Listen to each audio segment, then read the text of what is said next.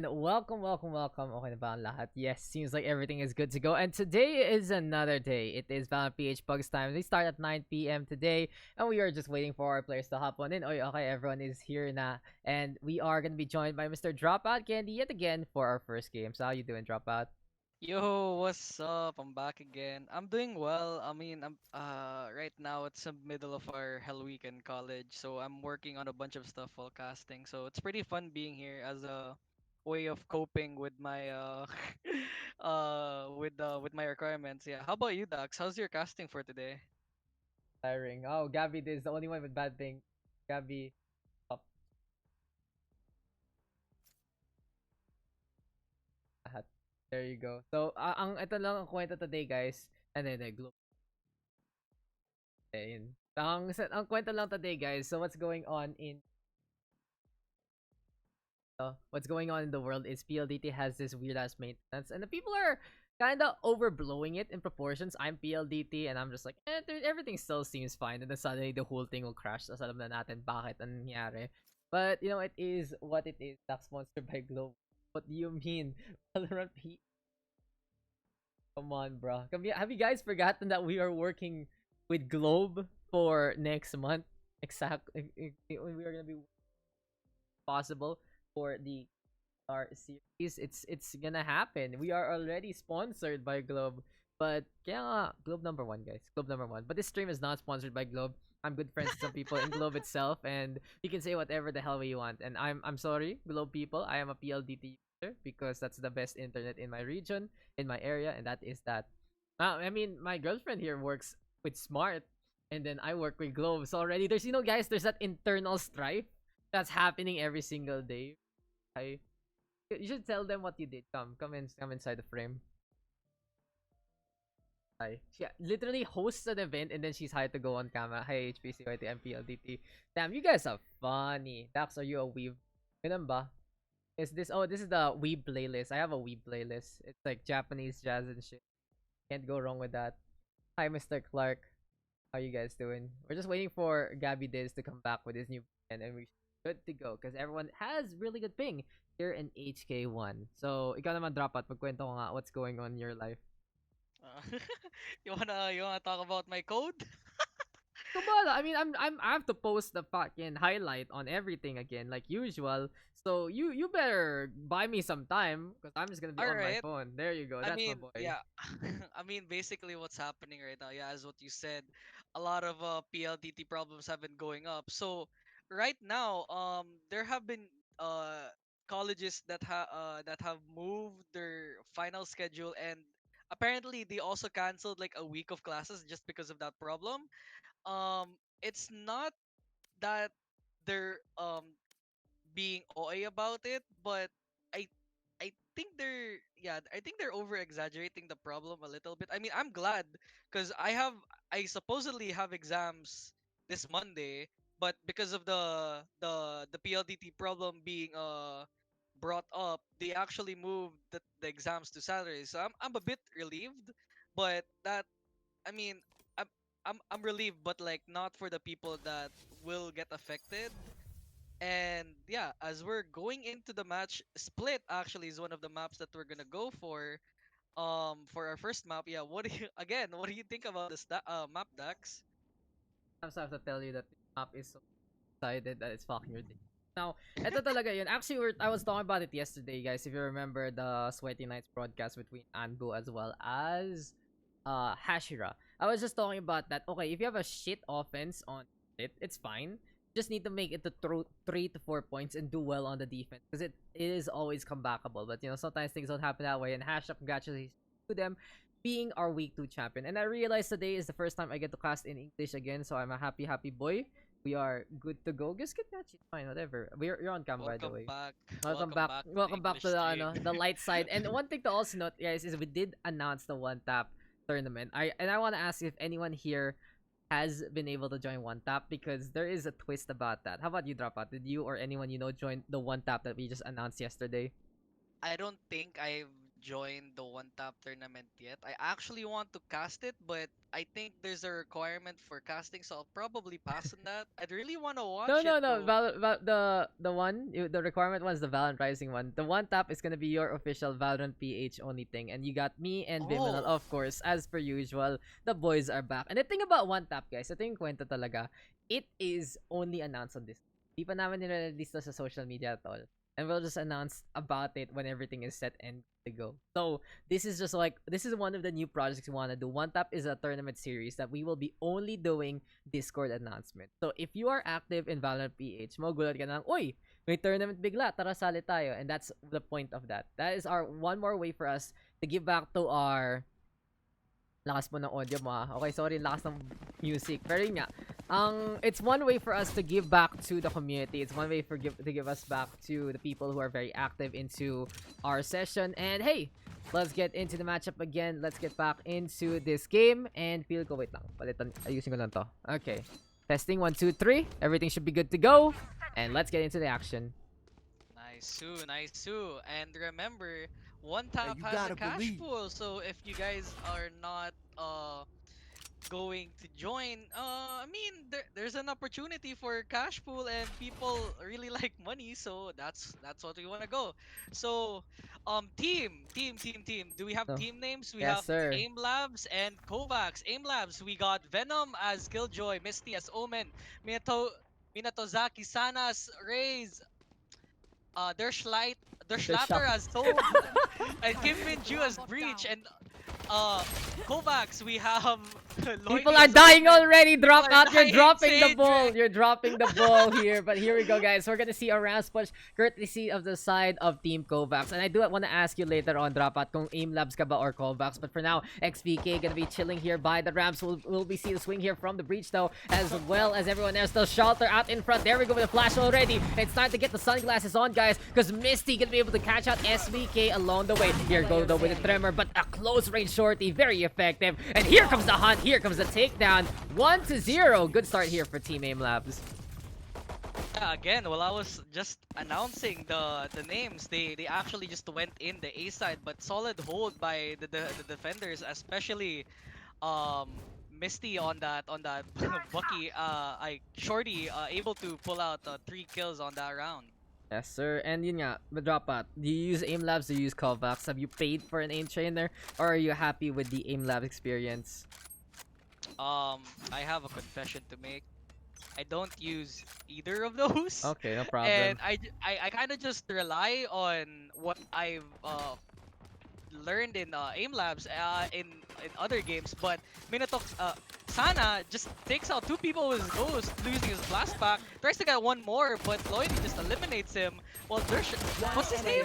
How do you say Sova's name? What, their Shelter? Yeah, their Shelter. The sting is just going for the stinger from long range, going for the birth. But here we go with the Omen and Misty again with the shorty. This is just economy at its finest. I love it already. And that is gonna be that. Malakas yung audio, Mr. Kanir, sorry about that, guys. And yeah, Misty with the shorty. He's not just your gym leader, he's just always here with the shorty itself. And 4-0 with just that 200 peso gun. Pretty good to go. 2-0 scoreline though. It is Aim Labs in the lead. But this is of course expected on a map like Split. Pero ito na, guys, this is what I've noticed. We're seeing the breaches in the pugs. It is really time for me to get my sunglasses on because it's all about flashes between Kim Min-ju as well as Ghost. But here we go, B-stack, third round gonna be in order. A few guns here and there though, here for the side of the attack that aren't gonna be rifles, that are full buys. We have the Bulldog, we have the Spectre, and we'll find out what Kovacs is up to. As there we go with the peek, and Sana will go down first. Well, yeah, the Gabi Disc actually tried to jiggle peek on that. Actually helps him get Aim Labs get those 2 kills in mid, and now they're moving up into the B side. Let's see what happens in the in B. And oh my god, the lineup there, Shelter showing us how to get a double kill with the Stinger. Ghost though still having that Bulldog, takes the gun away. And now we will see Venom rotating over to B side. Spike though planted, sees the raise, and here we go onto the high ground. Ghost is trying to set something up, but Gabi Diz as well as Ghost gonna be both knocked down by Venom. And this is looking really good here for Team Aim Labs. 3-0, the momentum is in their favor. They were not Venom was not afraid to just push in, because I think Team Kovacs was not aware of where the killjoy was, and that just gave him 2 quick kills in open sight, and that just gave them the round. Yes, sir, and that's just really well played there. It really feels like no one's watching the heaven side there, unfortunately. Expecting him to come from CT, it's double peeking basically on the same angle, and unfortunately also for Ghost, he was trying to set up something with the what do you call that, with the fault line, and it really just goes to show that when you're looking for the setup and you are gonna get knocked down with the Spectre, then this is looking really good here for the defense, because they win again. They even use the Stinger to the best degree, the shelter back onto the Phantom now, and here we go again. Garage Take gonna be in order, fault line immediately thrown out by Ghost, but with no one pushing, it's a lot more subtle here from Aim Labs, and look at this subtle push this time from the side of Sana. Sewer is gonna be the name of the game. Yeah, once they know that B's the A line is clear, they have free reign to get over the sewer kill, as Sana takes one over Astro, as they're gonna push it to mid without him knowing, and Ghost takes the lurker out. Nice kill by triple peek onto one. Unfortunately, Sana couldn't get more. Boombot though getting the info, and it's Venom is gonna be backing on out for the time being. Very backwards defense here.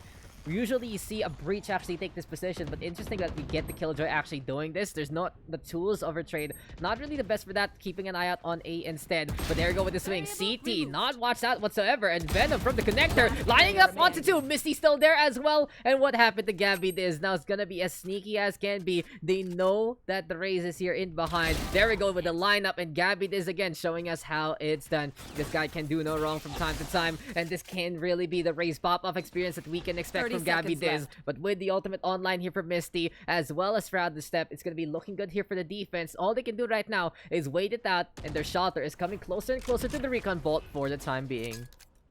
Well, yeah, even if Gabby Diz can clutch it, he only has 86 HP left. The shock that actually gave the damage that they need to actually kill them, as their shelter picks up Gabby Diz for the round 4-0, coming to Aim Labs.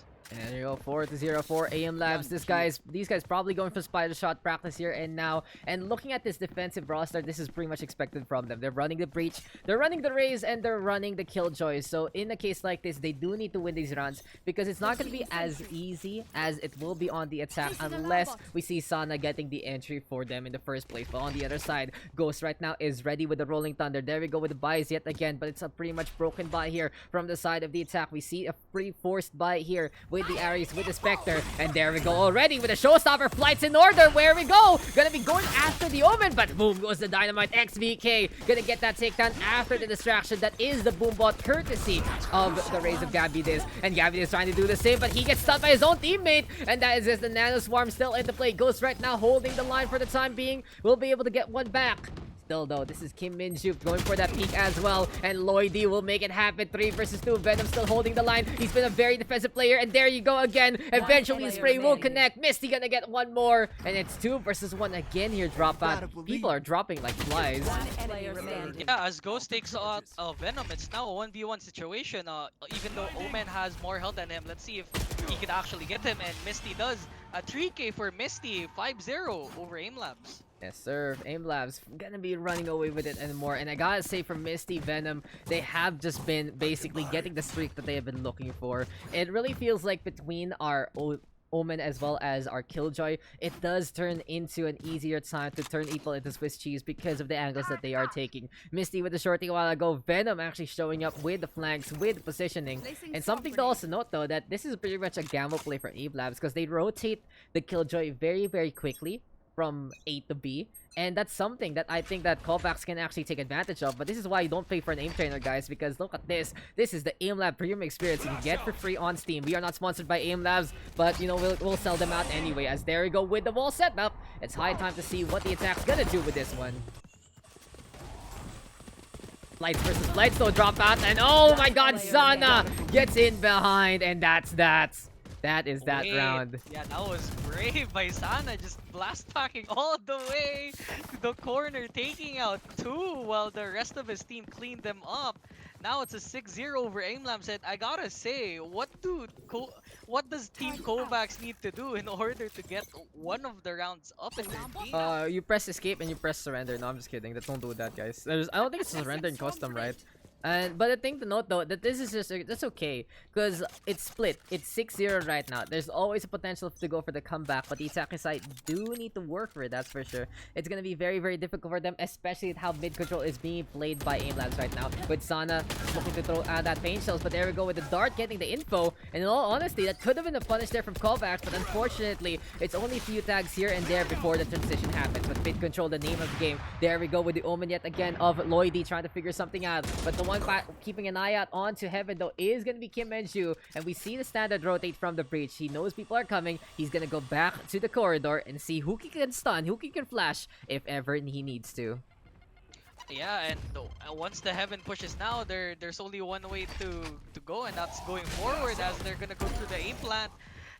To the B plant actually, and Omen's just inside waiting for one of these people to appear, and looks like the blind will actually work. Misty gets one, while Ghost takes out Misty for one for one trade, and now they're just getting into the side. Goes for a bump on, and it's looking like a good post-plan situation for Team Kovaaks. Oh my god, Sana, how do you not see that coming? And Ghost trying to go for the melee, but it doesn't work out. But there we go with XVK and Lloydie, and I think that's a big issue right now. 1 HP and a dream here for Sana. Resurrection can be in order. And the biggest fault right now Sana has is because he threw those blast packs immediately and tried to blow them up. They don't do damage, right? Against that kind of setups unless we're thinking about low old patch. But yeah, with the new rearm time, it just feels like he's just stunking at it, and it feels like those blast packs are complete dud there, courtesy of our Rays. Yeah, that's true, because you could even notice the sound bite that you get when you get the short 3-arm time. It's like a bad like drum sound, and it actually, yeah, it's a really weak 15 damage over the for the blast pack without rearming, and yeah, that kind of just blew them the round. So right Yes. now Kovaaks won 6. Let's see, anything can happen here on split, but there we go with the aggressive push this time, courtesy of the defense. Sana gonna go for the peak, and he meets pretty much everyone else. 4 of them keeping an eye out. Didn't see the omen though, so this can be Lloydie right now, being spotted out by any kind of rotators. Neural theft though is in order. Here comes the lurk, courtesy of our omen. Maybe, just maybe, if he goes down into the ropes here, he might be able to get a backstab on. But here comes the Hunter's Fury, but someone's watching out for it. And here comes Lloydie, sees the man, sees the mid, sees the legend, and their shelter will go down. 3 versus 4. Good advantage here for the attack, and they are taking Heaven control again. That's a good plan by Lloydie that kind of pretty much just gives up male control, and now they're into side. Looks like they're gonna get one, gets 2, Lloydie and XVK and Astro actually. All of them get kills, and right now it's 2-6 over Kovaaks. He survived the flick. That's ridiculous. He actually survived the flick there, and in the end, it is just gonna be a good one there for the attacking side. They have a 2-point buffer. Finally, they have finally made it happen. They were looking for some wins. They were looking for some points, and it just took a while, right, for it to happen in the first place. But we'll see how this one's gonna go. We'll find out if there's gonna be any effective, as it's 2 ultimates online here for the side of AimLabs. Here in the Kovaaks though, they will have the, what do you call that, the From the Shadows, and we'll find out what this is gonna be all about as we see the push again. Yeah, and with a broken buy by Team AimLabs, looking like a good way to pick up some rounds over Team Kovaaks. And since they're going to an A push right now, there's 3 people in A, one in Heaven, one in Elbow, and one in Ramps. And let's see if they could, one of them can actually get the pick using their broken buy. And there you go though, Ghost actually gonna be able to get a snipe on XPK, also with the kill. Misty in the meantime inside the garage, but it doesn't matter. It's all up to Venom right now with this Marshall. Gabby is having a hard game star so far. We'll see though if he can bounce back, as Kim Minju will catch out XPK there with the frenzy, but Ghost still peeking from the ramp, and he's happy to make it happen. And Lloydie also on the board now. It's all up to Misty, and it feels like there was a little bit of a desync here from the defense. AimLabs deciding to buy for a few guys, the other guys going for the save instead. And in the end, with Venom with only 100 creds, they do have to figure out what kind of economy they want to work on. They want to work with into the next round. But for now, we see Misty getting a gun. That's gonna be heard by the Omen, I believe. And we see Lloydie go for the peek. No, it doesn't happen. But now we see the peek. Now we see each other, and Lloydie will make it a 3-point score for the side of Kovaaks. Misty was actually using his TP. I think he was gonna try to ult and go back, but he got caught with his pants down. And yeah, with 3-6 over Kovaaks, Aim Labs actually has a full buy, but with one person having a Spectre, let's see if this full buy can actually win them around again and cement themselves a good place in the first half. Yeah, indeed, and we'll see what this is gonna be all about again as we are back into the action. Lloydie gonna be trying to set up the smokes here and there. Sana though in the meantime keeping an eye out to mid, but it seems like a garage take gonna be in order this time here for the side of the attack. Seems like your odds a little weak there, Dropout, but let me adjust it on your side instead. Misty though gonna get stunned up, and there we go with the Boombot saying hello on top of the wall this time, and Astro will give him a sweet kiss goodnight. The attacking side right now taking care of the B defender. Gabby is trying to go for the movement, but it's time for the lockdown. It's time for the brawl. Kim Minju still above. There we go though with the flash. The spam is not gonna pan out, and here comes Son up in the air, smacks himself in the middle of all of that. So it's all up to Venom here. We'll find out if he can make it happen. Kim Minju still on the high ground. One detained though in order, but it's a bait because Ghost is gonna trust his teammates to make it happen. And XVK will execute to get 3 kills. Yeah, Breach actually gave them enough leeway to use his ult and take out the person holding in B site. All they had to do was just hold from heaven, and yeah, because they shot Sano over with their ult, that actually just wastes her ult, and with the cleanup by XVK, that just gave them the round 6-4 over Kovaaks. Yeah, so sad, and Sana smacking into the middle of structure there. Not gonna happen. You're gonna hit that hitbox, and goodbye, good night. Not gonna survive whatsoever. So 6-4 though. We are not done yet with this game, and like I said, this is actually pretty good right now for Team Kovaaks because they do want to set up in a way that they can play the defense later on and have a pretty good buffer. So if they make it 6-6, I gotta say Kovaaks might have the advantage going into the second half. But it's all up now to Misty here. Paranoia is available. Spectre gameplay this time. Gonna go for the TP to try and be sneaky, but it's still gonna be the fellow Omen looking on around. This smoke not gonna be dissipating in front, and Lloydie will get that kill, but Sana with the swing as Ghost catch out their shelter. Spike though planted on A site, and it's 3v4 for now. Yeah, these are excellent post-ones actually between Kovaaks. They don't have any opportunity to go in as Astro and Ghost takes picks with their operators, and now it's a 4v1. Venom just staying in heaven, takes out one. Oh, avoids that shot. He actually avoids the shot, gets two actually, but Ghost just picks him out, and 6-5 over Kovaaks is actually looking like a good half for Team Kovaaks. Yes, sir. And I gotta say, though, that was just Venom playing with fire. He already avoids the shot, and he just doesn't go for the other people. Instead, he wants to go for the peek the operator, peek the brother, and Ghost is happy to oblige with a shot instead. Last round, though, before the half, we see the Bulldog Brigade here for the defense. So at least they'll still up a pretty decent fight. But with the res in order, XVK can make this a 6v5. We're seeing a Sage here that is still played from time to time on split, but we have seen the Killjoy and the Cypher configuration kind of dominate the meta for maps like this. But here we go again. The Shelter right now gonna be backing on away. You know what else has been completely dominant of the meta? Has to be that Preacher is even better than the Killjoy. It's just all about the, what do you say, preferences of each team. But look at how much control with one flashpoint that the attacking side is already able to attain. Well, yeah, Breach is really a good operator in this patch, but I saw Gabi this actually miss his grenade. Actually gets the Shatter actually takes him out while Ghost trades for him, looking like a 4v3, but now it's a 5v4 because of the Sage ult. Sana gets one, gets two, and 2v3 again. Oh, actually 2v2. Venom takes him out. Lloydie takes Venom out, and now it's a 1v2. Let's see if Sana can clutch this out. Paranoia was into play, and something of note though, we saw someone come close to the resurrection. Unfortunately, really good call by XVK to go for the refrag instead, but Sana has to duel the high ground instead. There we go with a quick little burst, and that's 3 on the board. Might be better though to get a new gun rather than his Bulldog, but it feels like for Sana, if this is the tried and tested gun that he can really trust in this round, it might as well. But never mind, it seems like he throws it away for a Spectre. Makes sense because he does want to play in closer quarters past fire rate. And we'll find out this is going to be enough. Ghost, though, not looking at the right direction. There we go, into the side. And you'll be the Rays getting caught out. There you go, 6-6 by the back of sights. And that is going to be good here for Team Kovaaks because they are able to equalize as we go into their defense. I have no idea why Sana was holding a knife in elbow when he knew that there was a guy in sight. Actually, Ghost just takes him out, and now it's a 6-6 tying. It's looking like a bit of trouble for Team Aim Labs unless they get this first few rounds. Let's see if they can take this out. The Astro Bio may buddy knife. Who has the buddy knife here, guys? I'm trying to see which knife is. I think it's this small one here.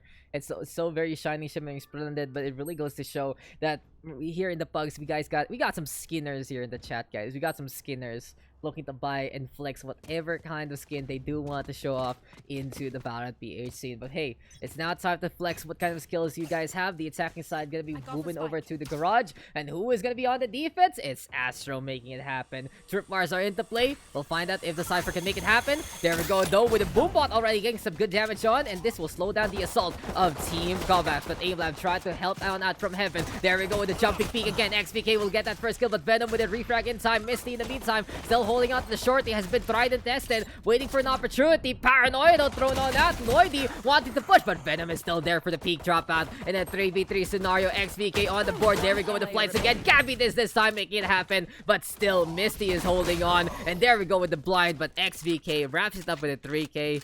Seems like that pistol round eventually falling into the defense's favor. Well, yeah, that was actually a solid push. Cypher wasn't able to destroy that Boombot. Actually, just takes him out by the rest of Team Kovaaks. Team Kovaaks or Team Aim Labs? Kovaaks, yeah. Kovaaks was on the attack. Yeah. On the Yeah. on the defense rather. Yeah. Oh, on anyway. the defense, yeah. And yeah, because of that, yeah, because it actually gave them a chance to win the round. So yeah, Game. 6-7.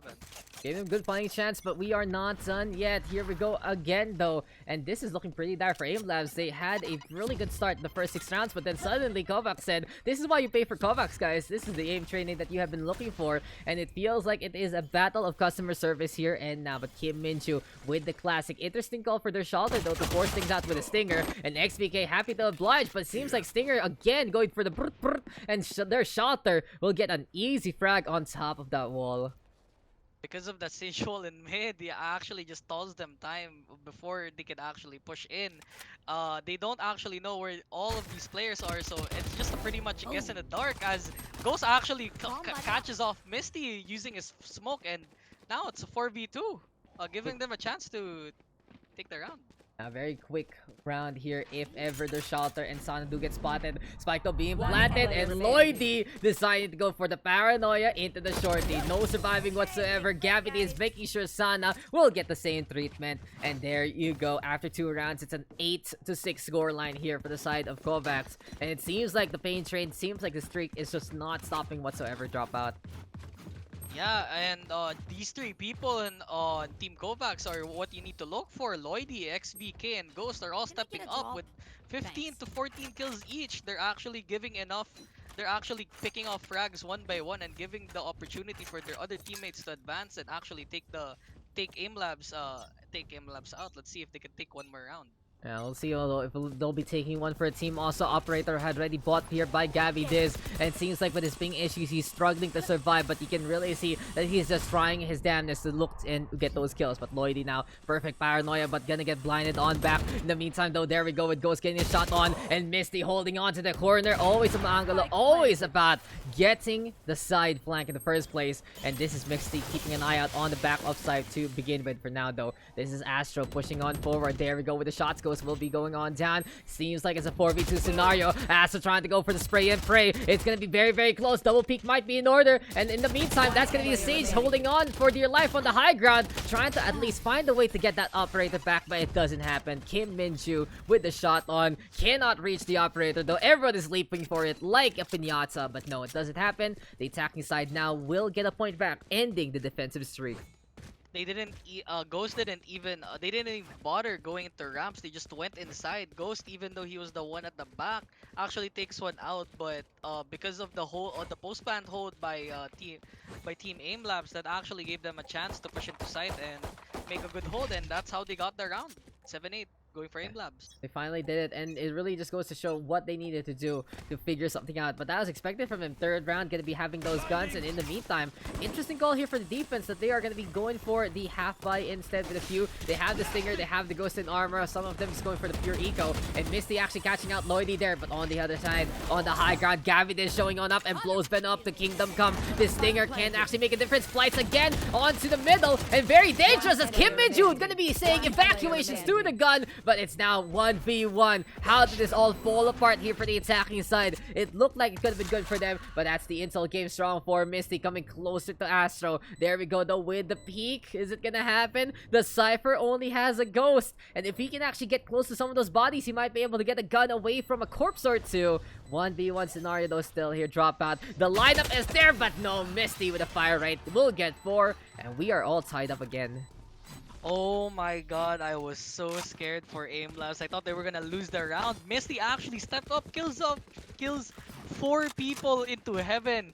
There was a good defense actually by team Kovaaks. Dabii this with the blast pack. When you killed the guy with the on site, he actually just blast pack it back blast. They got Blast this. Blast packs. Blast back. There you go. Into heaven, but actually gave them a chance for a 3v1. But Misty just takes out all of them, and now, yeah, 8-8 for aim labs. And now let's just say it. Seashells by the seashore. Seashells by the seashore. And we see Ghost now going for the flash. Has to get away from the shock dart though. And this is gonna be an A main push here dropout. This is looking pretty precarious though for the attacking side if they take their sweet time to actually go for this push in the first place. Team Team Aim Labs actually said, hey, enough with that. Let's go to another site and actually goes through sewer right now because Team Kovaaks actually just 4-man defends A because they know that they keep pushing A. Now they're going for a mid push. Now they know that the stage wall is there. They're gonna try to take that out. Now it's down. They're gonna have to push in heaven and look for a B push. Let's see if Kovaaks can actually hold this. Oh my god, how did no one hear that shot? And XVK takes advantage of the deaf ears there to get 2 on the board. Here we go though with the raise again, and Dabii this makes it happen. Sando catching out Lloydie, knife out, flights again, but Ghost will be able to get that catch along the way. And now it's all up to Venom, but I really feel that if XPK, if that first shot was just heard by the attacking side, that wouldn't have happened there. And this is looking oh so easy for the defense. That is going to be Kovaaks getting one back. A little bit of luck and a little bit of a hearing aid needed now by the attacking side. Oh, XBK actually takes out 2 from behind. They did not expect that Sage in mid, even though the Sage wall was there in the first place. Oh my god, they really need some they need some earbuds to actually clean their ears after this match. And you know, it really is what it is. But for now though, thank you guys for all the follows and all the likes and everything else. It really feels that it has been a pretty good start here to our Pugs. And if you guys do want to catch a glimpse of the last Pugs, of course it's on YouTube. And something else, it's the highlight again of Rammy B Yesterski with that Odin on Ascent. I think you remember that one, Dropout, because you were with me that one.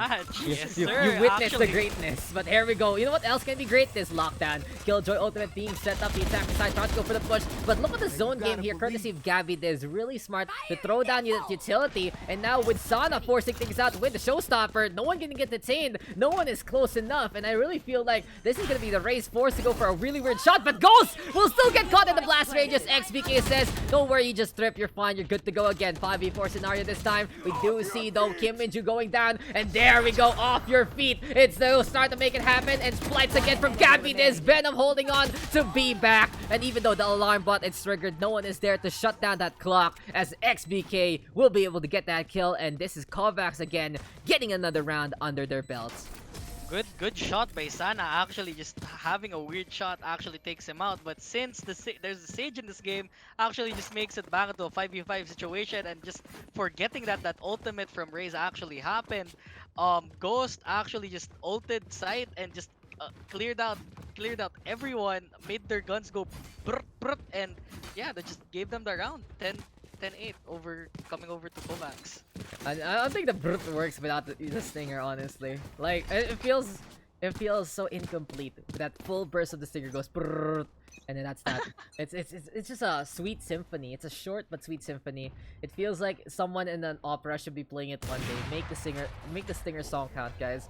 But you know what else is gonna be stinging? That kill onto Venom, because Lloydie rather, gonna be able to make it happen again. Mukhang loading nga siya dito mga pare, but there we go, Pangachong. Kim Minju will be going down. Paranoia this time to back on out. Ghost gonna be on the inside of that Cypher cage, and here we go again. Dabii is feeling so confident, and this is the Dabii Divs experience we were promised. Ghost gonna be able to get the shot onto Sana as well, and this is looking to be Kovaaks running away with this game.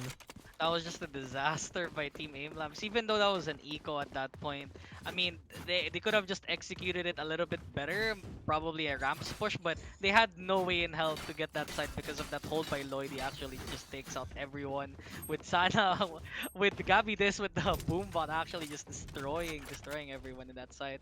11-8, going over to Kovaaks. Yeah, 11 date indeed. And don't forget, guys, ano ba? Ang week not so we have this weekend chill for now. I know there's a bunch of different things going on, so you guys are participating in that. Good luck to you. Love you all. The thing about it, though, next week we have a bunch of things happening again. Tuesday, you still have your deathmatch. Wednesday is gonna be one tap. Thursday, you're gonna have your sweaty nights, and then it's October, and you already know there's so many things gonna be going on here in the Valorant PH community. But what's going on here for Lloyd? He's gonna be reloading in front of their shot that runs out of bullets, runs out of time. Astro, in the meantime, gonna get the shot onto Venom, but Sana is still there, gets the push on, and now it's time for post plant 3v2 with the Raze. Trying to get the flag behind the tower, and XBK and Gabi Diz will both go down. We are not done yet. This is a good fight here from Team Aimlabs.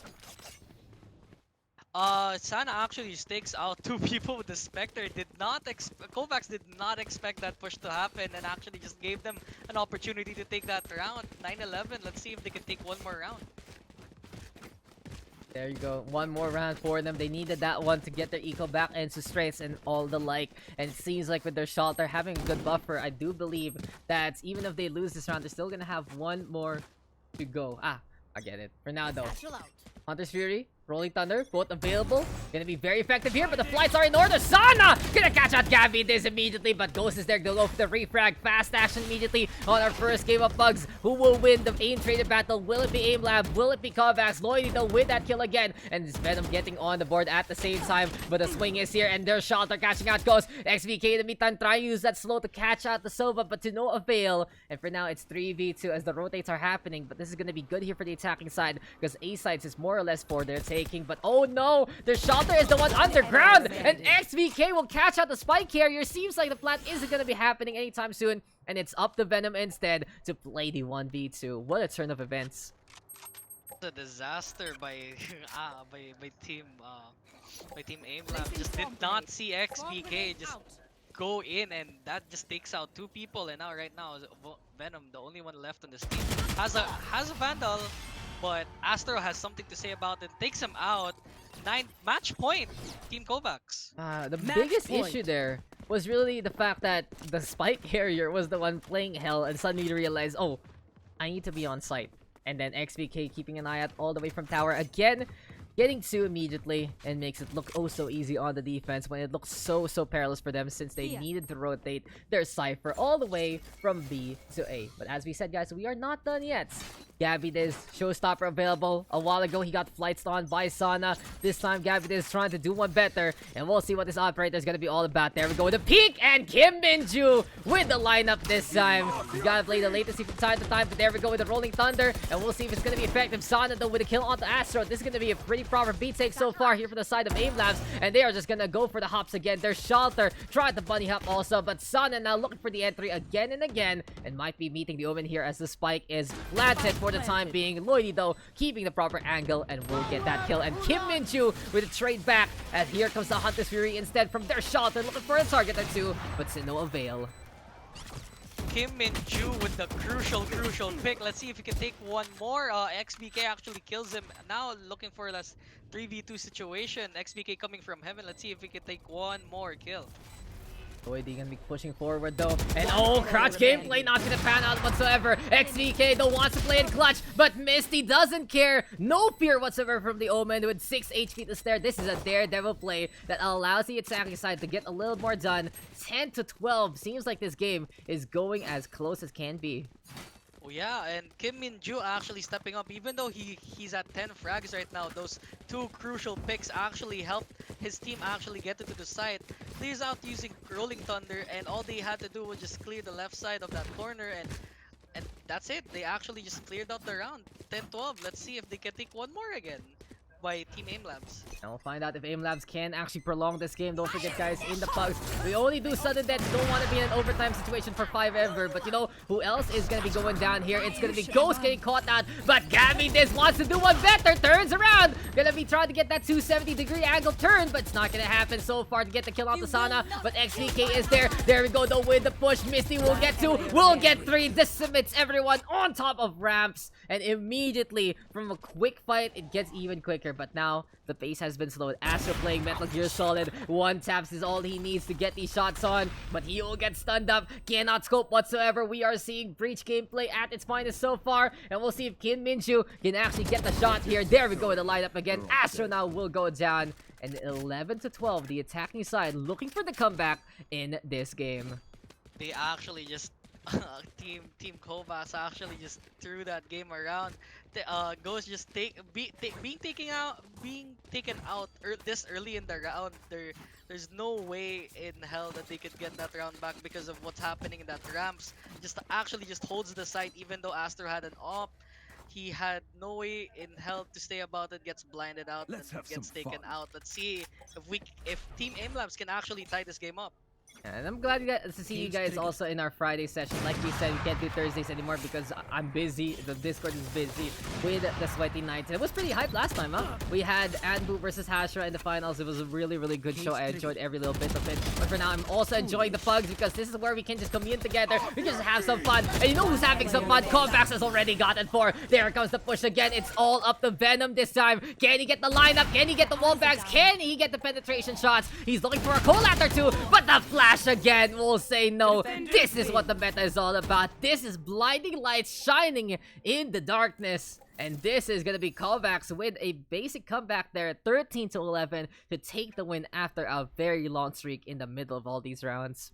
God, that was so unfortunate by Team Aim Labs. Their last round actually looked like a mid push, and that's what gave them the round. Just a bunch of kills by Team Kovaaks, and as we could see in the scoreboard, aggressive Sage player XVK actually getting the top frag in the scoreboard. What do you think about this guy? XVK represent. All I gotta say is XVK with a pretty good debut. Good to see Astro here as well. And even though we see Gabby Diz having some net issues, there is still that Gabby Diz experience that we see as well. Kim Minju, big shout outs to them as well, showing up with the breach. But it really has been the XVK and Lloydie show on the initial attacking side for Team Kovaaks. They just made such a big difference no matter what. And it really does feel like that it's not about the age, it's how you use it. And XVK very comfortable with playing that stage still, even with all the nerfs and more, getting those takedowns. The resurrections are a little risky, but in the end, it's still the attacking side from the initial round getting that win. Congratulations there to Kovaaks. Let's check out the rounds real quick to at least give us a little bit of info what went on. We saw some pretty good Stinger gameplay. We saw some really good pushes here and there. And some proper defenses all throughout. But it really felt like the A take was such a defining factor of both of our teams' this attack. And it felt like that it was whoever could actually defend that a little better could take a lead against the other one. I think both teams actually are pretty confident on an A-take. Actually, really confident on pushing into the side. All that was needed was for the defending team, each their own, to just hold down these spots and take them out. And that's what happened. Just a bunch of like weird picks and just some solid clutches all throughout this round. Yeah, but yeah, congratulations to Team Kovaaks, and yeah, let's head on to the next map, I Yes, guess. sir. And I'm gonna head on to Mr. Zek. How about you drop out? Do you actually queue up this time? I don't remember if you did or not. I didn't queue up this time because I really just wanted to cast for today. It's like it's just a chill like a relaxing way to just chill out before I resume my academics again. So Ah, yeah, thank shit. you for thank you for actually giving me the opportunity to cast before I get back to work, and hopefully I guess I hope I can queue up for one more casting game after this though. Yeah, hey. Go Yeah. do your homework, bud. Go do your homework. I'll do my homework then, but yeah, Okay, yeah.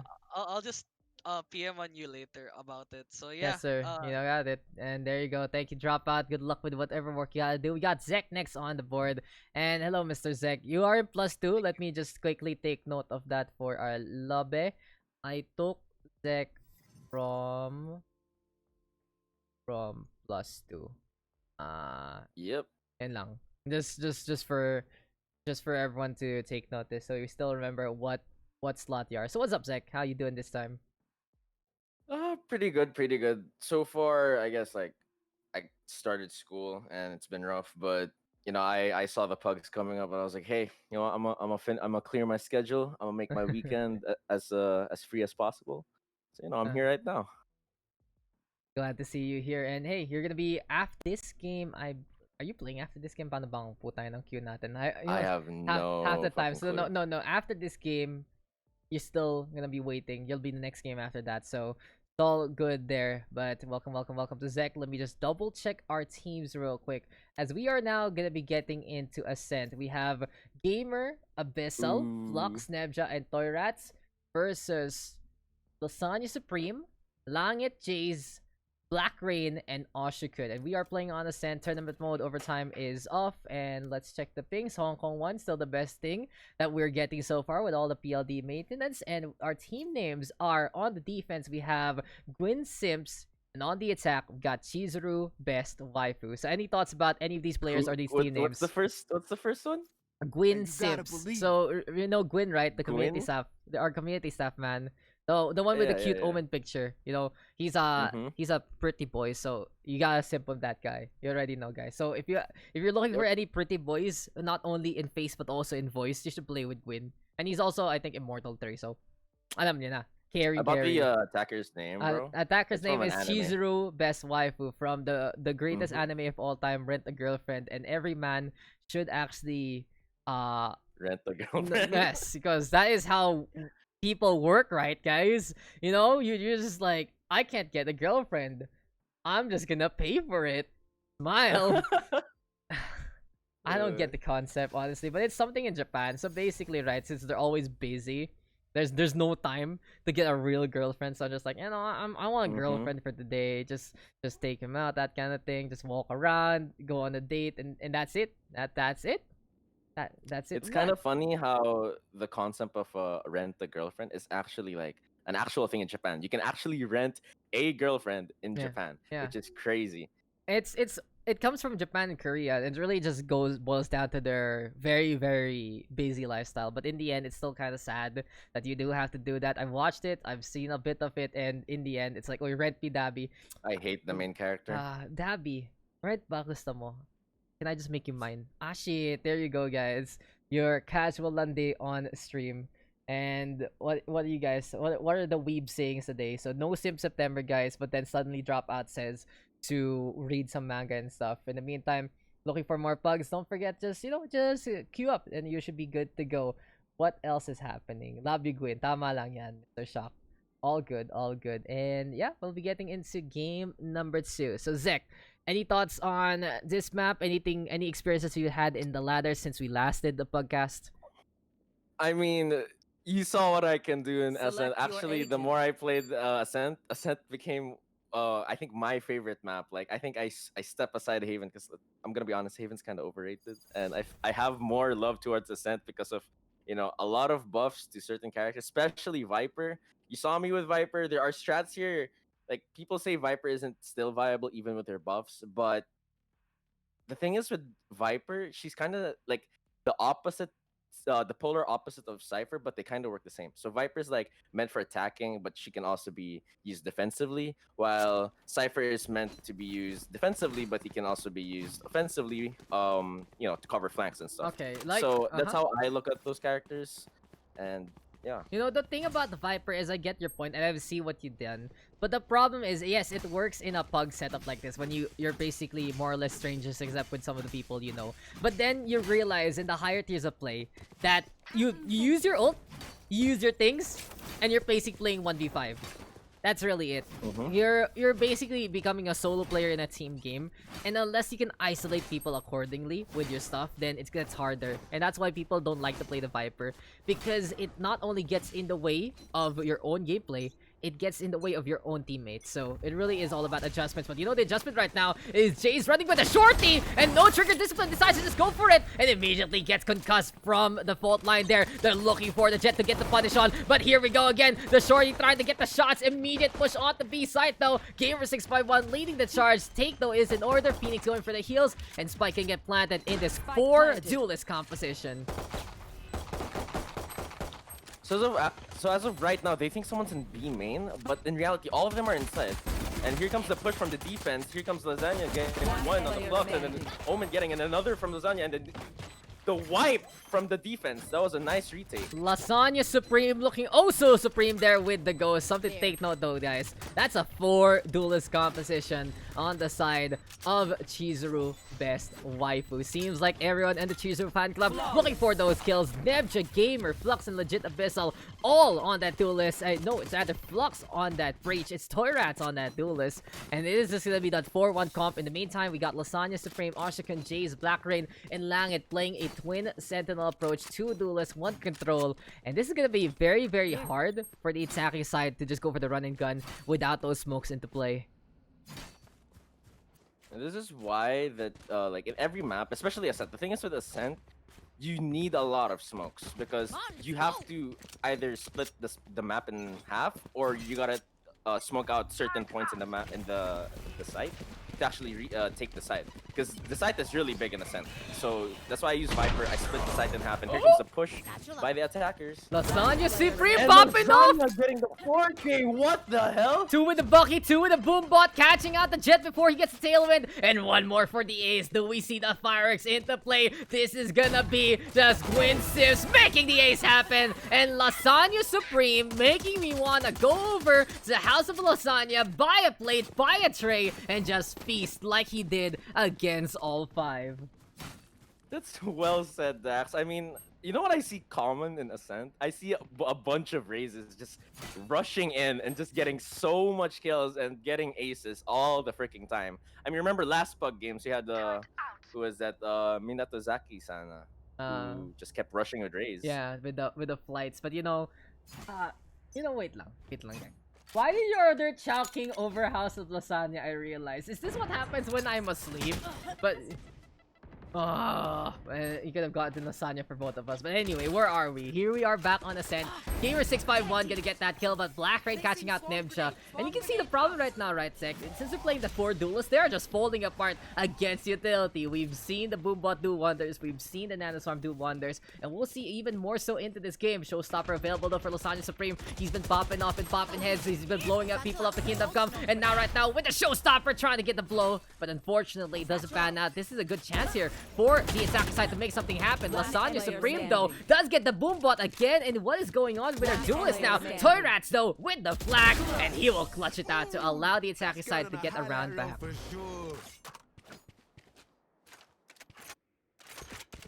My oh my. My oh my. That is just gonna be the attack finally getting a round done. But it really goes to show though that all the utility that the defense has here, Zek, has really made a difference in keeping the point alive. Definitely. I mean, right now I think the attacking side is playing a flash meta going on here, so they just keep flashing and flashing every corner that they can push. And I think that's their strategy. Instead of relying on the smokes, they're relying on their flashes. You know what, they're also relying on that kill potential, but Toyrats, who plays Roblox, this kid who's actually been pretty hyper on what he does, really going to show that Roblox is the best game for you to learn how to play Valorant. But Chase, in the meantime, a while ago, being sneaky with the shorty, sticking around by the middle, free kill on the Legit Abyssal, gonna be able to get the gun. Good entry here for the defense in their pseudo-eco round.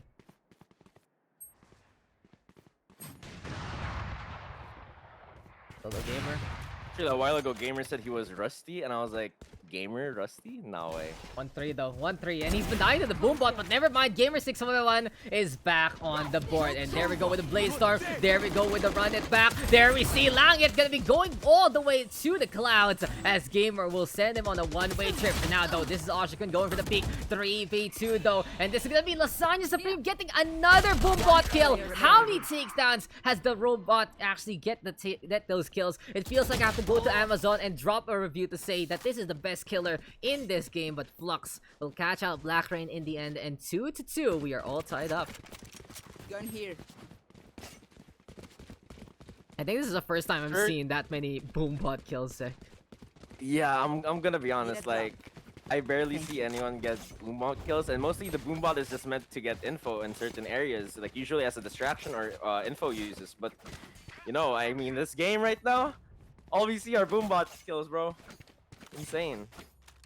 And we'll see what this is gonna be all about though. The boombot kills have been insane. Lasagna Supreme still on that top frag, but holding on to the Bucky. And we see the quicker take here from the side of the attack. This is now the real force of Chizuru best waifu. It seems like they finally got the attention they've been looking for. And Lasagna Supreme almost gets a taste of his own medicine, but uses the blast back to get the hell away. But with the shorty, with the Bucky rather in hand, it's just so very difficult to survive. And Flux will be there to give him a helping hand just to die. 5v3 right now. Empress has been popped. And with momentum in favor for Chizuru best waifu, this is them taking a lot of easy sites compared to before.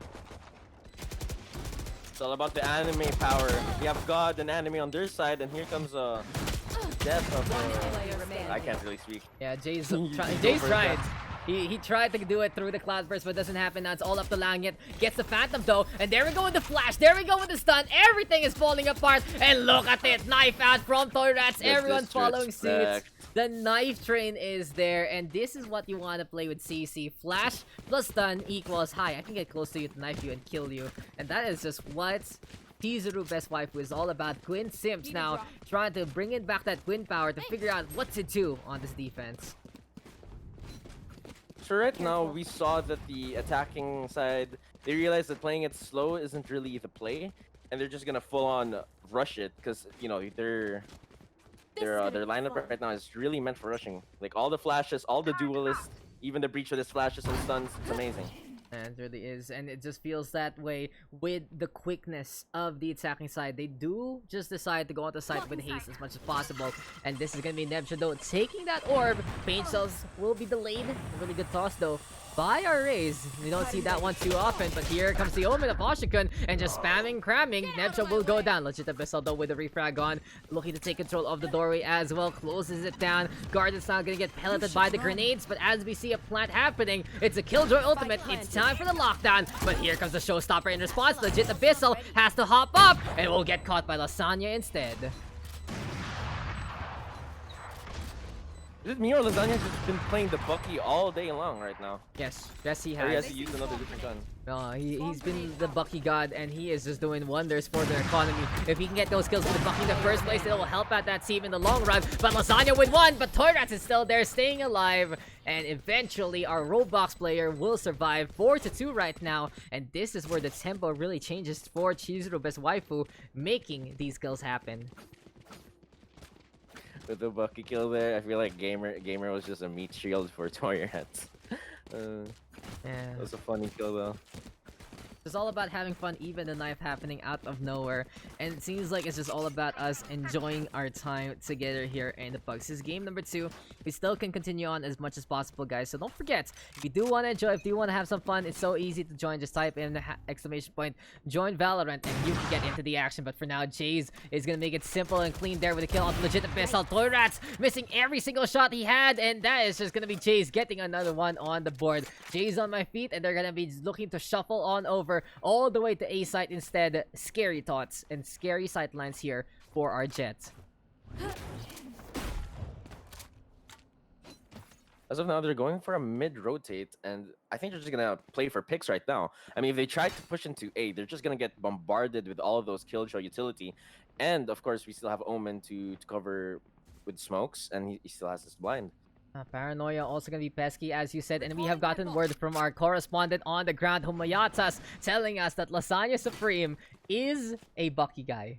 And that is that. So economically, I do believe that the defense should have a good one every single round as much as possible. An eagle here and there for sure, but more or less good to go all throughout. And Black Rain with the third kill. What is going on here for Chizuru best waifu?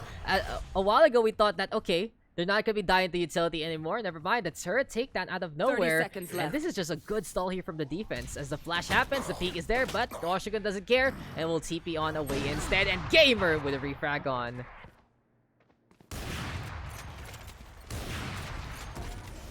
Flight so in order. Gamer trying to survive. Showstopper there is there, and Lasagna Supreme just bringing Gamer back to heaven with him. And this is just gonna be that. No way home. Flux will get caught by Oshikun. Good snipe there, courtesy of our Omen, and that is that 3-4 scoreline. Seems like this is looking good here still for Chizuru best waifu, but as we said, with a Bucky guy for Gwin Simps, they are gonna have economy every single round. Definitely. I mean, the Bucky's the only thing that he can buy, or he is buying. But you know, with the money that he has, he can buy for his teammates, and that's pretty cool. I mean, right now he's on top of the leaderboard with just a Bucky and the utility. It's 12 kills. amazing. 12 He kills. kamikaze the last round. Oh my Yep. god. 12 kills, dude. He's Think doing better that than in. Gamer. That's already it. That's the thing, okay? He's doing better than Gamer in this game already with a Bucky, with utility, and I'm already impressed. But for now, we got Oshikun here playing in the middle again. He's trying to make sure that he can actually hold this. And in all honesty, the double operator setup between Jays as well as their Omen, right? Making such a big difference. But for now, Black Rain up on top, looking for another target to see. Flashpoint is there into the paint shells, but it just doesn't happen. And Lasagna Supreme has to hide on away. There he goes, Spike planted, and legit Abyssal gets the lineup. 2 on the board. Turrets is there as well. And this is just gonna be Oshikun struggling to get the shot on. Now for Jays, over to the high ground. Wanting to keep the operator, looking for the exit for the time being. But the flights is there. Good avoiding, but oh, the shot just does not connect. And legit Abyssal knows it and more. Takes the free kill, takes the operator, and Chizuru best waifu finally back on the board. Let me just say, I like the dedication that Lasagna Supreme has for the Bucky. I mean, he has 12 kills right now. He's the only double-digit player that has the double-digit kills on his team with the Bucky, with the utility, and it's crazy to think that you can get this far into Pugs with just using a Bucky. I mean, I've made it. I made glitches last Pug games with just a Bulldog, and in all honesty, I feel like the worse of the gun I use, the better I have to perform. You know.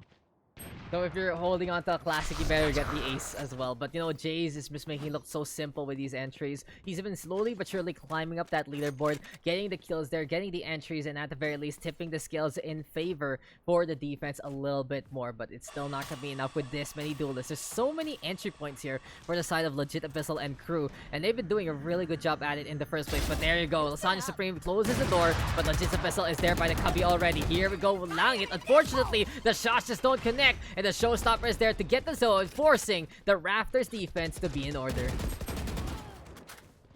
Black Rain Tower Rats getting one apiece for now. We will see Chase trying to go for the peak again. The shots though are just not connecting, and Nemja this time feeling lucky. 2 versus 2. Spike planted, alarm bot is there, and here comes the rolling thunder, and Flux trying to get closer against Oshikun. Eventually he relents from the knife and decides to go for the shot instead. Lying it from above, not gonna happen, and Nemja will wrap it up to get a 6-3 lead here for the attacking side. Right now, I think the only way that the defending team can actually bring it back here is if their Sage can actually use her utility properly. I was spectating her, and I saw that she could have helped out the guy at the glass window over there in heaven in A, and he still had the utility to slow down the push in A short. So I was confused why he didn't throw his slow orb earlier in the round. He threw it late, and then he also could have helped the Omen that got ulted. Feels and Oh, yeah. look at what. That's why Langit is spiking. So he's at 40 right now. Oh. Sometimes he goes to 300 out of nowhere, and it's been hurting his game because at the clutch moments, right? It's really so hard to get those shots in the first place. A little bit of the jitters, plus, well, that latency issue. You already know it's a lot harder than it looks. But here we go now with the Rays taking the high ground away from the defense. Still though, Langit does have the resurrection, and oh. DC's trying to go for the res, 500 ping. You can see the struggles right now for Langit as Black Rain gonna have that bucket this time from the corpse of Lasagna Supreme. Spike though planted, and this is just gonna be another round here perhaps for the attacking side. Yeah. It's so sad for Langit with his ping spiking up. If only you were Liza Soberano, then you wouldn't have problems. Well, that's that. We're not everyone is a celebrity, so you just gotta deal with it, Zek. And and there you you're go. a celebrity. How do you mean? Question mark. But hey, 0-7. You already know that this man is having ping issues no matter what, and hopefully Langit can get those kills. Hopefully he can get at the right time. Cause I can't even blame him because we saw the res, right? He's like, I'm gonna go for the res, guys, and suddenly he just disconnects. That is just unlucky, and it feels like that's the whole horrible situation here for Langit so far. So hopefully we can see what he's got because he's been getting some good lineups. It's just not being knocked down, and we'll find out if Jace can actually be the one to break it off again. But there we go with the flash. There comes the shot. Wall is immediately placed. Good reaction there from the Sage as they know that this is going to be a B take in order. There you go, Jays with the first kill. Toy Rats in the meantime gonna get one back. And here comes Toy Rats now, looking to push, but we'll be taking a quick little heal for the time being. But we've seen this before, Zek, and it seems like it's an easy push in here for the side of Chizuru best Waifu when they want to take the site, when they don't want to take the spot. And now they're playing the defensive here as the paranoia is thrown at by Oshikun. Wants to go for the TP inside the smoke. Actually gets past it. There we go, the few shots here and there. Cornering the Jet. And Gamer trying to hide for the time being. Oh no, Gamer. Gamer. Gamer. Gamer, what was that? Gamer, you gotta hit those again. And this is really it. He said he was rusty, and it does feel like that way. You gotta hit those shots, guys. If you do want to take those dubs. Jays, though, right now trying to play it clutch, but it feels like they're running out of time, and they should know it and more. They have to get this kill right here, right now against Flux. It's not gonna happen. And Black Rain saying, okay, let me just take you down with me. But no, Flux will survive for the time being. Can he get away from the bomb, though? It's not gonna fly, and everyone is dead. But the attacking side now running away with a 4-round streak. I'm just gonna commend Toy Rats right now. He's been entering for his team really well. He's been getting those picks, and we see an Odin play onto the attacking side. It's gonna be crazy. It's time. It's time for the wall bangs. Hey, if we saw Rammy B do it, then everyone else Rammy here can B. do it. That's Yes, really sir, it. Ski. Yes, sir, Ski. Like I said, guys, check out the highlight there on the Valorant PH page or my page or whatever group you're in. You're gonna be able to spot it out and, you know, just like, hey, Rammy B doing this kind of thing. But for now, it's all up to the Omen to put a stop to all these bullets. But Gamer651 will get that kill on back after the takedown of the legit Abyssal. There we go, though, with a lockdown. And what's the play here for the attack? Will they just go for the push? It seems like that's the call. Gamer gonna be trying to make it happen, but Lasagna gonna get the frag on back. And this is very close. It's still gonna be defense of the lockdown. And Toy Rats will die for the cause. Langan will finally get that kill. There you go with the res though. And this is Flux still holding the line by the generator. 2v1. Will it be enough? Can we see Flux survive? But no, Langit comes in clutch when he's needed the most. And eventually, our Sage will get the kills, get the defuse, and give this half a proper closure for the side of Gwin Simps. I'm now deaf from that Odin game. I literally can't hear anything. All I hear was brrrr. Switching sides. Very good. Mine was like that. And then great sound effects, guys. This is why we should you know that there are some people who can actually make the sound effects that you hear. Like, of course, there are different devices and all the like, but then you just come across someone special who could be, and they could just make some amazing sound effects with their mouth. So, voice acting, it's a thing, guys, and it's pretty important, honestly. It is a thing. It is a thing. Like, we wouldn't have the personalities here Need on help. our Valorant agents without the voice acting and without the parody voice acting that we can always do as players of the game. But here we are, 4-8. Gwin Simps is down by 4. And what do you think here, Zek? What can they do to try and go for the comeback? I have no clue. I'm gonna be honest. I have no clue. But if they play their utility right, especially in those post-plant situations, then they can surely come back. Yeah, well, the biggest issue right now is they are running that stage as well as the Killjoy, and they're very defense oriented, but they do lose it, so you already know that that's the problem there. But Jays and Lasagna Supreme making it look so easy again with the entry, and if anyone is gonna be able to make it happen here, it has to be Jays, because a while ago he's been getting these off shots. There we go, though, with a jump peek, and the right clicks are there along the way, but for now, Nevja will survive, throws down that clear. Lasagna Supreme will get the kill. Jays is again on the board, and it's all up to Toy Rats, and Jays will get blown up to Kingdom Come. Unfortunately, that's a classic. Sees the skin, doesn't get it. Toy Rats right now hiding behind the window, hiding behind the door by the gardens, looking for a wish or two. But for now, this is still the spike not getting planted because Langit is DCing. I see the issue. Yeah, he is. I see the issue. So finally, there we go. Oshikun might be able to wrap it up. And look at that. Spike As planted. Torrats and Oshikun both do whiff their shots, they say, okay, peace muna tayo, pare. Let's just get the hell out of here. And Spike now, finally we're in post plant. Finally we see the Spike get dropped. Langit is still busy in heaven. Probably a call from God or something. Hopefully he can get back down to earth and get these kills. But Oshikun will finally get the frag on. Torrats speaking a little too eager. And the attack side will get the first round in the second half. I felt like the defense could have won that round since they are actually pushing, and they had one, like, there was only one A short, and all of the attackers were funneling through A main. If they held closer angles with those shorties, then I believe that they could have won that round. And forgot to update that one. But you know, all I gotta say though real quick is Mr. Vyminal, ano 3080? Go for the most expensive one. You already know that you can go even greater. Hashtag phase 5, guys. Hashtag phase 5. If you do it, like real talk, let me just quickly plug Vim here since we're gonna see a push into the middle here, courtesy of the defending side. If you do want to support Vyminal and his ventures, you can check out his Twitter. It's at Vyminal, and he's doing something called hashtag phase 5. Support his posts and all the like, so he can get attention from FaZe Clan, and maybe just maybe we'll get this big time guy even bigger. But for now, Lasagna Supreme looking to bust down that door, and is gonna catch out Toyrats. Oshikun also on the board. 4v2 now. Gamer gonna get the ding on, and Black Rain gonna be raining tears of blood instead. It's all up to Nebja though to play into the garage. So difficult here for Arena. Pops the leer, but Oshikun will pop his head instead. And this 3v1 turning a 2v1 because Gamer is clutching it out with the Sheriff so far. I think this is the time that Gamer can actually strut out what he has left in him. Maybe he can clutch, or maybe he can get maybe an exit frag. He's gonna push into side. He's gonna try and defuse the spike, but I don't think he has time. Trying. Will he make it? He's trying! He's trying! He might make it! Oh my god, Oh, point that was 26! so That was so close. I gotta say, if Lasagna and Oshikun just knew about that, they might be regretting that whole run. It's like, oh my god, we were so close. That was just unlucky there from Gamer. A really good call. Playing the eco with the Sheriff and just getting the one-taps for days. And for now, though, this is still a bit of a comeback here for the attack side. Gwin Simps, even with their alternate issues, even with everything is going on, even without the power of Gwin under their side as of yet, they are still trying to represent here for Mr. Gwin as much as possible. And they are doing a good job to get a good streak in the second half. They are doing a good job. I think they heard me when I told them to use their utility properly, and they are. And you can see a comeback from them. And they didn't. Lasagna didn't see Jet.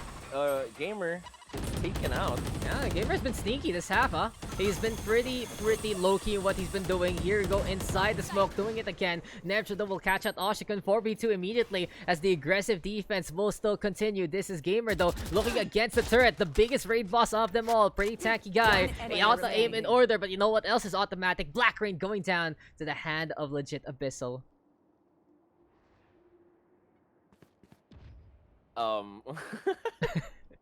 Yes. You know, I'm trying to give you a chance to talk, but it's up to you if you want to take it or not.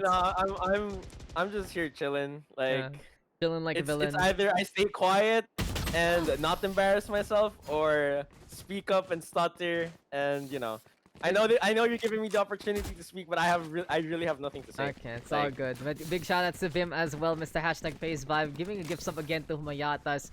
And again, guys, just check out his Twitter. That's really the extent of what I know of it. In all honesty, I'm just like, Vim's doing something, I will favorite it, I will share it, and I have no idea what the fuck is going on, in all honesty. But there you go. It's basically a Notice Me contest that if he's actually in, it'll be really cool for Valorant PH because FaZe Clan is a pretty big org, guys, if you don't know about them. Not gonna lie.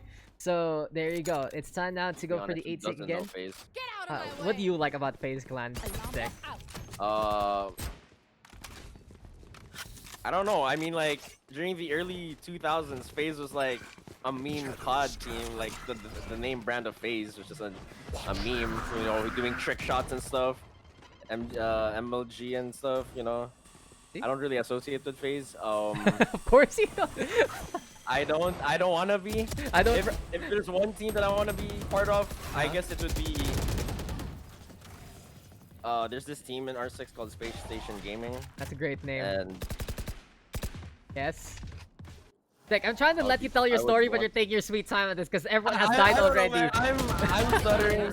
You can commentate if you want. Nev just gotten 3. Now Ahead, you okay. Now let me give you a pro tip real quick, Zek. If you're gonna tell a story, make it quick so I can actually talk about what the hell is going on. Or these people are like, why are we listening to a podcast? As Black Rain will catch on Flux there, Toyrat through the fire in the furnace, and he will get that kill on Black Rain. 10-6 though. Confidence is key, not only for players but for you, Mr. Zek. You got this, and we are seeing a 4-round lead here for the defense.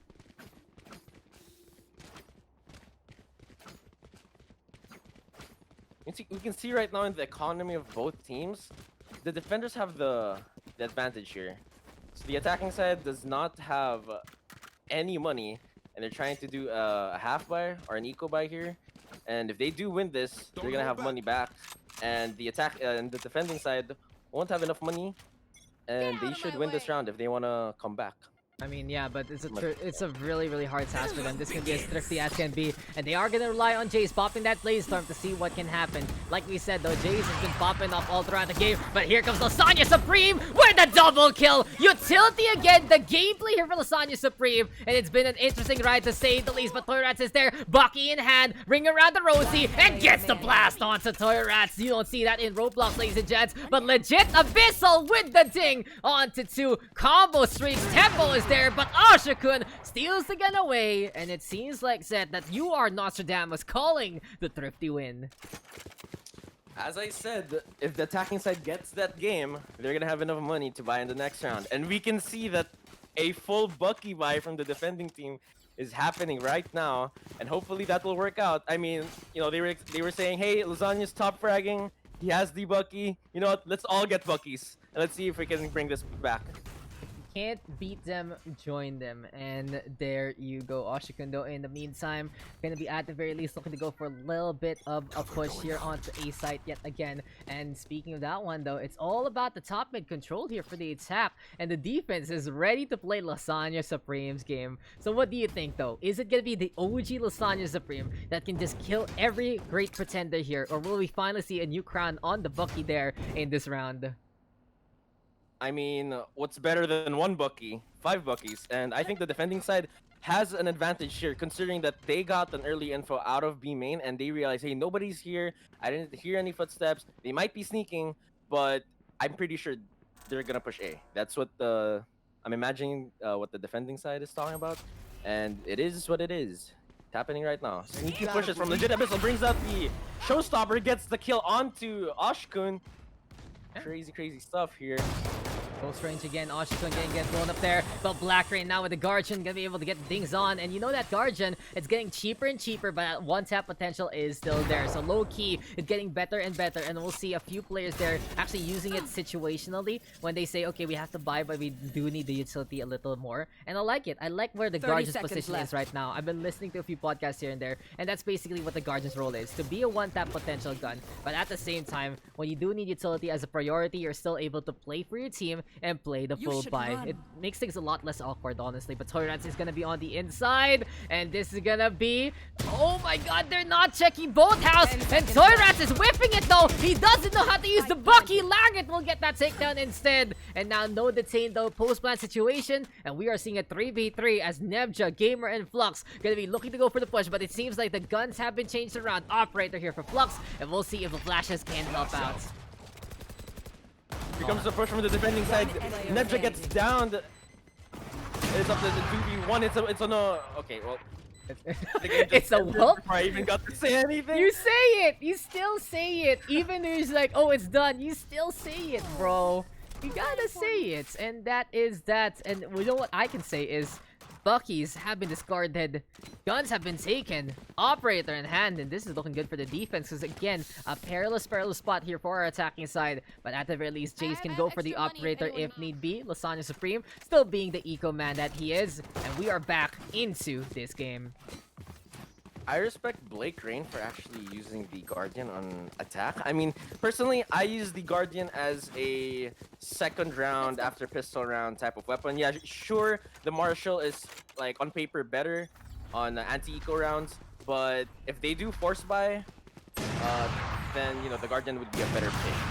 There you go, Gamer651 getting the better pick there immediately. Flying up in the air though. Oh, he's hitting someone, but they don't know. They don't know that legit Abyssal actually passing him through also. And this is just gonna be all about going for the circumvention. But Lasagna Supreme again with that Bucky. Bigger shotgun wins these games. And Lasagna even looking for a little bit more. 4v3 right now. Running back is there. Toyrats with an even bigger brother on the shotgun. And it has turned into shotgun warfare in this game. But now the rifles do showing up. 3v3 this time. Oshikun trying to cover it up, and it seems like a B-take might be in order here for the attacking side. Off your feet! Here comes the ult from Flux, and he's pushing in with his, what is that, the Judge, and the sneak attack, and then Toryats jumped in, gets the kill on Oshikun. The Guardian coming into play and getting Nebja, and it's on a 2v2. Onto the side we go. Black Rain can actually play the long range game, but unfortunately for him, it still might be enough of a spray with the judge with 9 HP and a dream. Langit desperately needs to survive to get the heal onto that Killjoy. But there we go again with the flash. That's the aftershock. You gotta get the hell out of that one. And Flux will be able to get on through with his big burly muscles. That is gonna be that for the breach. And now this is match point here for Chizuru best waifu, which I completely agree in the series. Smile. The utility is coming really good into play, especially like the defending side. Even though their composition is really meant for attacking, they can rely on the afterplan situation and get the retake onto the site very easily. So they were like, hey, let's just let them take the site, and then we retake it easy peasy lemon squeezy. Indeed, and it just feels like it's as simple as can be. For now, though, we'll see how this is gonna work out in the first place. What's gonna be the plan, though? What's gonna be the way to go here for the attacking side? Again, it's all up to Jay's operator in hand, but it's Marshall gameplay this time for the defense. And something to take note, though, it's still Lasagna Supreme top fragging in this game out of nowhere. As fireworks are out, paint shells doesn't really get much done. There we see, though, the quick little fault line, but for now, the attacking side do have to reel it back and wait for another opportunity to come their way. I mean, in this game, who would win? 5 people with marshals versus, you know, a girl with a boombot. I mean, the boombot always wins. And there goes an example from Lasagna Supreme, getting legit Abyssal. The other Rays down on the ground. And this is why Lasagna Supreme Reign Supreme is a girl with a boomstick. It- It is a boomstick, right? Yeah, he jumped 3 times and got that kill. You don't see that too often, honestly. I think I'm watching a completely different game right now. Lasagna Supreme has turned this into Overwatch or whatever, but Oshikun gonna be keeping the Vandal on, and here we go again! Boombot, I summon you! And this time, Gamer651 will shut it down, but the Bucky is there to get the shot on. Here we go again! The Marshall doesn't connect. Lasagna Supreme is just running away with this game, but unfortunately, it's still not the score that he's looking for, as Flux is all alone with the Marshall. It doesn't even go for the shot there. Easy peasy on the sneak. Spike though planted. This is gonna be a tough retake for Flux. For one, he's on a 1v3 with the showstopper still available to Lasagna, and of course it's Bucky. But he does have his fault line, and he gets a shot onto Lasagna and gets the loss. Yeah, gets the loss onto first team. He got 4 kills, bud. Sick. I know. He did. The jumping one was crazy. I was like, Lasagna, how are you not dead from that? And then he starts pushing 2 people with the Marshall close range. Yeah, and it's crazy that he just pushes in, jumps around like a bunny, and gets a kill. This is what I gotta say. Legit Abyssal. I don't know if I have the authority to say this or not, but -1 right there already. That was just embarrassing. You know, honestly, to lose the Bucky like that. I second that. I'm a close friend of Legit Abyssal, and I don't know what's up with him today. Yeah, but Stinger's gonna be going for that push. Here we go with the defensive offense, and it's gonna be the offensive defense answering back, but immediately the kills happen, and Lasagna Supreme has gotten 3 yet again. The stat pad is just so ridiculous here for Lasagna Supreme. He has 28 kills in this game, and he's been playing Bucky all throughout, but Jay's missing the shot. He has to hit this to allow Lasagna Supreme to get to that 30 bomb. It really feels like it's all up to Jace to see how far we can actually keep Lasagna Supreme pretty prim and proper. Have you ever had a lasagna baked fresh from the oven? You already know it's oh so cheesy and creamy. For now, though, it's all about for Jace to get that one shot to rule them all, and that is that. We go on, continue this game. 28 kills for Lasagna, 16 for Jace, and you already know it's a 1-2 punch between the Bucky and the operator. You see Team Lasagna coming back, and you know Lasagna Supreme carrying his team right now with a Bucky. 28 kills. That's crazy. Like, even I can't do that. I can't even like get 28 kills with like a Vandal. And for him to get 28 kills with a Bucky makes me feel like I'm really bad. There you go, Lasagna Supreme. This man is not just a cheap lasagna. He is just some really world-class stuff. I've had some great lasagnas in my time. I had like a beef lasagna, a 3 cheese lasagna, a mushroom lasagna, a veggie eggplant lasagna. You know, those things are really good. But for now, we got Black Rain making it look good. The Guardian, good gamer 651 playing the frenzy there, and then Lasagna Supreme finally going on down. Not gonna have the chicken with that one. And there we go, knife out, hopping on the round. The bunny gameplay is here, and here comes the knife. Black Rain gonna get executed on the spot, and it feels like it is gonna be the Arabian Nights and the Arabian Days yet again here on Ascent. The frenzy tried to do something lang, it still will go down. And again, it's up to Jace, but with 3 HP in a dream, this is looking so difficult. Oh, the avoiding shots there. Gamer will eventually fall. There we go with the Leer, and the long range frenzy will wrap up this game. That was, I'm just gonna say that was an amazing game by both teams. They just showed their stuff. We saw, we saw, we saw the Bucky come and play and become the star of the fucking game. And then, Oh, Who- how who's is the he one top jumping around? frag? How has he have 100% eco rating?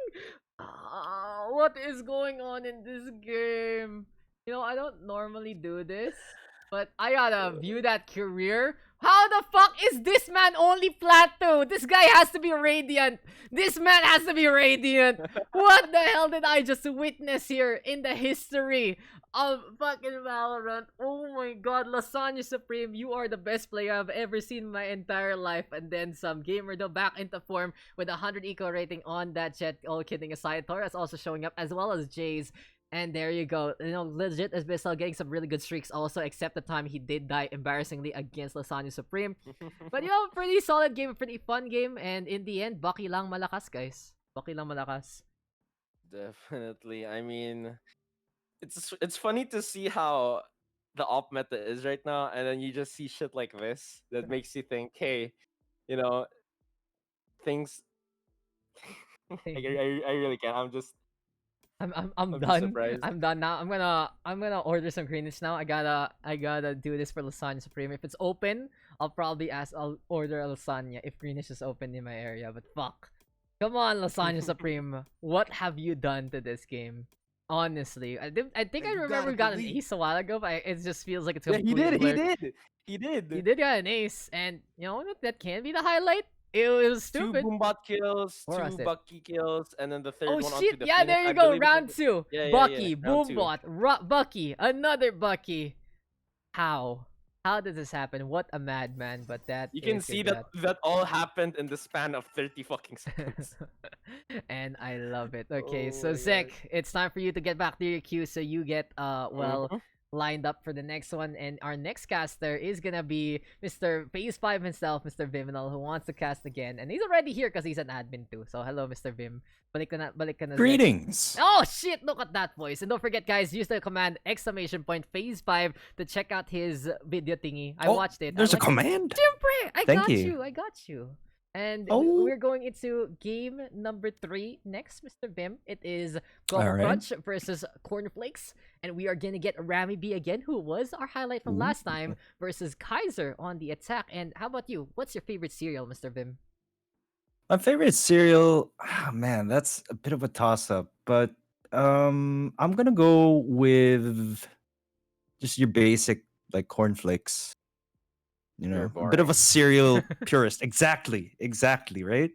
But it's just less is more when it comes to cereal. You know what I mean? Yeah, I don't know. That's It's okay. just my thing. I love myself some Oreos. I used to have a huge stash of Oreos, and it was like that time That's where a pretty you good choice. you could actually get only Oreos only from Korea, and I had like a bag and another bag and another bag, and now you can buy them anywhere, so I don't need to do that anymore.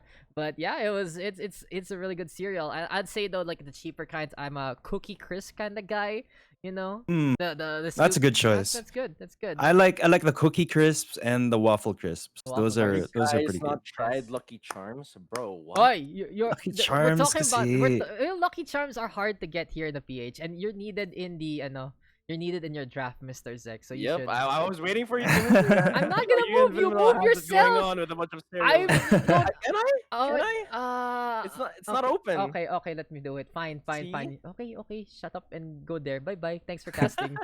But Really good job though. Yeah, you did a good Yeah, job. I like this cast. Was it his second time or third time He's, casting. he's been it. trying, and I love it. You know, this is what the I like it. Pugs I like it. experience. It seems like we're gonna have these apprentices, and when we one day say it is your time now, my son, and there you go, and there you go. I do need you in the game though, unless you just want me to stream it. Is it And- okay if you stream it Okay, for yeah. uniformity's sake? Yeah. Yun lang, All right. ano, Cool. Cool. pwede Cool. natin Cool. i-flex yung Thank server you. natin, di ba? May 1080 tayo. Yun, no? Hell yeah. Yun, Kahit no? 720 lang, bro. Hindi, Like, hindi. I think Hindi, that's fine. para Para bandwidth. para cookie Oh, crisp. sige. Okay, okay. Sige. Sige. So let me Cookie just check crisp. what's happening here. So we got Reese's Puff cereal #1. That's good too. Cinnamon Toast Crunch #1. That's really good too as well. And let me just double check our teams for now. Who's playing on what? We got Rammy B. We got Ko. We got Cypher. Or Cypher. Why is Cypher there on the wrong? No, wait, no, my bad. We got a my bad. stack. We got We got a Charmy. stack. Yeah, we do got a stack. We got Salty and we got Steffi. And then in the meantime, we got the Z Boys, Flash, the Candy, Cypher, Kaiser, and Japanese Man. So there you go. Hmm. Okay, I need. Yeah, I'm not gonna pretend to know how to read it, but you know. Wait, no. We have a community staff that English, can read it. That can read it supposedly. I'm like, pa-translate nga muna. Oh. What's our? Yeah, I would like to know what it actually says. Guys, and I do need to see what map we're gonna be going on because we cannot do Ascent yet again, and we'll find out. It seems like we're going back now to SG1. SG1 tayo. You know, Mr. Dax, what I noticed ever since I logged back in after 10 years is that the ping is so much better now. Like, Yes. what the hell happened? I don't know. PLDT should be shitting the bed right now, but the thing to note is, it feels like with the server picker, it does feel like that it's a lot better to look at. But we are gonna be getting much into better? Haven this time, and Alright. apparently our translators in the chat say his name is Binsu or Vince. So that's Vince. All right. It's Vince. All right. Vince. Vince. Okay. Can make it happen. Cornflakes #1, Capchi saying so. And let me just quickly wrap it back down. But we are gonna be getting into Haven. And what's gonna be the play here, Mr. Vim? What's up? What are you gonna be doing on? What's a tournament that you're looking forward to cast very, very soon? Wink, wink. Nudge, Very, nudge. very soon. Nudge, nudge. Wink, Very, wink. very soon. We have. Is it? Am I allowed to say Yes, we've the talked name? about one tap Okay. already. All right. So one tap, guys. Just reminding you guys that it's gonna be on September 30, and of course, it's gonna be casted by your favorite duo, Yes. Daks and Vyminal. Hey guys. Yay! Yay, we're here again. Here we go again. And the thing about it, I already explained to the guys that it is only advertised on Discord. It's really that secret tournament. And it's just our way to tell you guys that, hey, if you're active on the Discord, especially if you're a pro team, you already know Right. that we got you back. We'll have these tournaments like this. This is the One Tap series. We have some great sponsors there, especially Manila Esports Club, which I'm very happy to have officially on board Absolutely. on paper, you know, after everything. And they've been Yeah. a long time supporter, honestly, of the Valorant PH community. And it's great to see them finally looking to do something with that money besides, of course, that prize pool. Besides that, though, you can expect that if One Tap is a success, then we'll do it even more into the future. And that's what that is. We have the Blitz series where it's more about that gear and that partnership, right? And the One Tap in the meantime is that low-key surprise tournament. And then you have your Valorant Rising, you're gonna have KDR next month, and as we are getting into the game, we're just flexing what we're gonna be doing, because this is gonna be a very, very busy point in our lives, Mr. Vim, because we are gonna be casting Absolutely. and hosting a lot of things here in Valorant PH. And if you do want to get your friends in, you already know what Discord it is, discord.gg/Valorant PH. But anyway, let's get into this one, Mr. Vim. Who's playing what's in this setup? All right. For Steffi, we got the girl, which I forgot the Killjoy, name you of. got this. Specific Killjoy. Caster. Don't forget, guys. I'm kidding. that I'm Vyminal- kidding. Vyminal I'm casted rusty, Ignition but I'm series. kidding. He casted Ignition Okay. series. There you go. Good knowledge. All right, we got Sate on Brimstone. We got Rammy B on the Reyna, and Ko on Jet. We got Charlie on Sage. We're still seeing a lot of Sages. Okay, this is pretty cool. Kaiser on Sage as well. Japanese Man on Jet. Dekendi on Omen. Flash on Reyna, and Cypher on Sova, ironically. Yeah, and there you go. So it's gonna be Cypher on Sova, but here we go with Deepiko and Steffi holding on to A site immediately. Vinsu will be going on down there. Here comes the tailwind away, but Deepiko making it quick and easy. And it seems like as Cypher tried to hold the line, the stack that is Team Cornflakes will fall apart immediately. Brittle without that milk, and that is gonna be that for the first round. You know, Mr. Dex, very interesting to note that if you come into the Pug Night as a stack, you gotta step up your game. You gotta show everyone what you got, because Pugs is really more of like a shuffle, Yes, so to sir. speak, right? So It's fun. the audacity, I like it. I Yeah. like the spunk. Yeah, let's see. Let's see if this is stack can actually do something. The Z stack in order, and it seems like almost everyone there on the attacking side will be going for that stinger. But here comes Rammy B. Yes, sir, ski. He's gonna be able to get that first kill, and immediately Rammy B tried to get the momentum, but DPCO says, "Nope, I need some kills too, my friend." Stinger in hand, Lear is in order. Rammy B with the peek, and there you go. Dismiss is there. It's my such a quick round again, and it is Koko Krunch just crunching on those opponents. Man, oh man, Rammy B just reminds you of the time he destroyed me in matchmaking. It's there. it's this guy. This guy is one to watch, definitely. And that is a very expensive round for Team Cornflakes, because they did go on that force buy. And perhaps, I was low key hoping for them to win that round, because stingers abound, and still my favorite gun. Yes. No, that's never going away. Of course. And the thing about the Stinger, it goes brut, and it can actually get some kills out of nowhere. But for now, we see Stingers again, and Rammy B gonna do the same thing. It's slight eco here for both sides. They are gonna go for the half buys there, but you can see the defense having the advantage on the armor. But Kaiser actually bringing a different kind of gun. That's gonna be a Spectre, and Ko in the meantime will actually fall after the kill out the flash. And now this kind of turns things around for him. We can slow it down as Kaiser has gotten 3 so far on this push, because this is basically the entry fraggers here of the defense falling apart as Saute will be able to cook up one more kill. Absolutely. Although slight gun advantage now in favor of it's like Team Cornflakes here. This could be a very big round for them. They could turn the tide, sort of gain momentum. Do have 3v2. Binsu here, or Binsu, has that Vandal though, and like you said, that gun advantage gonna be very important, but the Candy just gonna be able to declock that head of Saute there, and in the meantime, now with Steffi all alone, it's gonna be very difficult here for the defense. Such a good and easy time here for the Z stack to pick wherever the hell they want to plant, and it seems like C is the choice here. Arguably, if they chose to go with A side, then it still is a winnable condition for Steffi, but with only a Spectre in hand, in a 1v3 situation at a gun disadvantage at that, I don't think this is winnable. You could go for that Vandal and go for the save. I wouldn't even dare try. To Steffi, and DP I think means Drip Drop Esports, right? Can you guys someone confirm that real quick? And these guys have been at least looking to make an impact. It's great to see some new teams form up, and they have a pretty cool logo. But Steffi gonna be saying, "Okay, hello, Mr. Turret. Let's actually chill on that." But a good round here for the Z stack. Good round here for Cornflakes, actually getting a Vandal, getting the win, and finally getting the momentum that they need. And as we always say on Haven, right? It's all about that first pick for the attacking side to see which side they can go on. Absolutely.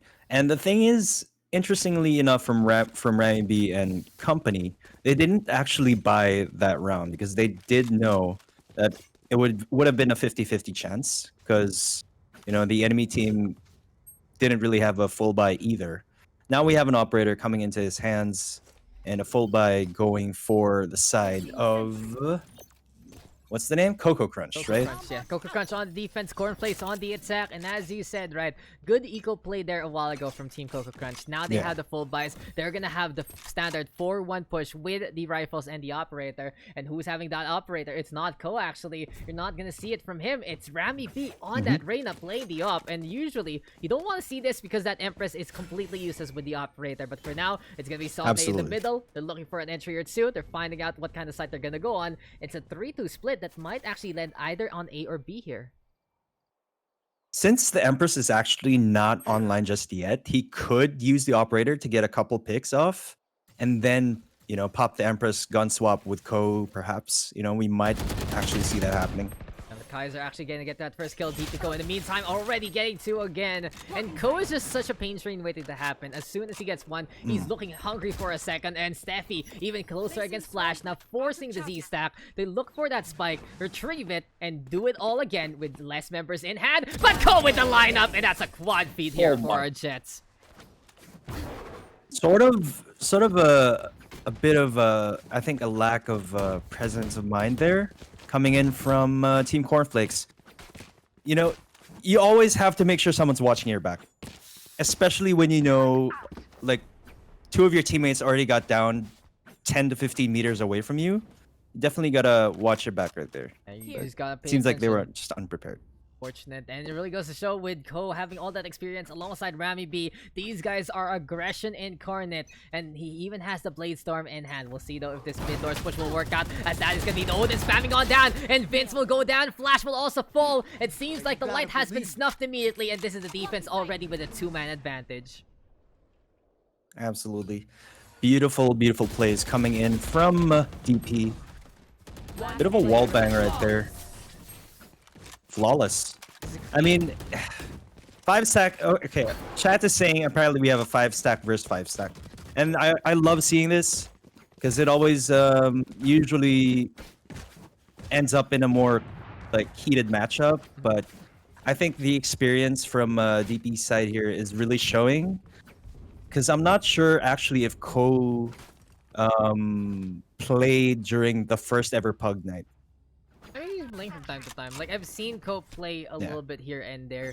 And the thing though about Ko, he does like to go for those chain kills. And right now, he's exploiting the fact that these rotations here from the attack are taking a lot longer than usual. But Rammy there right now with the Odin. And you already seen what Oh, he's done so wow. far. If you check out the page in Valorant PH, you have seen him get an ace on Ascent. And he's doing it again right now. There we see the lineup. Lear is in order. He's going for the wall bang here and there. Cloudburst though to try and slow down the radar for now. Paranoia also to haze him off again, but this is DP Ko as well as Rammy B looking for the pincer, and look how much of a sandwich that the defense has already made. Orbital Strike even to cook up the candy, and this is just a pretty good shot on the Kaiser with a classic.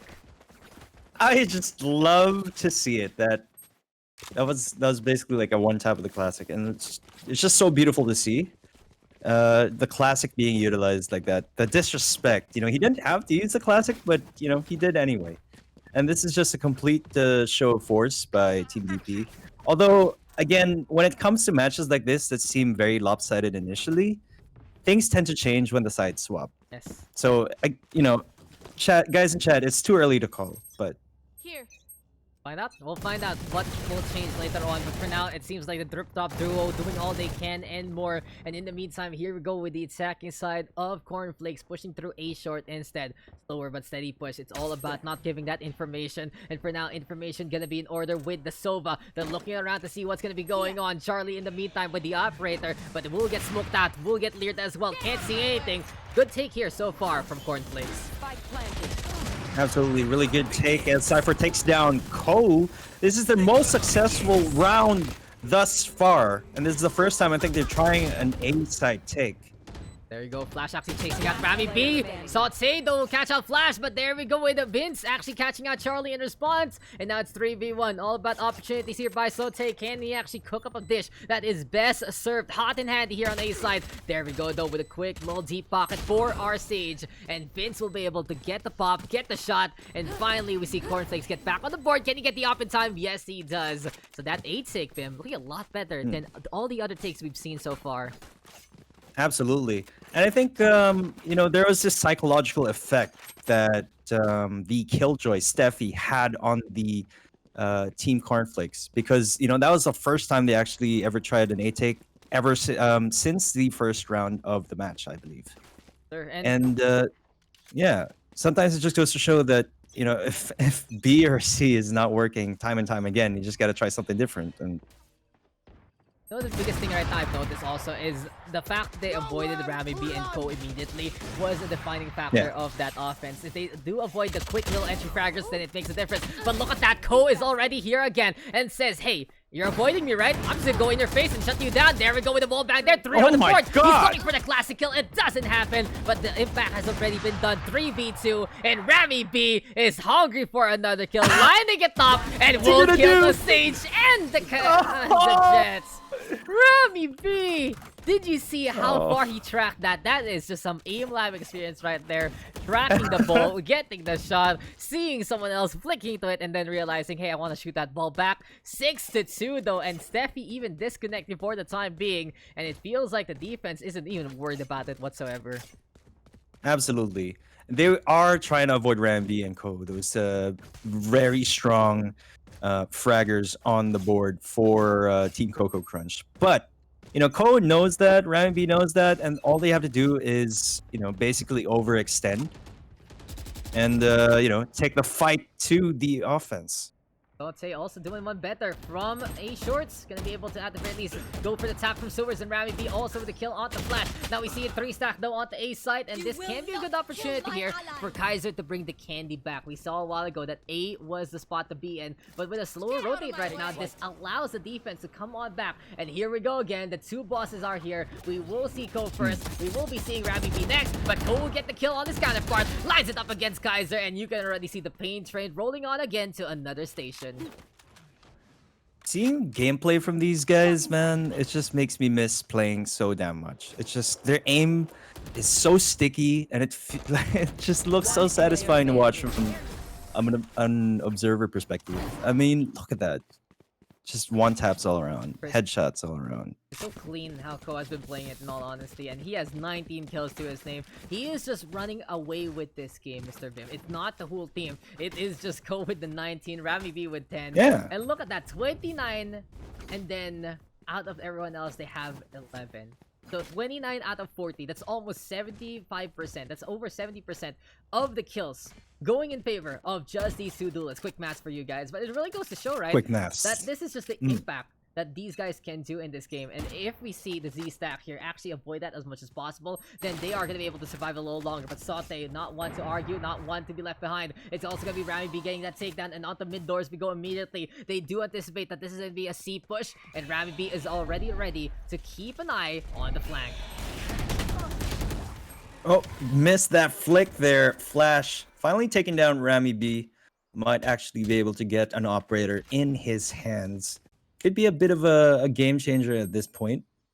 And they should be able to capitalize on this 3v3, although the Omen could make a cheeky play with that teleport, which the name escapes me as of this moment. From the shadows. I'm not in game. I'm not in game. Oh, here you go. I'm in game. There you go. So Yes! From the shadows. Okay, guys. Now, a little bit of a cheat if you're casting Valorant for the first time. Just hold F1. Whoever you're spectating, you'll see what they do. It's really pretty helpful, actually. It's good for new players, honestly. If you have like those noob streams that you see sometimes in Dota, it's like, oh, this is what this guy does. There you go. This is actually very much of a godsend. 30 seconds When left. I casted Valorant for the first few times with Mr. My Daks, and ultimate he is was not like, ready. just bring up the código. I was like, what do you mean? You can do that? Oh my god. Yes, sir. It's a really snazzy thing, and you know you expect this sometimes, right, in high production. But the game says, nah, we can just do it ourselves. No problem. This is what he does. Yeah. All good. 10 all seconds good. left. And Kaiser just hiding here. So as we are waiting for Kaiser, how has been your time, Mr. Vim? What is keeping you from actually playing a lot more Valorant nowadays? I heard you've been busy making some mainstream appearances, in all honesty. Yeah, I am gonna be doing a segment for I don't think I'm allowed to say it yet, but I did a video for Gigabyte, and that's with the Myrtle Sarosa and Christian PH.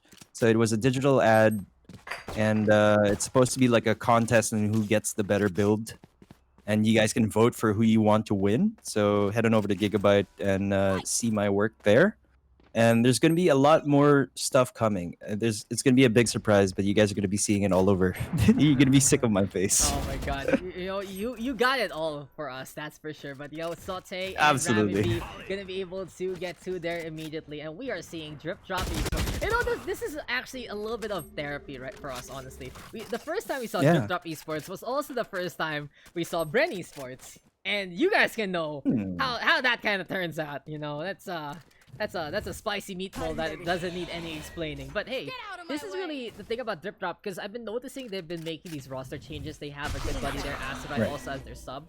And it has been like some of the pub stars that we've been seeing so far in the community, the high diamonds and immortal players looking to prove themselves, actually working together as a team, as Rammy B has gotten 3 already. And it's a really, really good show of force here to prove that's why they're making a team right now, that they shouldn't be giving up whatsoever because of some losses here and there. And they've really been such a stalwart in the Pugs as well as the community. I mean, the same goes for even top tier teams. Like, if you guys have been following EPULS, the Royal C Cup, I do believe that Bren has already 30 knocked out seconds left. AHQ. And previously, they lost to that team in the Ignition series. I'm not quite sure on that. But, you know, it just goes to show. I think it was 1-1. I can't remember the group stage. Let me Or actually 1-1, pull them up. yeah. It was, Something like that. Look, Vince, he's hungry for that kill. Stat pad. It's Oh stat my- pad time, oh my Vim. God. Oh, yeah, take the stat pad. Juicy 1 kill. 10 So seconds he can left. say Oh, that. why the hell not? Hey, dude. Now he's second frag. He can't. He gets like half flat for the candy. I'm doing better than you guys. No Last problem round there. in the Last round half. before the half. It's looking fun. And Royal Cup has been pretty fun too. We saw Brent actually Yeah. played against AA this time. They did lose though because AA is kind of a monster. And Ginny is there. For Absolutely. any Ginny Simps in the chat, you already know. I'm a Ginny simp. I'm a Yeah. Ginny simp. You guys already know. Yeah, we got Simp for Ginny there because she's an amazing player. But yeah, it's been pretty spicy, honestly. That's Royal C Cup, and it's been pretty fun to check out from time to time. Brent Esports though, Need help. good to see them back on the international stage. Good to see Anbu also, even though they didn't move on to the group stage, right? To the playoffs rather. They did have a pretty fun group stage to watch out for, and they did bring that experience to yesterday's Sweaty Nights, but unfortunately still to no avail. But you know what else is gonna be availed here? It's just gonna be a flawless victory for Pico as well as Rammy B and the rest of the crew. 4v5, and they are still winning this one, Vim. It's just Switching a sides. complete It's a complete advantage. massacre. Yeah. Yeah. It's just Ko right now. I apologize if I'm butchering his name right now, but he's just absolutely on fire. You can see it, the way they flick, the way they basically move their crosshair. If if they're actually warmed up, if they're playing at their best, and he's not whiffing like at all. This guy. And yeah, it just feels that it just feels that this is really what the Pugs ends up sometimes, because you have these random players, but then you see the 5-stack, and then it's like, oh, I want to play with my friends, but then you see the other team, it's full of Diamonds, Immortals, and all the like, and then Radiant or two, and you're like, okay, I want to play with my friends still, and you're just asking for it. But hey, Team Z, Yeah. I love their spunk. I love that they're trying their best. They are going to be playing a 2-stack here on C, and Rammy B. Oh, how did he survive that for the time being? But Kaiser will eventually get that takedown. Spike though has been dropped, so an opportunity here for the defense. Because as we know, it's still gonna be a 4-man push. Now it's a 3-man push because the Killjoy is still disconnected. Rammy B is down, and even though we see Koko going for the garage take, he will fall to the hand of Cypher instead. Good start here for Team Z. Very good anticipation. That setting up that crossfire really early on C side. A bit of a gamble, but I think it really paid off for them. 5v3 right now. Make that a 4v3. Sote will be able to at least catch out Cypher there. And okay, here's the candy right now, waiting for it. The Wings gonna be able to give the opposition a taste of their own medicine. And the candy, he's still disconnected. Oh, he just came back. But yeah, he was still DC'd. Guys, did you forget that the Killjoy 30 is gone seconds from left. this game? But then, there we go. I did. I actually forgot. You know, I honestly, It's just, honestly, I honestly forgot. I honestly wanted to see if I could move to Steffi anytime because he has ping right now, but it's probably just a bug. Right. Because he might be faking his AFK, and then suddenly, boom, your face just explodes out of nowhere while trying to knife someone. But nah, it's not. It's just a visual bug there. Still disconnected. I still cannot press that Killjoy. As we said though, 4v5, and losing either Rammy B and Ko is gonna hurt this offense no matter what, since they've been very impactful in this game. Absolutely. And who knows? This could be a turning point for Team Cornflakes because, that's the thing. If it's a 5v4, no matter how much of a skill gap you have in terms of the enemy team, if you're on defense, it might actually just work. Yes, sir. More bodies you throw at your opponent, and you can really see that eventually they will fall apart because of the grind, because of the struggle, and it just gets a lot more tiring to deal with so many people. But there we go again. This is gonna be Charlie and Rammy B looking to get the push on. Ko will also try to help them out with that shorty. But what I really want to see right now from Team Krunch is to see Rammy B and Ko to come together yet again. It's really effective to see them work together as one, as Kaiser will catch out Charlie and Ko will clean up the candy. Rammy B still on the board though, and dings Kaiser from afar. It's still not done because we have our dynamic duo still in the fight here on the offense. One player remaining. There you go. Ko doing work, taking out Mr. Japanese man, Vinsu. Sir. And looks like not in the mood for some sushi right there. I don't know how that I is mean, actually I funny, I but it's chuckled, not. but I don't know. I don't know why. I don't know why I chuckled. Uh, I don't know why I found it funny, but it was I'm like just trying to lighten the mood, it was so okay? stupid, I guess, that I found it funny. It was actually really dumb. And Not so, gonna and so lie. you know what else isn't gonna be Right, dumb? chat? You know what's not gonna be dumb though? Rammy be deciding to go to A site. It's like, hey, Yeah. you don't have to go fight me. Fight me 1v1, 10 brother. seconds On left. A. Stinger only? Is it gonna be planned? Oh no, Plan is Sheriff planted. only. Sheriff. Sheriff? He's been pretty successful with it so far. Sheriff versus Ghost. And 3, 2, 1, bam. Called it. Are you a fucking psychic, Vyminal? Holy fucking shit! You just looked into the future, mean- and I'm just like, how? How could you tell it? I Amazing. don't know. It's all written in stone. Oh It's my just God. Rammy be on the sheriff, man. It's engraved in the sheriff itself. You look at the barrel and you see you will kill this guy on the A connector. In 3 seconds, as Vyminal calls it. A countdown shows up in front of you. You pull the trigger, and there you go. That's gonna be. Maybe that. he's listening, dude. Maybe. I don't know. And don't stream snipe guys and pugs, please. But yeah, DPCo will be able to get that kill into B side. And next on the list will be not the Candy, because Ko will actually lose that fight for once. Spectre gonna be pretty effective in close range, allowing him to put up a pretty decent engagement. And Cypher gonna be rotating all the way back of sight, going for that Aldron, but the push is on. Here we go with Rammy B, looking for another one tap, but he's not lining up this time. Charlie will get the kill and set on the Cypher. Kaiser though with a trade onto the Reyna, and as the spike's not gonna get planted, it's Kaiser swinging as close as can be. Charlie is still there though. 1v2 for now, Vim. 1v2 indeed. Player standing. Looks like Charlie will take out Binsu right there. Beautiful shot.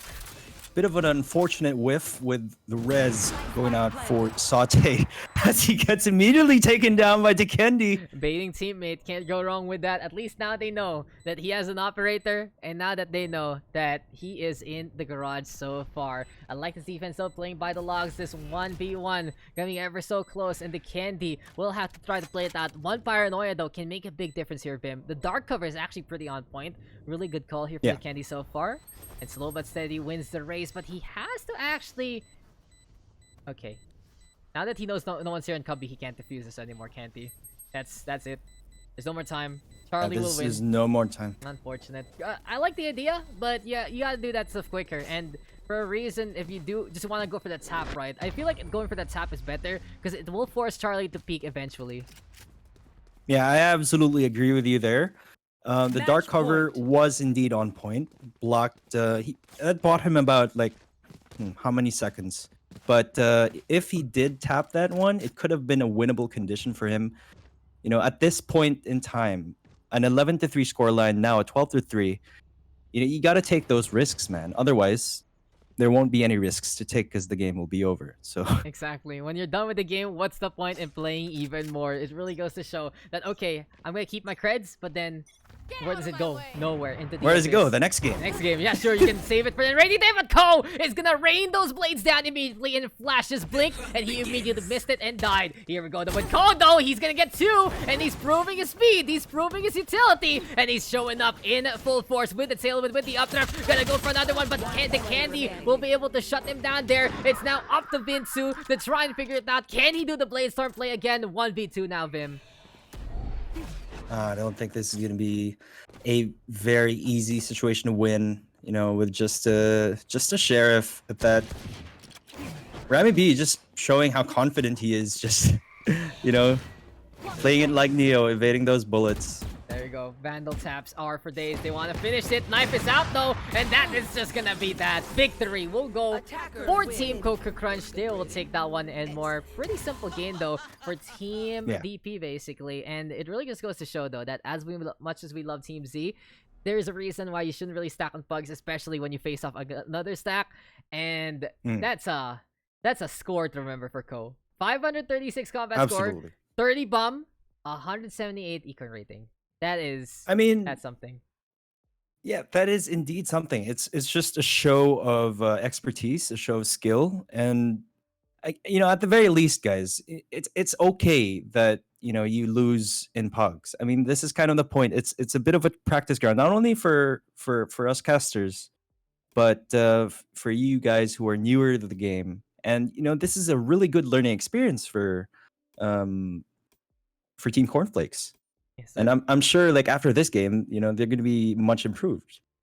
You gotta get stomped sometimes just to learn, and you gotta Yeah. realize that someone's better than you to realize what standard you're gonna be playing on. And Rammy B Yeah. taking top frag, Saute also there, and it felt like for Charlie and the Steffi who never really came back. It was just that day in the offense that we're just gonna be chill. And I'm hearing a request here from the chat that you cast this next game Yeah. that's coming our way, especially from a certain Humayatas here. So would you do them the honors there? Would you actually cast? Let's this next go. game? Let's go. Let's do it. You know what? I'm having a lot of fun, Dax. Like I miss doing this, and you know what? I need the practice. I need to shake off my rust for the upcoming one tap tournament One tap? that we have.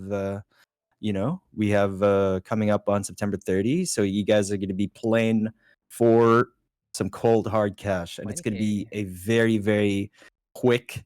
I like to refer these tournaments as flash tournaments because they're literally like your 11/11 flash sale na hindi mo alam meron na palang tournament, di ba? Exactly. Tapos wala na, puno na.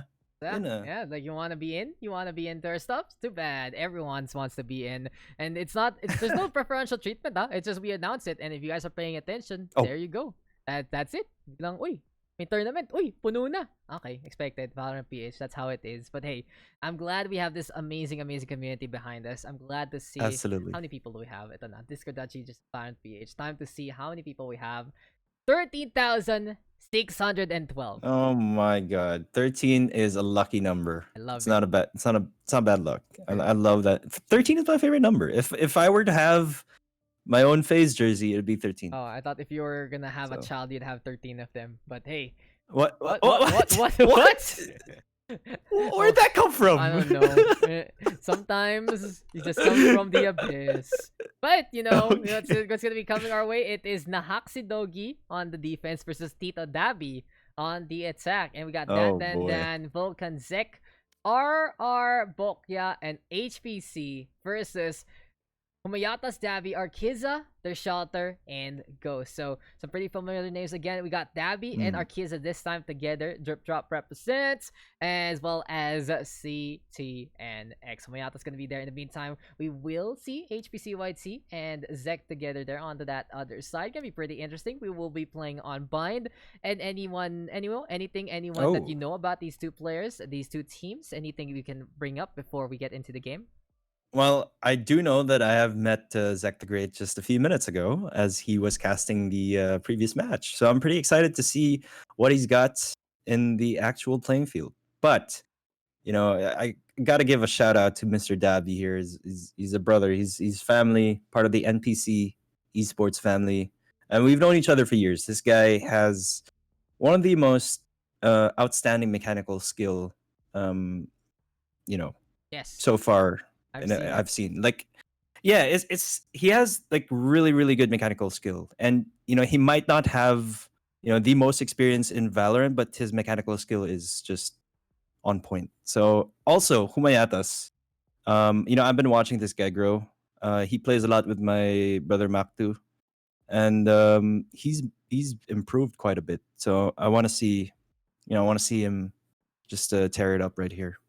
I can't wait to see what these guys really have in the first place. Arkiza has been a low-key favorite of mine as well, joining the Drip Drop squad if I remember correctly. And hey, as we said, right, Zek gonna be into the game. We are just waiting for one more guy into this one. What's going on there? We're just waiting for Bokya to actually hop into this one. Hopefully, they can actually get into the game itself.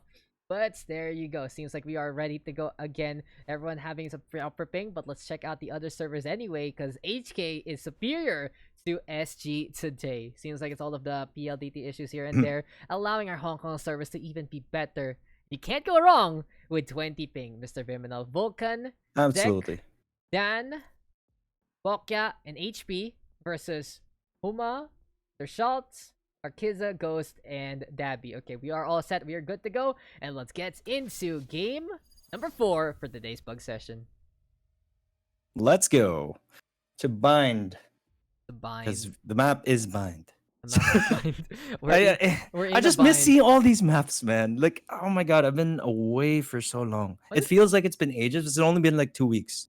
Like, But you said- I'm just so happy to be back here, with you and with the community. It's just I don't know. It just feels great. It's been a while that you've actually been doing some casting there. It really goes to show your handsome mug getting even more recognition. And I honestly, I can't wait for your new project because I feel like I'm gonna hate it a lot eventually. Like it is just gonna get No so ingrained. naman. It's gonna get so It's- ingrained into me. I'm gonna start singing it, and I'm gonna remember I that hope it's not. you.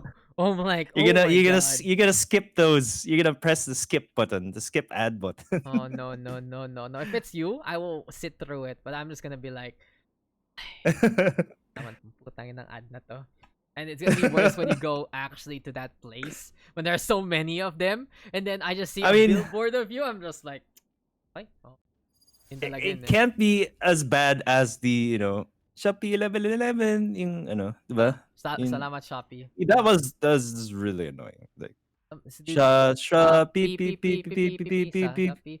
Oh my This is God, what please. happens though. They're annoying, but you remember them, so you already know where the Yeah. problem really lies.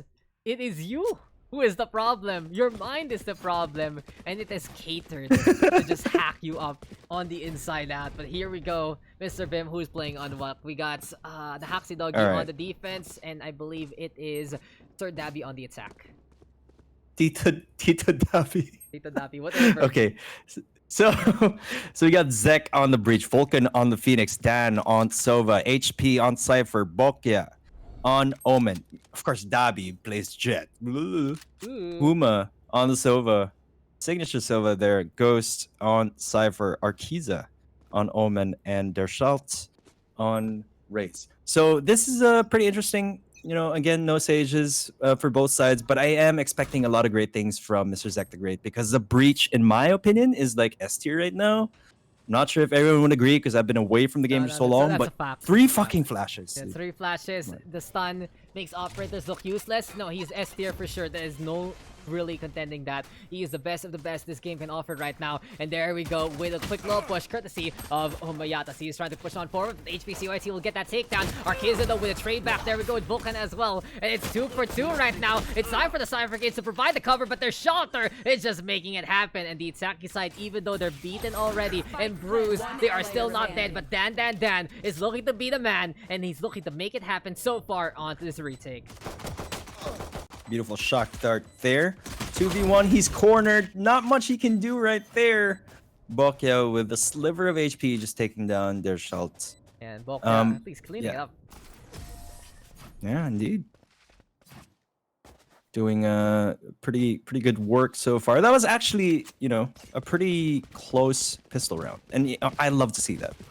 Because, a close game is always more fun to cast. Compared to the other Rather one. than a straightforward stomp, right? that's I mean, true. let's be real. And it was very dangerous. There was a point where, sure, we saw the attacking bad. side there get on the site, but what was the problem? They were all very low, and then it's just gonna be Dan there to save the day. Shock dart perfectly placed inside the container, and the rest was history. So now the defense with the advantage. They are gonna go for the buys immediately, and Zek is going for the Guardian Light Armor buy. This is first time I've ever Oh. seen this configuration here into play, but Dabii will clean up Bokya, and now with the Spectre in hand, perfect chance for Dabii to pop up and show everyone who's their Tito. But there we go with the Aldron already push onto short, looking for the default plant. It seems like though without the Sage, it's a lot harder to play that APC because you have to rely on those smokes. But Vershalter is relying on his skills. He has gotten 2 so far. Vulcan getting it on the board as well. Spike now planted though, but this is a lot more casualties than the defense expected so far. Absolutely. Bit of an expensive round there, considering they all went Spectres, and of course Zek on that Guardian. Ghost even Oh my catching out gosh. Vulcan, and Dan will have to do it again. But you can see it's the same scenario, Mr. Vim. Low HP for both the Omen as well as the Cypher, so there is a big chance here for Dan to make it happen. Darts are into play, trying to find out what kind of angle they can take. Recon Dart immediately blown up, so Dan has to know someone's watching that angle, but he has to go for the defuse right here, right now. Goes for the fake, sees the lineup, but no, that's gonna be Arkiza getting the blow. And what a turnaround there, Mr. Vim.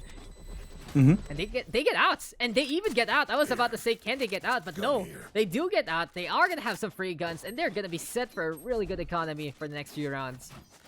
Absolutely, that was very costly for the defense, and that's the thing. When you come out after a close pistol round, like a close first round, I really feel like you should get a read on your enemies first, especially if this is a pug match and you don't know how the opposite team plays. It's a bit of a ballsy move to really spend a lot of money on the second round.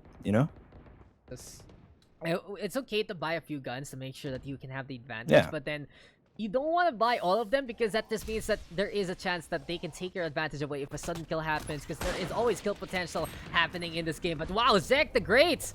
He just lines it up and Ghost will go down. This is a Marshall buy here, and Spectre's able to play for a defense, so it's pretty much a forced buy situation here for the side of Team Nahack Dogie. But can they actually make it happen? ZekTheGreat forced to stay away from the last a little bit because of the boom bot. Here we go though with the lineup again, misses the flick. Humayatas will get the trade on back 4v4 right now, but you can see that the attacking side trying to take some points, but no, Vulcan will catch out their shelter instead and go for the curveball peak. Oh, Vulcan has really been, showing his presence on the board thus far. DC though, and he's dead. Oh, okay. Player standing. That's kind of awkward. Yeah, I know. He was looking on fire there too. The swing was perfect. Just one curveball and then throw it down, get those kills. So it's all up to Dan right now. If he can actually use the darts yet again to help him out, he can get the lineup here. But no, that's a good bait there, courtesy of the Jet of Dabii. He knew he was gonna get peeked, and everyone else keeping an eye out on the smoke, get that takedown at the right time. And this is the attacking side of Team Tito Dabii getting the Tito 2 for now. Especially on a map like Bind, which is arguably, this is something I always say, especially you have an opera like Dabii on the team. This is going to be a defensive-sided map for, Tito Dabii, arguably. So, and especially if Vulcan is still DC, he's been the playmaker for the past few rounds for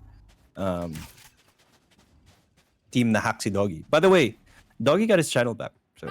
Did he? I really don't keep up with He the did. ML stuff. Like, I heard... Yeah, but he did. So, Yeah. okay. Interesting, because I heard the last time as their shelter cases at HPCYT, they were busy beefing with Dota this time, and like, okay, that's A lot of issues. it is what it is. ML is ML, Valorant is Valorant. We stay on our own side of the fence, and this is why we have gated communities in our lives. But there you go, Dabii gonna catch out ZekTheGreat. Dabii has gotten two. He's looking pretty solid here. Arkiza also with a turnaround, and with Vulcan DC'd, that's pretty much Very the round. unfortunate. Quick A take this time, and it really feels like the momentum has shifted as soon as Dabii just basically popped off. Yeah, I mean, once you get the ball rolling, and it looks like they're gonna be taking a little selfie Yeah. here. Yeah, it's like, take a look at there. Is it selfie time? Sure, let's line Where's this up. where's the camera, bro? Where's the cipher? There's no, where's the cipher? There he is. So Oh, they're gonna there take you a go. picture There's the with Vulcan. cameraman. They're gonna take their own screenshot. We're giving them their own vision. Shock dart is there though, and they should be able to get the kill onto Vulcan. Oh my God, Dabii! What a madman! That was just summary execution right Bro. there. That's probably like 10 war crimes, Vim. That's 10 war crimes happening all at the same time. Oh, Yeah, it just looked really, really funny for some reason. Like, Um, you know, it was so fast. The flick was so fast. He just it's like, just, it was like, boop. I was like, okay, Dabii. I see you. I see you. I see. And there you go, guys. This is still the Valorant PH Pugs. We are gonna get a pause though, because we are gonna wait for Vulcan 11:21. Yeah. So we will unpause at 11:26 if be.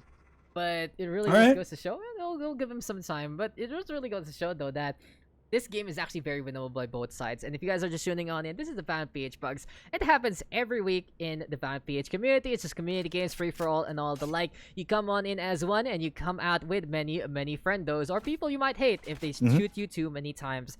But yeah, it's just a community building thing that we have been doing from the get-go, and from our humble starts with Valorant PH all the way at the 13K we have right now.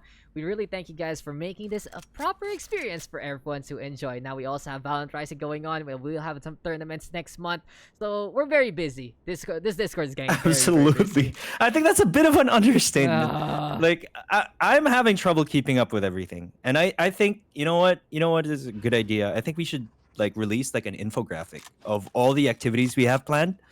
So guys, I urge you, if you're not part of the Discord just yet, now's the perfect time to join, because there's so many activities Yes, sir. that you're gonna be Okay. a part of. Community staff, please send that to our admins. Please tell that to do something with it. Hashtag not our job.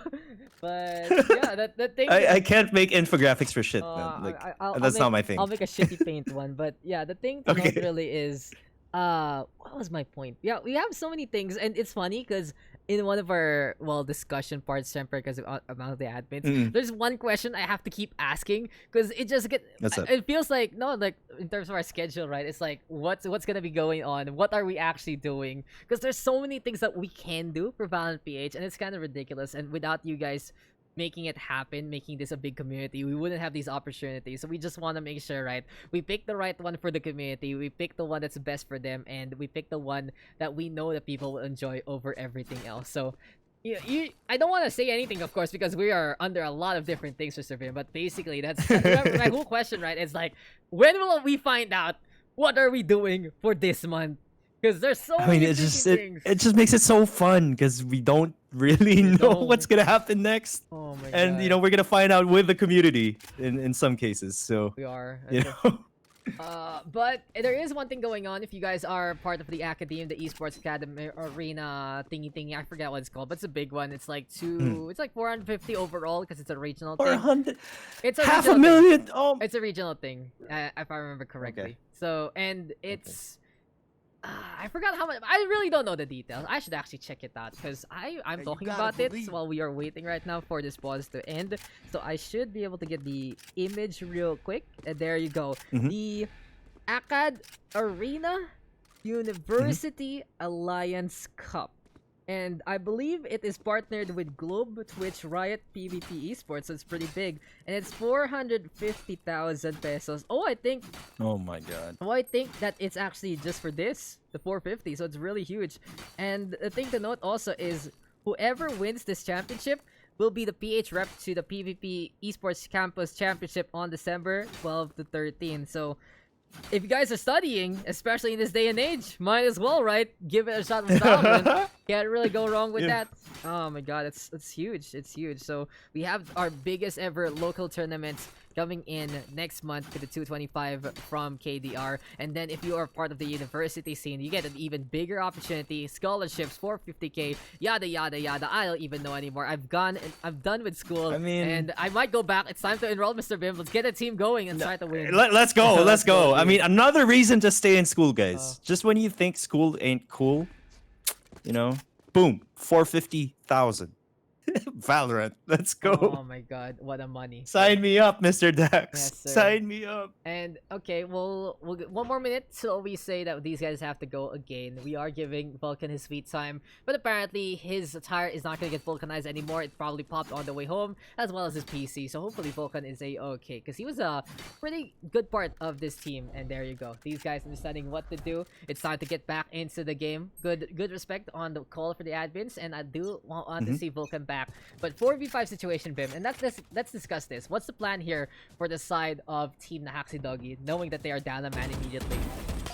Yeah, I think the only chance they have right now is basically either to stack one side and take a gamble like that, or split 2-2. Right? You can't. I don't think you can afford to have one solo at this point.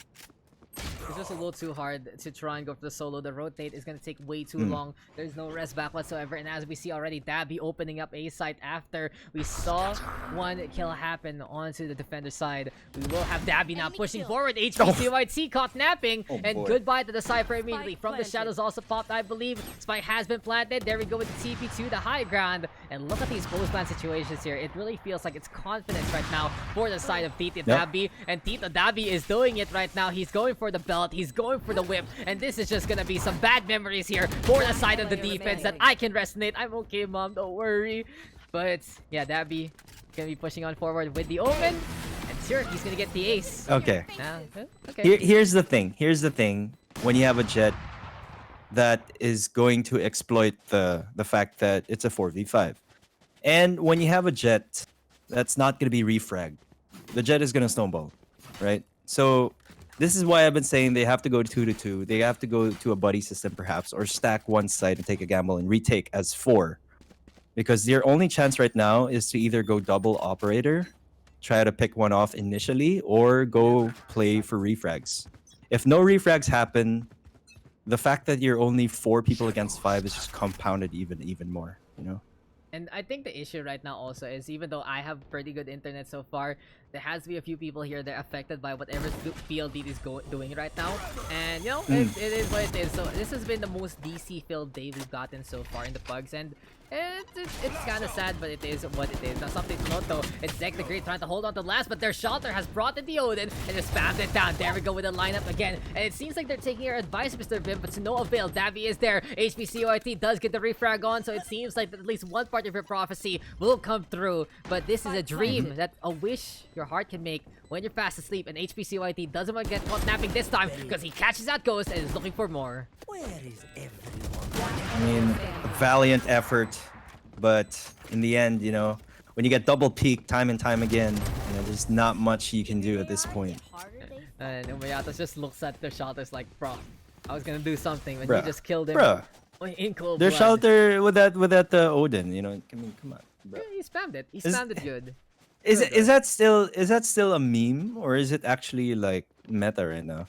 The Odin, well, it's half and half. You Yeah. can play it on maps like Haven and on Ascent for different strats like Sinatra does, but it's still more expensive than a Vandal and a Phantom. Yeah.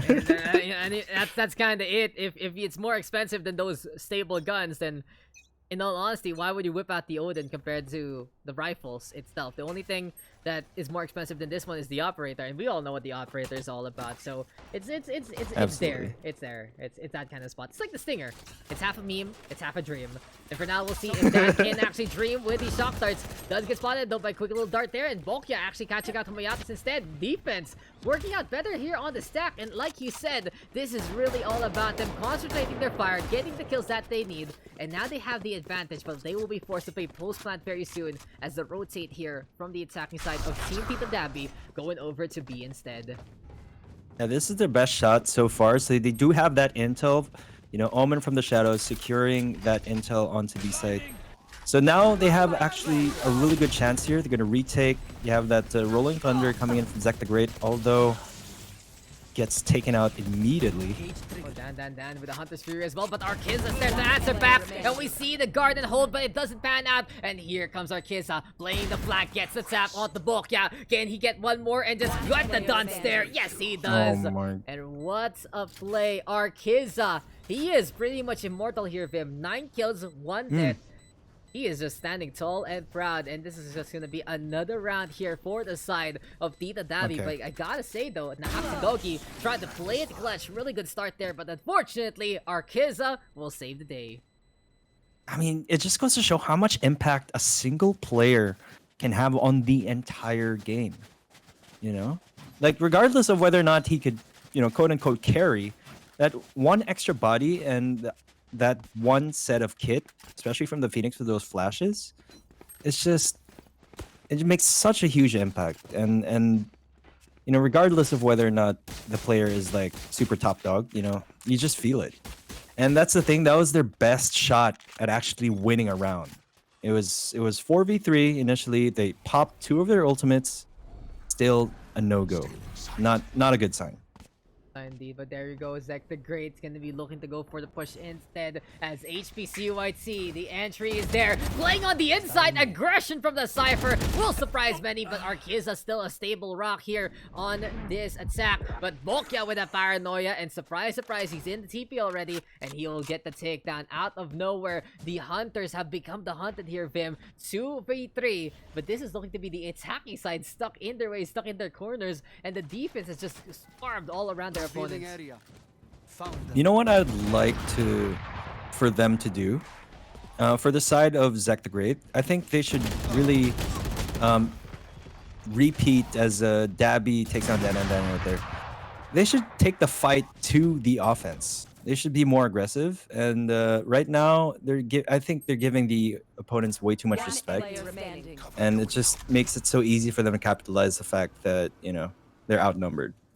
So, you know, Zek 30 has seconds 3 left. flashes, and I really think he can maximize that by, for example, opening up an early aggression over at A short, for example. Oh, Bokya still alive, and the defense surviving for the time being. Bokya is just running away with this round so far, even catching out Dabii, who did tap down the AFK 10 Vulcan seconds to left. get that quick little ultimates, but no, Humayatas with the classic in hand. So very close, but no cigar. But you can really see that this could have been a good fight here if Nahack and Dogie only had their 5th member in this roster. Yeah, that's the thing. That's the thing. So, you know, at this point, you really can't wait for your teammates to make plays for you. Like, the whole team has to try to make some plays, try to initiate something. And the only way I can see that is either through Bokya's paranoia or perhaps ZekTheGreat's flash. I mean, you know, if they could play up an early aggression over there at A short, or perhaps, you know, straight up TP to B short, you know, that could definitely work out well for them. Sort of a desperation tactic that really does work well in some cases. And you know what else is going to be a little bit of a tactic? Throwing your recon dart all the way across the map. It bounces a little too much there for Mr. Mayata's Dan right now. Playing the Aries though to go for the spam, but that is going to be the pain shells getting the hurt. And HPCYT has to hold the line by himself for the time being, because this is going to be Dan peeking only now. Bokya though with the kill. Arkiza going to get the trade on back. Explosive start here on B again, but ZekTheGreat out of nowhere with that judge. 1v2 though. Can Bokya play it clutch this time? He has to face off the usual suspects, and it's Dabii and Humayatas who last all proud and look to kill the Phoenix without a soul. Why can't we just disconnect the guy? Like, I mean, do we have to always watch this sad part of the round wherein they kill off the AFK guy? Like, can we just... I wish we had like a boot option, right? You know, it'd be nice if we had a substitute option where we can get someone in Actually, the game yeah. out of nowhere. That would have made a big difference, in all honesty. Super Pug, yeah. Super Pug idea. It is what it is. It really feels like you start with 5 and you end with that 5, right? It feels like it's a state of permanence that we see, and kind of bim. I think you're jinxed today, bud. The moment you say you casting, we got 2 DCs. We got 2 DCs so far, and the 2 DCs. I know. Maybe 13 ain't a lucky number after all.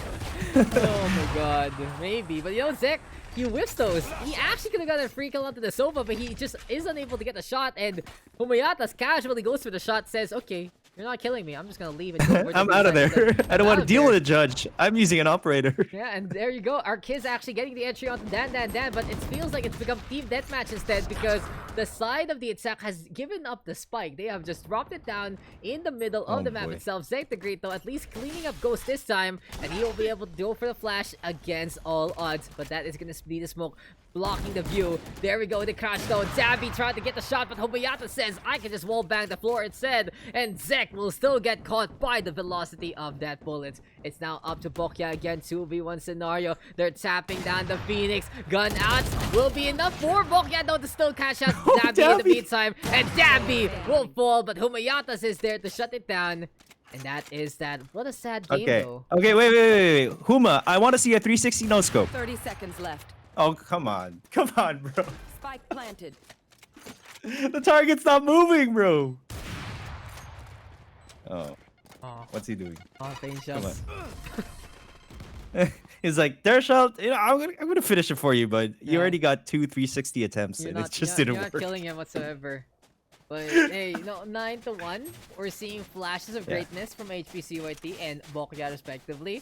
But we already know that this game is basically over unless we see Vulcan come back. And you know, there has been a game like that in the Pugs that, okay, the game is like 5v4, and then suddenly the guy comes back in a 11x scoreline, and they come back and win it. Really? Yeah. It's Oh there my god, somewhere. yeah. It's in the annal books of the Pugs. So anything can still happen. But for now, as we see 1,000,000,001 shorties being dropped by everyone else, it feels like they're just going to be running an Emporium instead. And here we go with the cipher of HPCYT saying that, okay, there's someone there, 1 for 1 so far. I'm kind of confused what's going on in this game, but Arkiza will actually catch it out, and Dan has got a 3 with the lineup. Everyone just walking inside the hookah there. It's deathmatch. It's deathmatch. Just 2v1. deathmatch. Where's the response, guys? Dabii is in position. We will see ZekTheGreat though. Look for the flank. He has the Bulldog in hand. Can he actually stun someone out and steal a round away from Dabii and Arkiza? Because this has been the dynamic duos this time for the attacking side. There we go with the clear out though. Aftershock gonna be into play on top of the smoke. Hopping on the round. And Dabii will still get the tap. What a lineup there from our Jets. Yeah, really great shot there. I believe there was a pixel peak that was seen as soon as Zek jumped atop that box. That's probably the reason why he was able to get picked off by Dabii. But last round for the half, scoreline 10-1. Very impressive performance so far by Tito, Dabii, and crew. Of course, this is a 5v4 battle. If you just tuned in, Vulcan got DC'd. Unfortunately, the top frag got DC'd at the beginning of the game. And 3 ultimates now online for the side of Nahack Dogie. Hey, do you remember So- if you ever like casted Yeah. a game which was actually a 4v5 that was a tournament?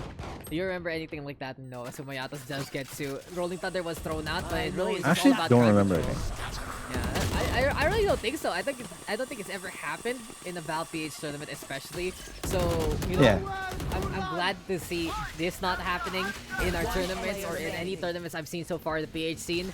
But you know, it is what it is. Hunt the Spirit right now to just wrap up the blows, and in all honesty, we should just be wrapping this up for the next game, because unless we see Vulcan really come back, this game is all but over. At least though, it's time for a picture again.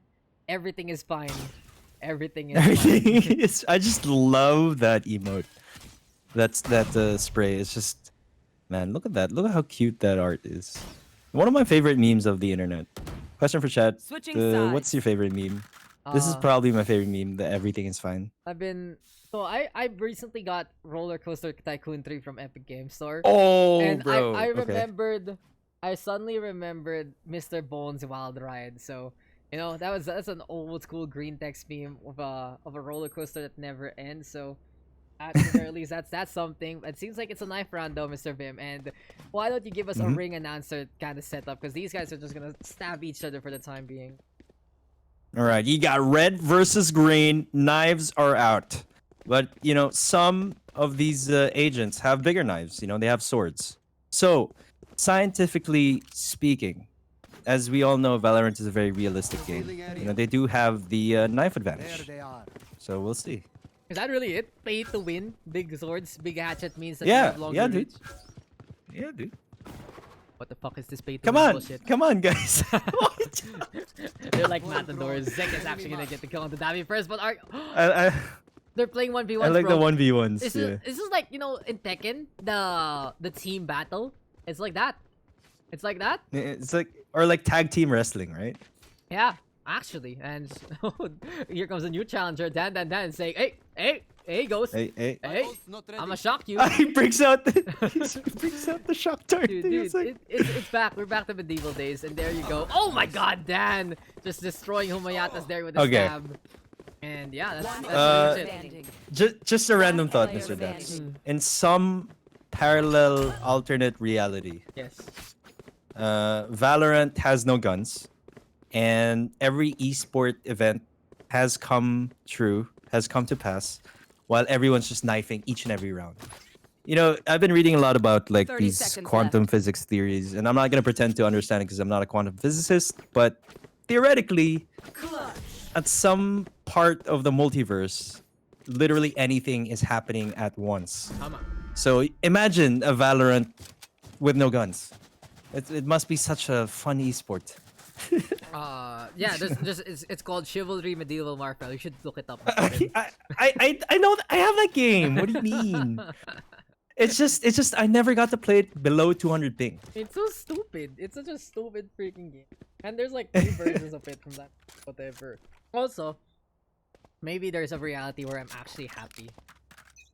Yeah, bro. Oh, Come on. bro. Come on. The vibes, Come bro. on. The What? vibes. What? The vibes! You're killing the vibes! Killing vibes. But then, you know what else is gonna be killing here? We see sheriffs, but someone Oh, sheriff hasn't- only. Someone doesn't have the memo. This guy has the Spectre. This guy has a Huma, what are you doing? Stop playing dirty. I'm just waiting for Come the on, great man. betrayal here, Vim. I've seen great betrayals in the Pugs before. I'm anticipating it right now, but Ghost is popping off actually. He's gotten 3. And he's just tapping everyone. He's the Long Ranger. He's killed everyone. Okay, cool. Wow, Ghost. What a flex from Mr. Ghost. He's actually gonna climb the leaderboard there. There we go with the shock darts. Can it actually catch Ghost at the right time? No, it doesn't work out. Doesn't get the kill in time. But that's the ace right there. 12-2. Match point right now. And it's time for us to wrap up this game because it's so unfortunate we see another Match DC in point. a row. Yeah, it's just, you know, I'd hate to see it. It started off so well, such a close game. right? It was a seesaw battle, pretty much. Vulcan making a lot of plays for his team. It's just unfair, you know. It's just you can't really call out, you know, mistakes being made for the other team because you know they're down one man, and it is a very big factor. And you're not supposed to be playing around the fact that you're down one man. You know, there is no quote unquote correct strategy. Sure, I called it out earlier that they're probably their best chance was to stack one side, and they did. But unfortunately, you just get outgunned when you're at a man disadvantage. Too many to handle. As we have marshals in the play, all I want to say to this map is I lost the game, and it's this loss. As we are gonna see Dan and Bokia actually get these kills. Marshals are very noisy, Pimpans and Mo. They're actually a really noisy gun because that echo effect takes so long compared to the operators. True, but I actually like the sound.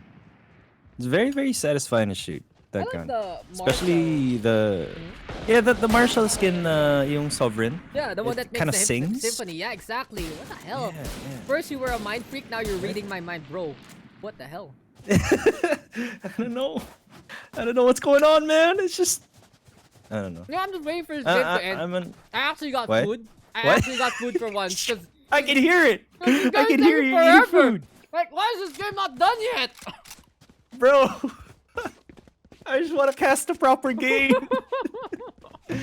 This looks like it's. I don't think it's my night, Mr. Daks. But are we gonna have any other pug session? No. When's the next pug session? No, what the hell? I don't have that time. What do you mean? Yeah, we don't have that time, so I was actually asking. Like, we could run it like a marathon pug session, like We still have more games. where you and I cast the whole thing. Well, we have more games if you do want to stick around. I'm gonna look at the Yeah, Discord I'm right down. now as Guardians are just shooting each other. Okay, cool. 2-4 money. That's pretty fun.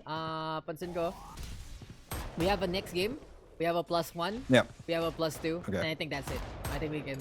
I think I can take a breather after this game, and I can hop on for the last game. How about that? Okay, sounds good. I'll just DM you, and if you don't respond like usual, then I already No, know what no, happened. I will. I'm gonna be here in chat. What do you mean? No? Okay. No, okay, we're done. I'm with gonna this hype game. up the chat. Okay, we're done with this game. We're done. We're done. We're done. And 13 very, very unfortunate. You know, I was expecting great things to come from both teams, but unfortunately, you know, this DC is, it's not Vulcan's fault, guys. So, like, I mean, come on. It's not. It happens. And yun nga, we have 3 games. It's the remaining. undersea cables. It is. Yeah. And yun nga, unless we get more people pa, ano ba plano? Just we'll be at the mercy of the community stuff. So na bahala how long we actually do this bug session. But that's that. Tito Dabii with the win. Ghost with the sheriff kills. Dabii though, as you said, diba? Like the only thing you can actually take away from this, if there is an opportunity for a Jet to take a 4v5, you will do it and more. Because the speed, the mobility, just allows you to get in position, and without these guns to punish you, without these people watching over those angles, it just makes a big difference. And that is that. Congratulations there to Tito Dabii. Not the best way to win because, well, it was a little too easy for them. But hey, at least these people had tried to have some fun, and I gotta say, this is what the community is all about. I really noticed that when there's any issues, people try to go for the pause, people go for the knife fight, people do something stupid, and it is what it is. It's just all for fun anyway. You're not playing for anything. You're just here to meet people and enjoy the pugs, and maybe even get casted by me and Vim or whoever's casting with us. So that's gonna be that. That's gonna be another game.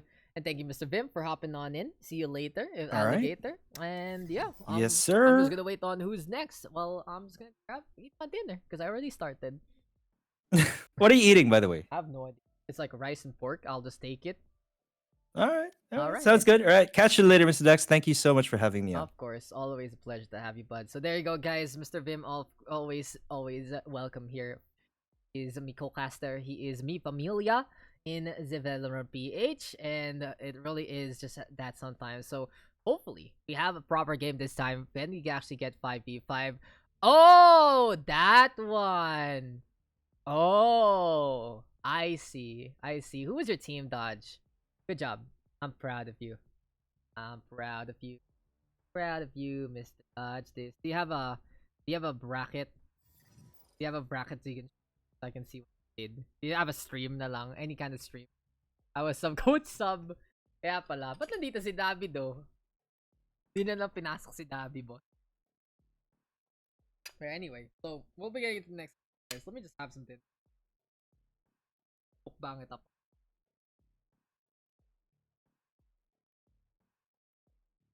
Ah, Plutonic pala yan. Stop Plutonic. Hello.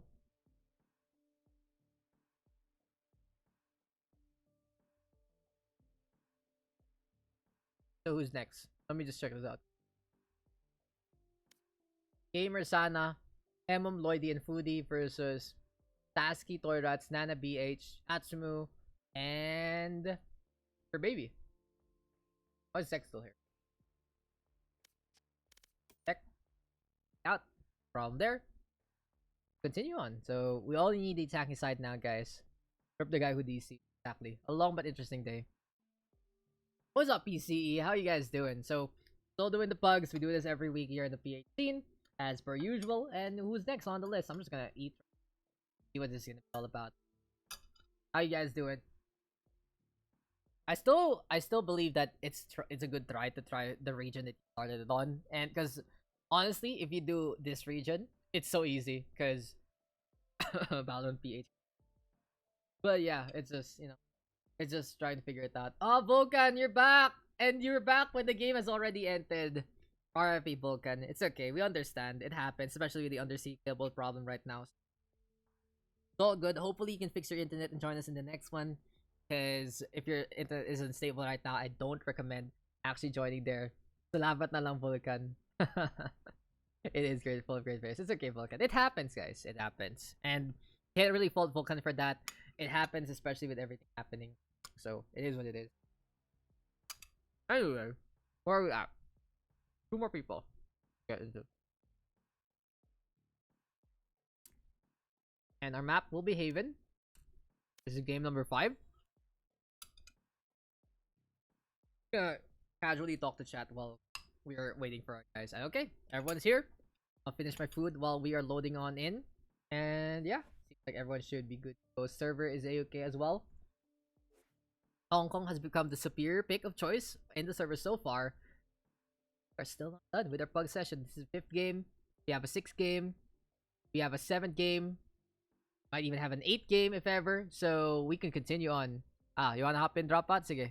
Come. Sounds good, sounds good. So waiting for Mr. Dropout to get into the lobby as well. Just make it so easy for me to basically eat while casting. Because we got a guy in. Do need him to hop into a channel real quick though, but besides that, should be good to go. Good to go.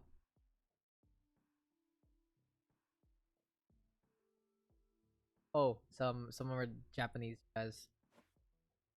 Like, tayo natin si Dropout Candy, and then we can get into the game, guys.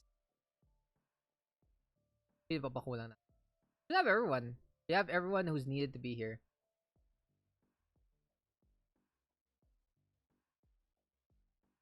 What happened, Vulcan? So I'll give a Dropout a little bit, and if he doesn't come in, I can stream it on.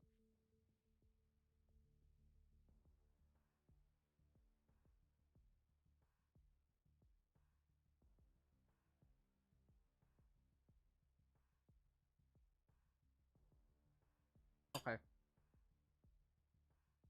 Tag me in. No, are you in game now? Oh, there you go. Go. Yes, sir. So, game number 5.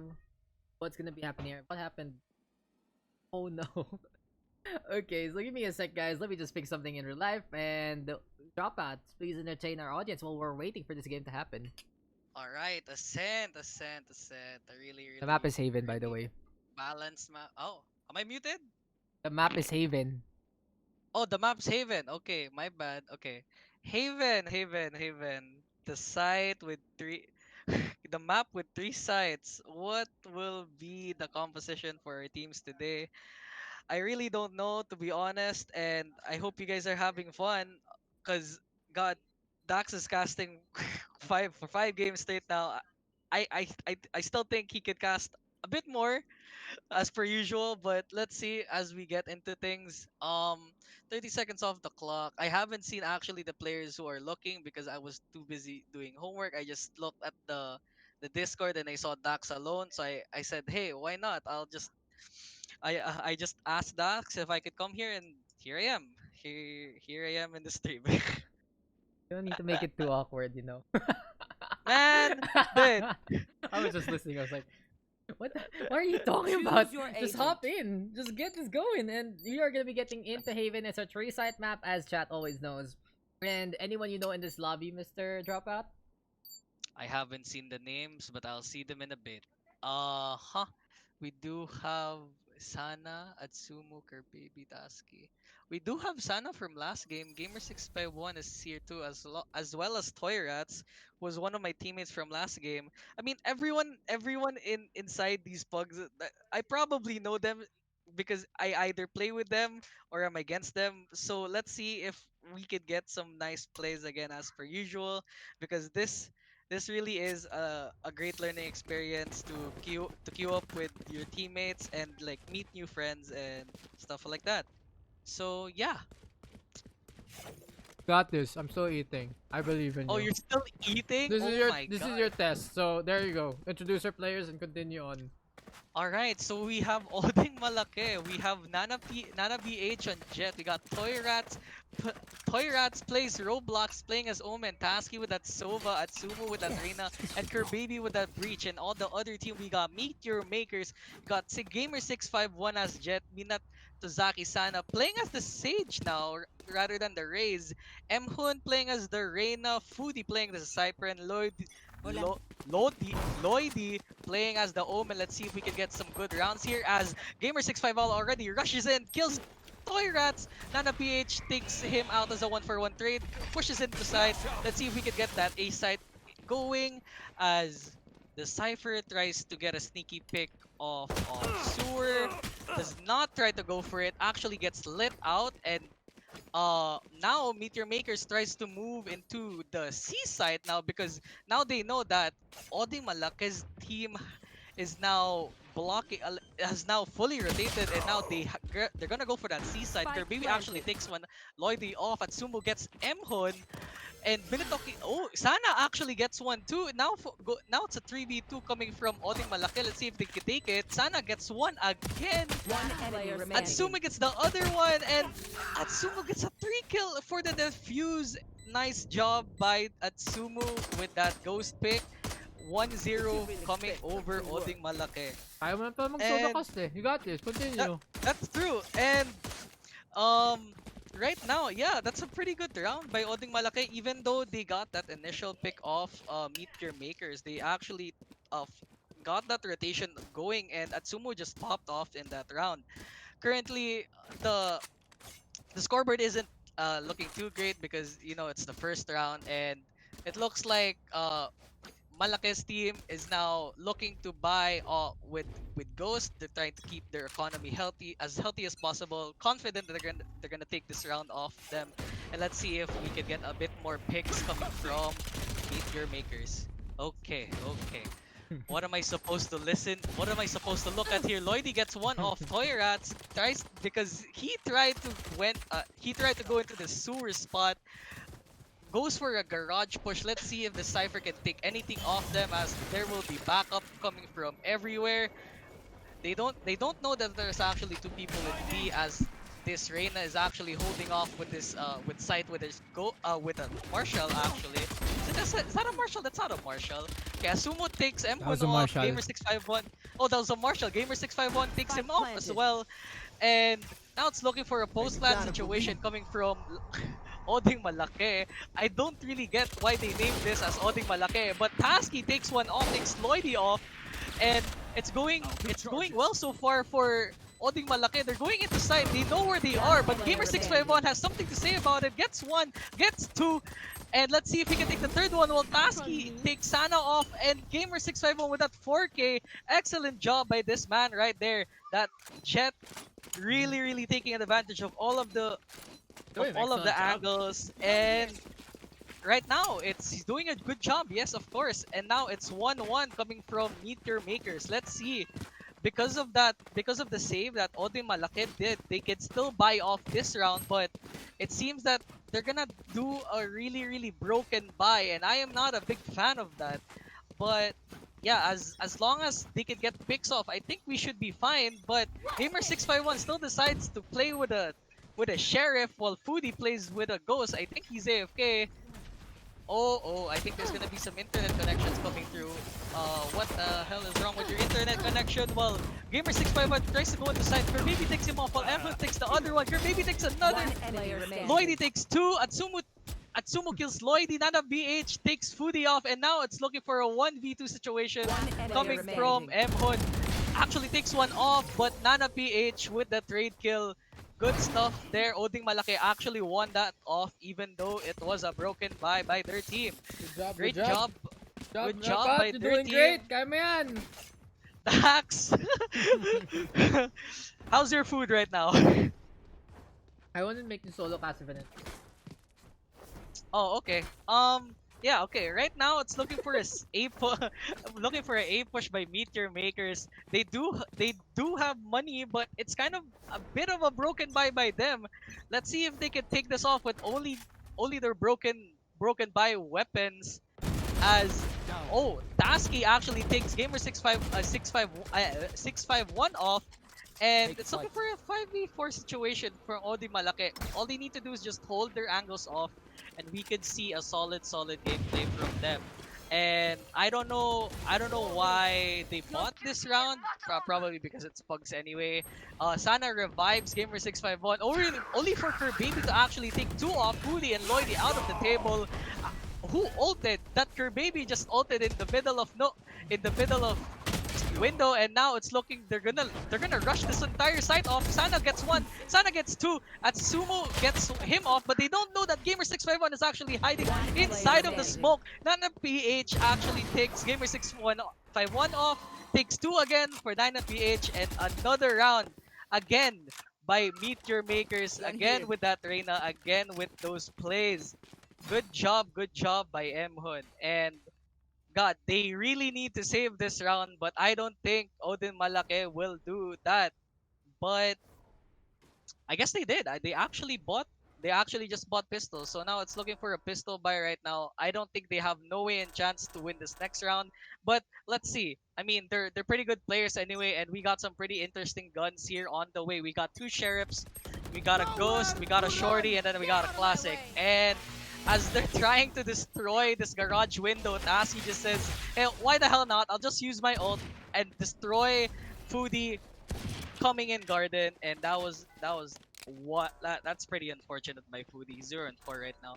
Someone give this man some help. As Mhun tries to flash into nowhere. I don't know what the hell he's doing. Mitatoki Sana gets Toy Rats. Gamer 651 gives their baby off, and now they're pushing into this A side. It's looking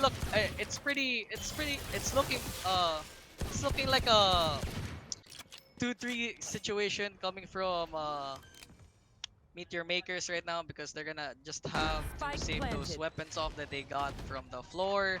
And yeah, right now it's looking like really solid attacking side by Meteor Makers. They just need to hold off these weapons, because economy is really important in this game, as I've observed in playing CS:GO, as economy is really important there to get some wins off, and you really need to get your economy going if you want. As Lloydie takes Tasky off, Lloydie takes two, Nana BH actually takes three before dying to Sana, and that was a really costly round.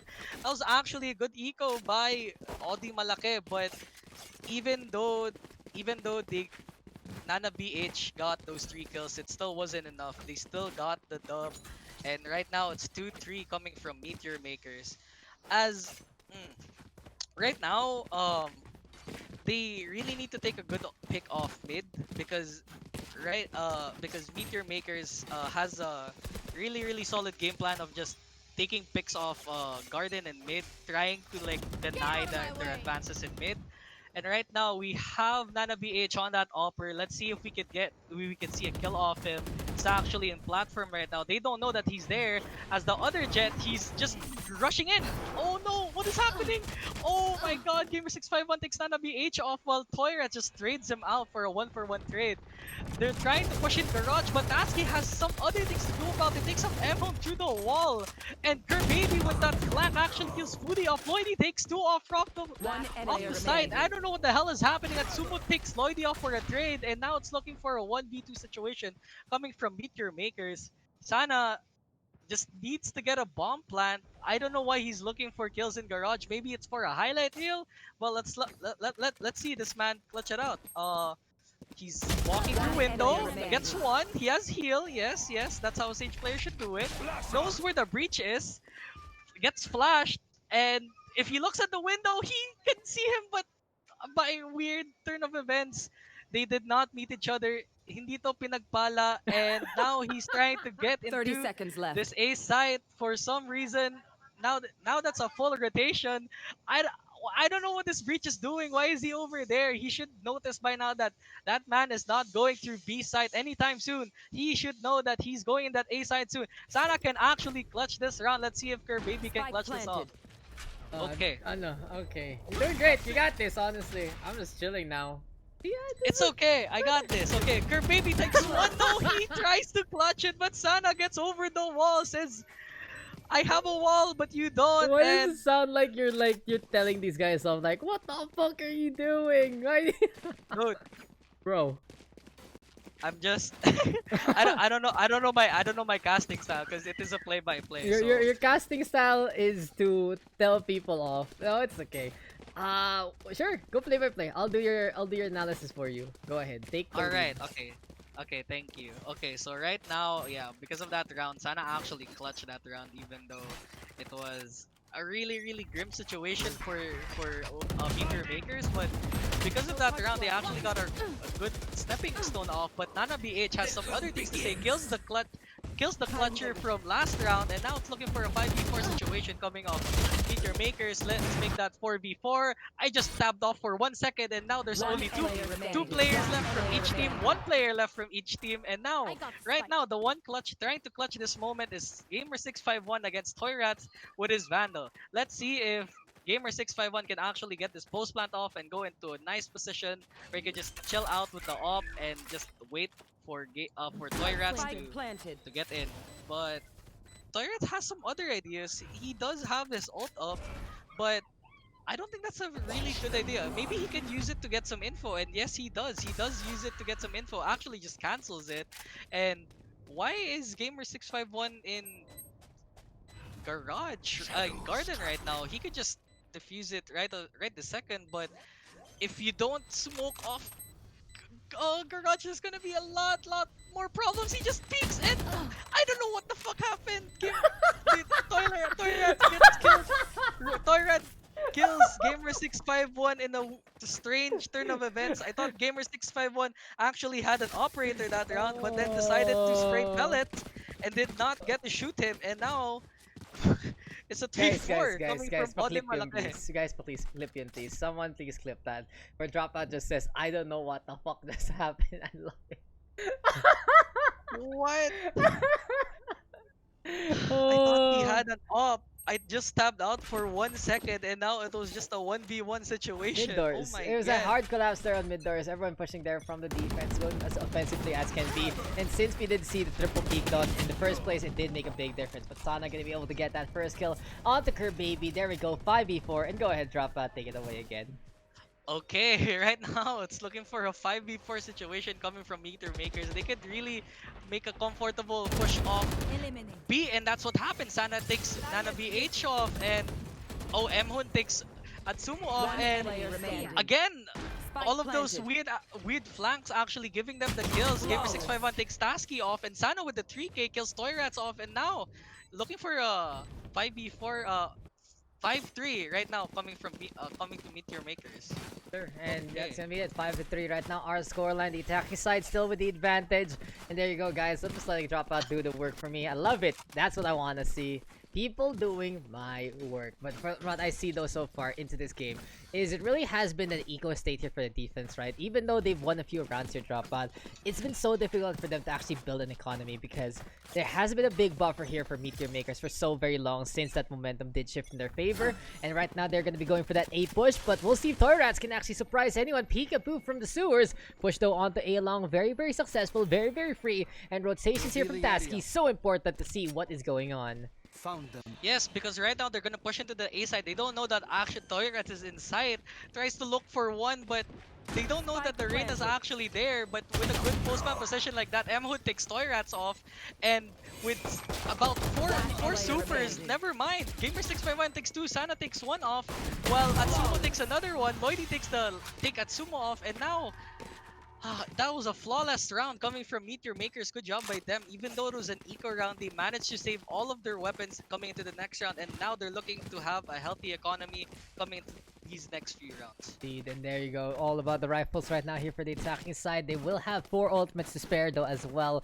And this is actually pretty good here for Meteor Makers because it really feels like with their edgy name, they're bringing in the pain that they do want to do. Gamer651 though, and Sana up on top, of course, Nana BH and Atsumo trying to reel it back. And the thing to note is that big breach difference. Can Kerbaby find a little bit more of the stun, find a little bit more of that crowd control to actually shut down the opposition? We'll find out though as the fault line is there and doesn't peek at the right idea. Sana is there to get the shot on. Hunter's Fury though, courtesy of Tasky, does get too much, and this is a problem right now here for defense. Even though they had the tools, they're still not using it to the best degree, and as Toyrats catches out Gamer651 instead, Spike being planted here by the attack, but the collapse from the defense is on point again. A-Link, C-Link having some members, Toyrats getting 3 there, and that is that. Quick round to end this one here.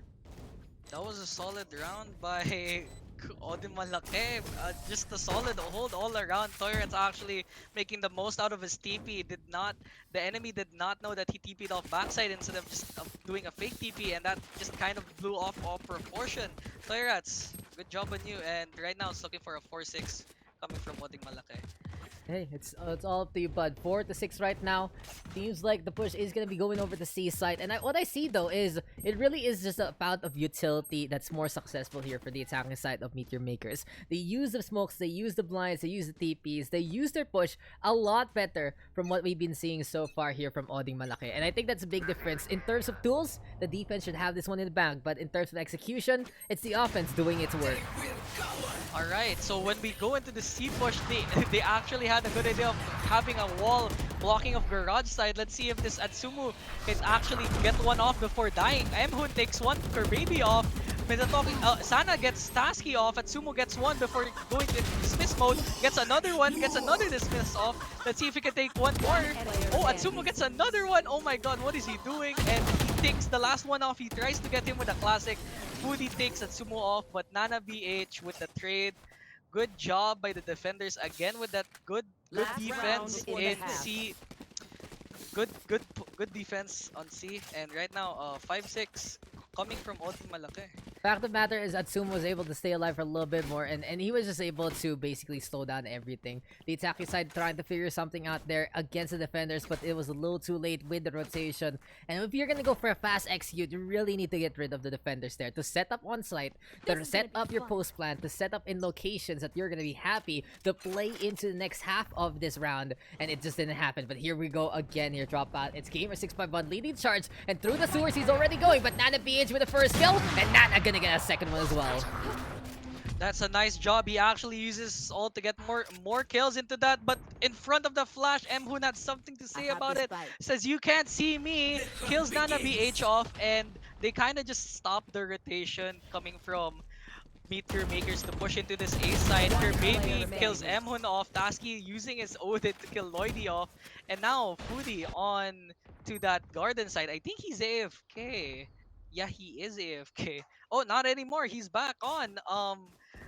Now he should realize that he's in a 1v4 situation and he's trying to walk, but he's running right now, and he uses his camera to get information, but because of everyone just running about in sewer, they should hear him, but alright. Toyrats kills Foodie, and that was a weird round. Switching 6-6 sides. coming from Oding Malake, and yeah, because that was a good defense.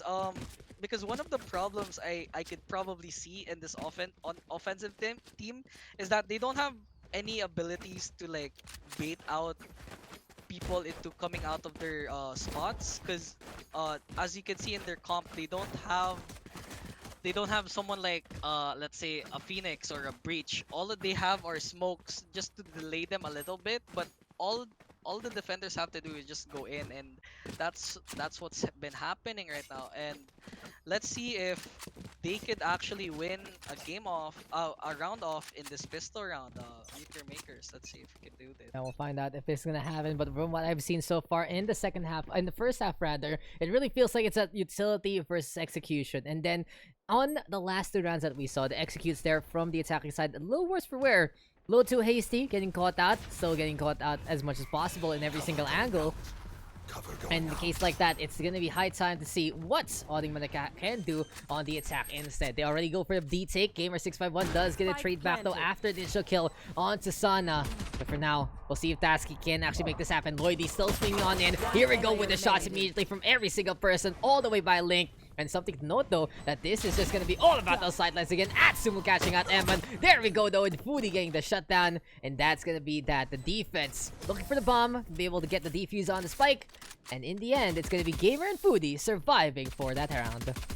It was a good round by both teams because Baby actually using those flashes to get into sight. It was a quick B take, but despite all of that, the effort between Foodie and Gamer651 made it so that they could win and clutch out this round. Good job by both of those guys, and let's see if they could manage to hold on into this lead, because right now they're trying to have this eco round where they try to pick these people off without using too much of their economy. Let's see if they can take a round off. I'll find out. Asana gonna be holding on too long, gonna be in the meantime backing on away, puts down the wall. Stinger is available, has to deal with all the CC though, and from what I'm seeing right now, this is stack onto A long. Slow but steady wins the race, but apparently what they want to do is break down this wall and rotate from there, figure out if they can actually catch a target out or two out of nowhere. And Asana is still keeping out on short, but as soon as he flicks away, Baby is there with the peak. Unfortunately, the firepower is just not gonna be enough, and as the rotate happens here for the defense,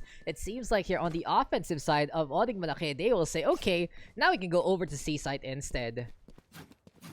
Because of this pick in A, they could just put all of their resources into the C side. They know that they're gonna rotate into Garage, and right now Lloydie takes one off, Foodie takes the next one off, and because of this Marshall pick, it actually gave them a really good angle for them to watch it from this Garage side. And with Toy Rats taking Foodie off, it's looking like a good chance to get this round off. I don't know what the hell is Lloydie is doing. He just right click and then removed his right click off when Toy Rats got killed. And now, right now, Nana BH, the last guy left, he does have a ghost. Left. We know how he can be proficient at it, but it's looking like an 8-6 right now coming into Meteor Makers. And just something to note, you're the play right now. I'm just doing color. What do you mean? I just continue if the fight actually has to go on. But you can see that I'm tossing it back to you every single time. Mga pa nag-chat mo dyan, drop out. You're doing really fine. I'm glad I could trust you this solo cast while I was eating. And for now, with a 6-8 scoreline, it does feel like this is going to be do or die time here for the side of the attack. What's going to be the play here for Oding Malake? What can actually bring out to this table? Because from what we've seen so far is on this attack, they just haven't really been able to find out what kind of angle they want to take. They just running and gunning, trying to do something, but Gamer651 already with the initial kill into the window. And when you have to deal with a mid operator, you already know that you have to go into the other sides, because this transition is more or less on your side of the park. This has to be you guys rotating through your own spawn if need be.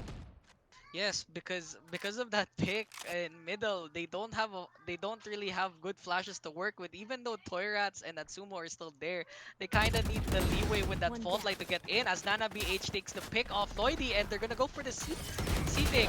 Oh, the one way is actually taking some good shots off, but Nana BH has something to say about it. Gets Foodie off. Atsumi takes Gamer651 off, and right now, good post plant positions by Oding Malake, and right now Sana gets killed off Atsumu. A good 3k there by the Reina, and they actually find a way to get a round off. Four people actually got to save their rifles, and if they win this next one, this would look like they would have a really nice economy going on. But let's see if they can keep this momentum off Meteor Makers in this coming round. Really is. And I think the bigger issue there for the defense was just the fact that they couldn't keep up with what we saw from Oding Malake. Usually you see Meteor Makers get the rotate in time. This time though, it was a lot more explosive here from the attacking side. And even though there were some operator pickoffs like we see right now from Lloydie onto Nana PH, it still wasn't enough. It was just all about the distance they have closed down. And in a case like this, they're going over to A instead. So it's all up to Minazoki Sana to try and hold this. Short being held by, of course, the Sage itself. Wall being held by Long being held by the wall. And for now, this is going to be the Sage seeing the lights. And going to be backing on the way to try and survive. Let's see as they're gonna push into this A push. They know that Sana is inside. Takes 2 down. Gets Atsumo and Tatsky off. Really good hold by the Sage player right now. As Torrets gets Gamer651 off. Sana gets another kill into a 3K. And Lloydie actually missing that shot on that operator. Maybe gets the opportunity to kill Mhun. And now it's a 2v1 coming into Meteor Makers. Let's see if this breach can actually get something off before he dies. Find out as Baby with 5 HP and the Dream gonna be hiding here into the deep pocket. Avoids the paranoia though, but the problem here for the attacking side is they still do need to get that spike to try and take this dub. One tap is 30 all he needs seconds though. left. Has the fault line, has the flash. Look at how close the defenders are holding this. This is really smart here from both the Omen as well as the Cypher. They're making sure they have the angles. They're making sure that they're not gonna get peek first for the time being. And in a case like this, it's gonna be Foodie right now, holding on to Long, but as we do see Baby slowly but surely 10 trying to seconds back left. on out to A Long itself. He's gonna be planting that spike. Goodbye. Foodie will get that kill. 9-7 scoreline. The defense winning it again, and there you go. That's gonna be Team Meteor Makers getting back on the board after Oding Malake finds out one score. Okay, that was a good round by Oding Malake. Actually gets oh wait, no, Meteor Makers won. What the hell? Yeah. Yeah, Meteor Makers won. Yeah, okay, yeah, my they bad. did. I just said Yeah. after the other team won. That's why I said the other team's name. Oh yeah, okay, my bad. Yeah, that was a really solid hold. They know that the bomb was there. Foodie only had to hear the sound cues in order for him to shoot him in the head. And now with this A push coming on to Odin Malake, let's see if they can actually push this off. They know that Gamer651 has an op, and that's the price that you get to pay. Gamer651 gets Baby off, and because Baby is out again, we need to see the rest of the team pull off with his flashes, but Nana BH has something to say, gets him out, but Sana fought well. revives him.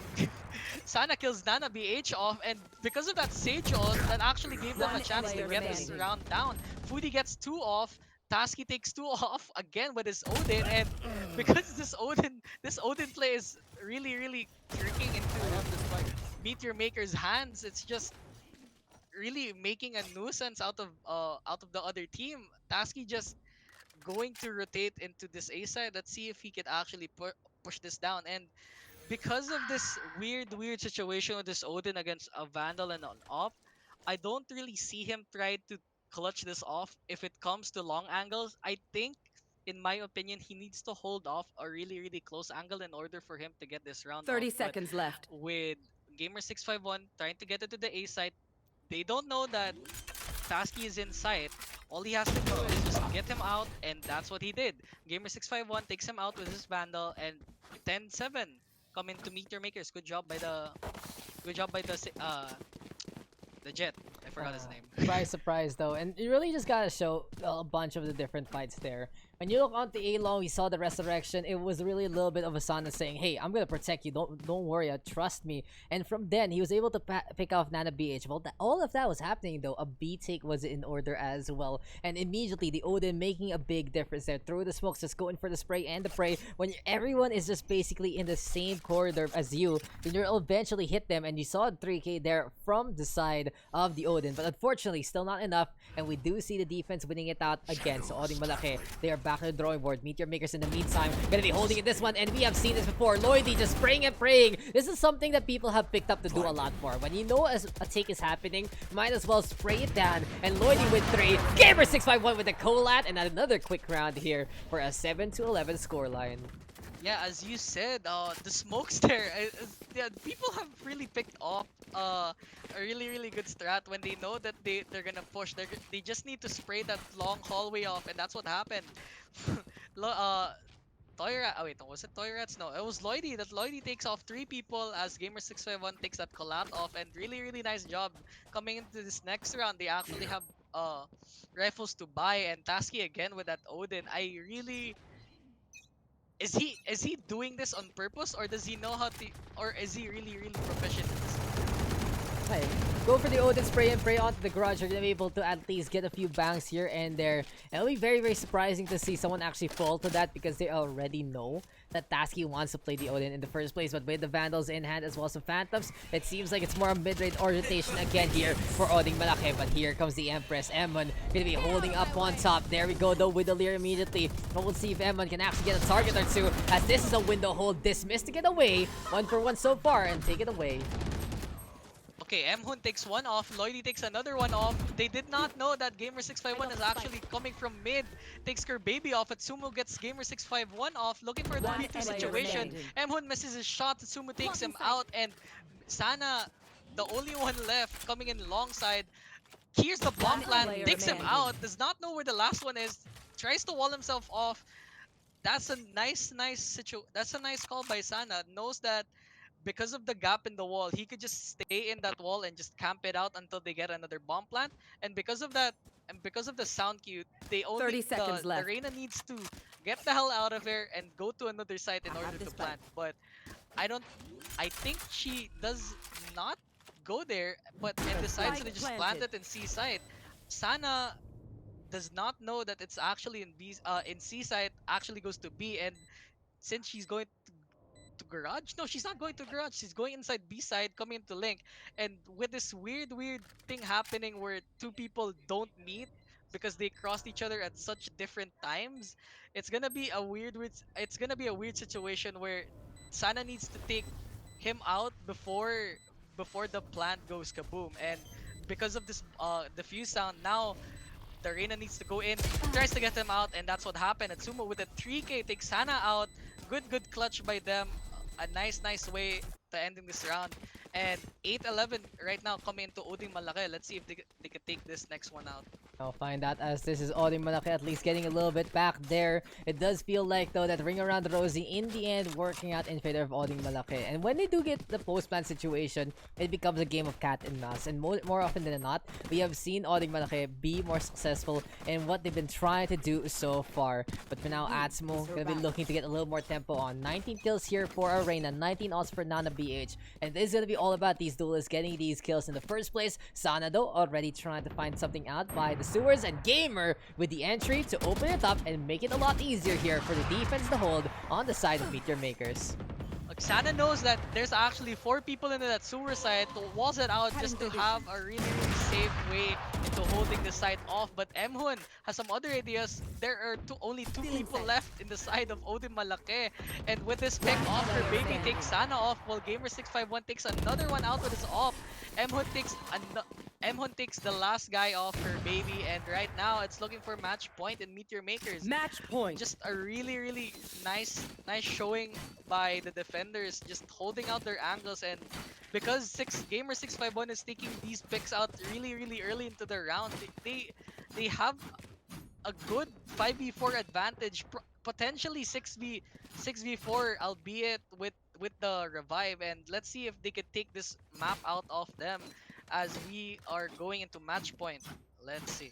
Match point right now, and this is the defense looking to hold one more time, but they do need to deal with, well, of course, all about that close range quarters. Spectres as well as the Vandal and had 3 operators though for the D. Gamer651 looking to start things off, but Nana BH is the one who does it instead. Sana Dalgo already goes down onto A-Long. We go. Look at how they're taking Heaven here, dropout. They're also making sure that they can get even more of that space, and Emma not really anticipating that one. Will fall down. Foodie though with the answer back.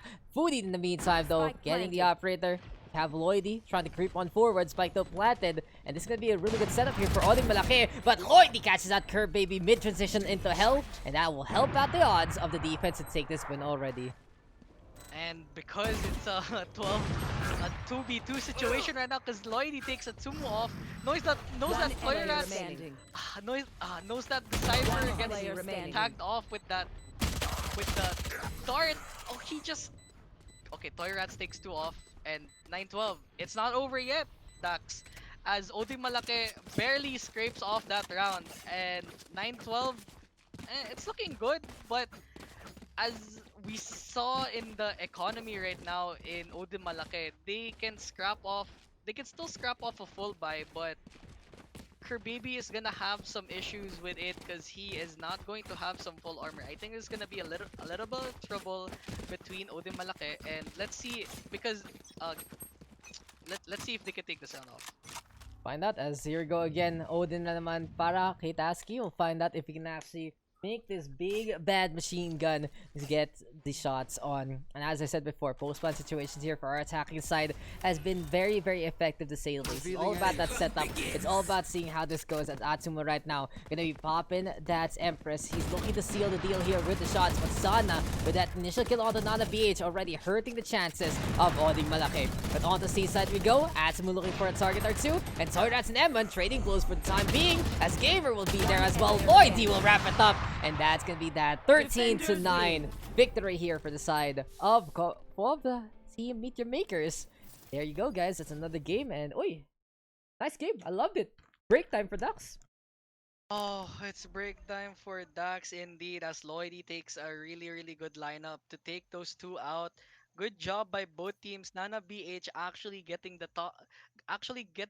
the highest average combat score out of everyone because of the space that he's been doing each and every round. He did so much for that team, but it still wasn't enough. Meteor Makers, Yes. good job. And good job to drop out Candy. Sige, kaya mo na yan. You can cast that. Okay, You got okay, this. okay.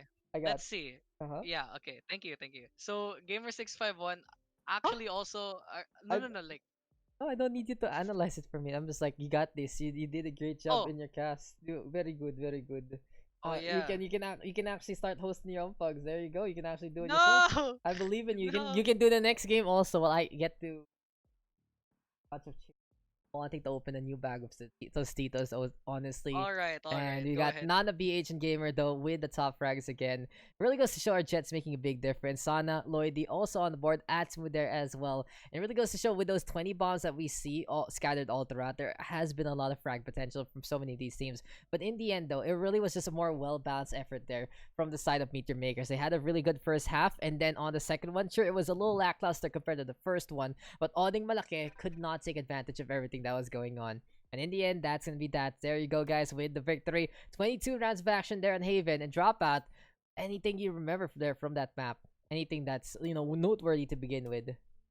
Well, the one where I didn't understand what was happening because that garage pick was really, really awkward, and managing to take that round off was a weird situation out of me, and I really don't know how they lost that round, but well, because it was clipped, now I know that I don't know what the fuck happened.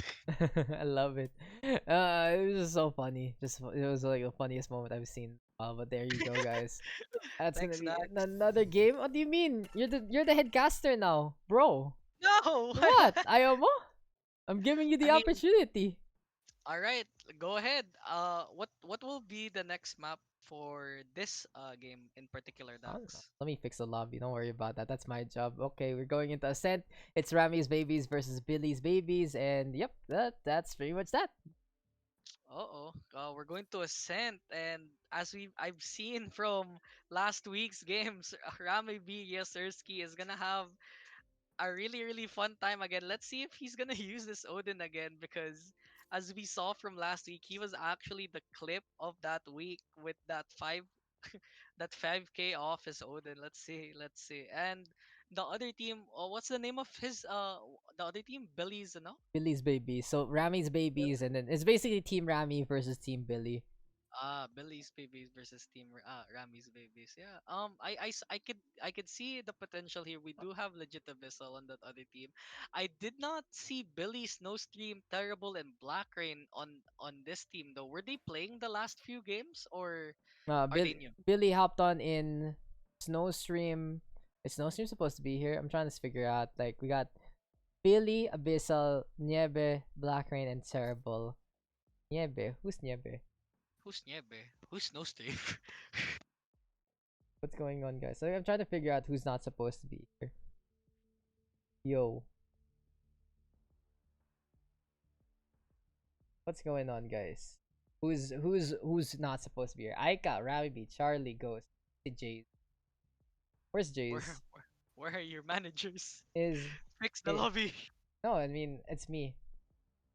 Okay. Tapos nice. There you go. Is everyone supposed to be here already? Weird champ.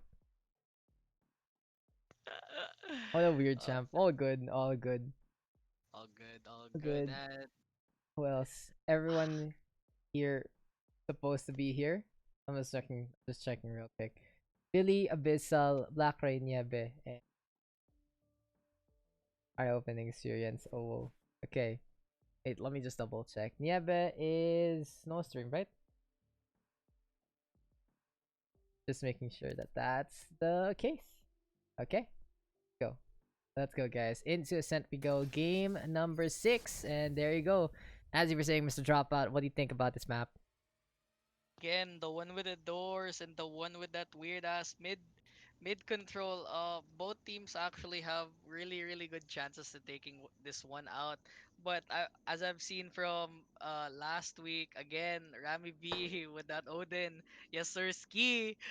Let's see if we can see another clip of the night, as I did not observe the rest of the games. Were there any notable clips as of late between the games that we Huh? watched? I mean, You our can. Lord and Savior, Lasagna Supreme, bro. Our Lord and Savior, Oh, Lasagna Supreme. was the second game. Was the second What game. a G. Just brings in the Gee. raid, brings in the Bucky, brings in the Boombot, and just winning the game. I mean, they didn't win, but you know, winning our hearts on.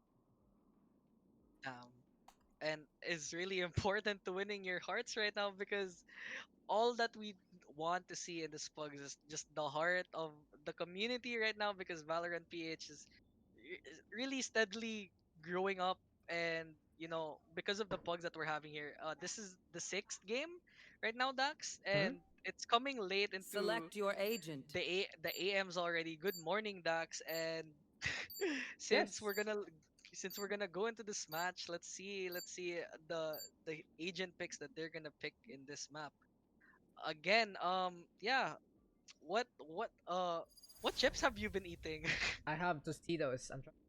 New jar of salsa con queso, medium. So can't really go wrong with that. It's proper dip right there for a proper chip. Tostitos are pretty expensive, but you can't really go wrong with the hashtag restaurant experience. But here we are into Ascent again, and yeah, we'll just be waiting onto this one. Any thoughts though? Look, I mean, I'm gonna bring my thoughts. I'm pala yung color. So when I look Oh at Ascent, my. the thing about it is really you have to know how to play it. You have to know how to defend. You have to know how to attack. Because if you do get lost in Ascent, it's very obvious. Because you're in a really bad spot. The middle itself is very open. And looking at our plays right now, let's get the introductions going. Rammy B on that Reina, Charlie on the over there. Ghost will be playing the Jet. Ika actually back on the Sage. Been a while. And Jays is on the Omen. But on the other side, legit Abyssal back on the Jet as well. Terrible on the Brimstone. We got Black Rain on the Killjoy. Billy will be playing the Viper this time. Interesting choice. And Snowstream will wrap it up with Arena. And when I look at these rosters, the attacking side gonna have a lot of coverage with smokes. They're gonna have a lot of utility with the Killjoy as well as the Leers. But in all honesty, they don't have really any way to bother their opponent too much besides the Molly, besides the Alarm Bot and all the like. And on the inside, you can see the more standard Omen trying to get the flank, but Jay's missing the shots. Legit Abyssal will get the first kill, and it seems like the action is on with the wall in play, and Ike, I'm gonna get one back. Nice kills into the ski lobby right now. It's really unfortunate that Jays was not able to get that shot off, but Charlie has other things in hand. Actually takes Billy out of the picture, and Black Rain, where did that come from? That was from middle. Black Rain takes him out in middle. Knows that Done. Rammy V Yasurski is in mid. Actually takes Terrible out. Aika heals him out. Knows that he's the main fragger in this game. Black Rain takes one. Oh, Aika takes one. Takes the other one. That was just a pellet for pellet, I guess. Yeah, good job for Aika. And 1-0, Rammy's babies. Good job into them. Rammy Baby is able to play that defense a little better with the shorty, surprising, especially on that high ground. I think it really turned around there, especially when Aika just brought in the shorty, stayed on top of the wall, and surprised whatever tailwind was gonna happen. Really goes to show though, that's a difference maker there. Playing that shorty does find an insta-kill out of nowhere, and Jay's trying to do the same, and that shrouded step was actually pretty smart. Unfortunately though, he whiffed the shot even though no one peeked, and in the end, it is going to be still the defense of Rammy's Babies with the advantage. But here we go, 1-0. Spike gonna be anchored on A side perhaps, and Billy is waiting for the push and will shut down Rammy B immediately. Oh my god, that was a nice pick by Babies. If they know that he's the only one rotating, they should be rotating in that way right now. But Charlie kills Terrible off. Jace actually takes Abyssal out with his shorty. Black Rain takes Jace off as Ghost takes one off Billy. And right now it's looking for a 2v3 situation coming out. Advantage of Rammy's Babies. And with Black Rain taking out Ghost, now it's a 2v2 situation. They can actually have a chance to win this round out. They only need to pick up the weapons dropped on the floor that's been bought by Rammy's Babies and push out the site. And well, looking like a really healthy situation right now. But because that Black Rain took Charlie out, Aika has nowhere to go. She has a shot. She does have a judge. We know how the judge can affect people's momentum. And right now, with this judge right now, sees a snow stream out, tries to duck underneath of the door, just shoots it out instead, says, I have a shotgun, just shoot us out. And because of that 30 stinger, seconds he left. actually has a really weird situation that Killjoy knows where she is, but she doesn't get to kill him? Her? I mean, And- Aika's staying by the door here, and he's being pelted by the turret. Problem right now for Aika is she refuses to swap to the classic instead and play the mid-range game. And in the end, the Stinger will get that takedown. 4 on the board for Black Rain, and apparently the zoning turret enough to just psych out whatever Aika's trying to do. There you go, though. The attacking side will get one back, and we are all tied up. But it really just goes to show, though, that we saw some really good pickouts with the classic. Billy, as well as Snowstream, I believe, in the middle of the map. Find the pickup, find the headshot, and able to steal a gun away from the buying defense. And Rammy's Babies there getting immediately picked off, as we said, losing a member that can be impactful on Rammy B. And in the end, it was just eventually the cards falling in favor for the attack. Alright, good job as they're gonna push into this B lobby right now. Let's see if they can take one off as Snowstream takes a pick off mid, takes out Ghost. It's looking for a good B push right now, but Aika has something to say about it. Never mind, Billy actually kills Aika with his judge, says, I have a judge too, bitch.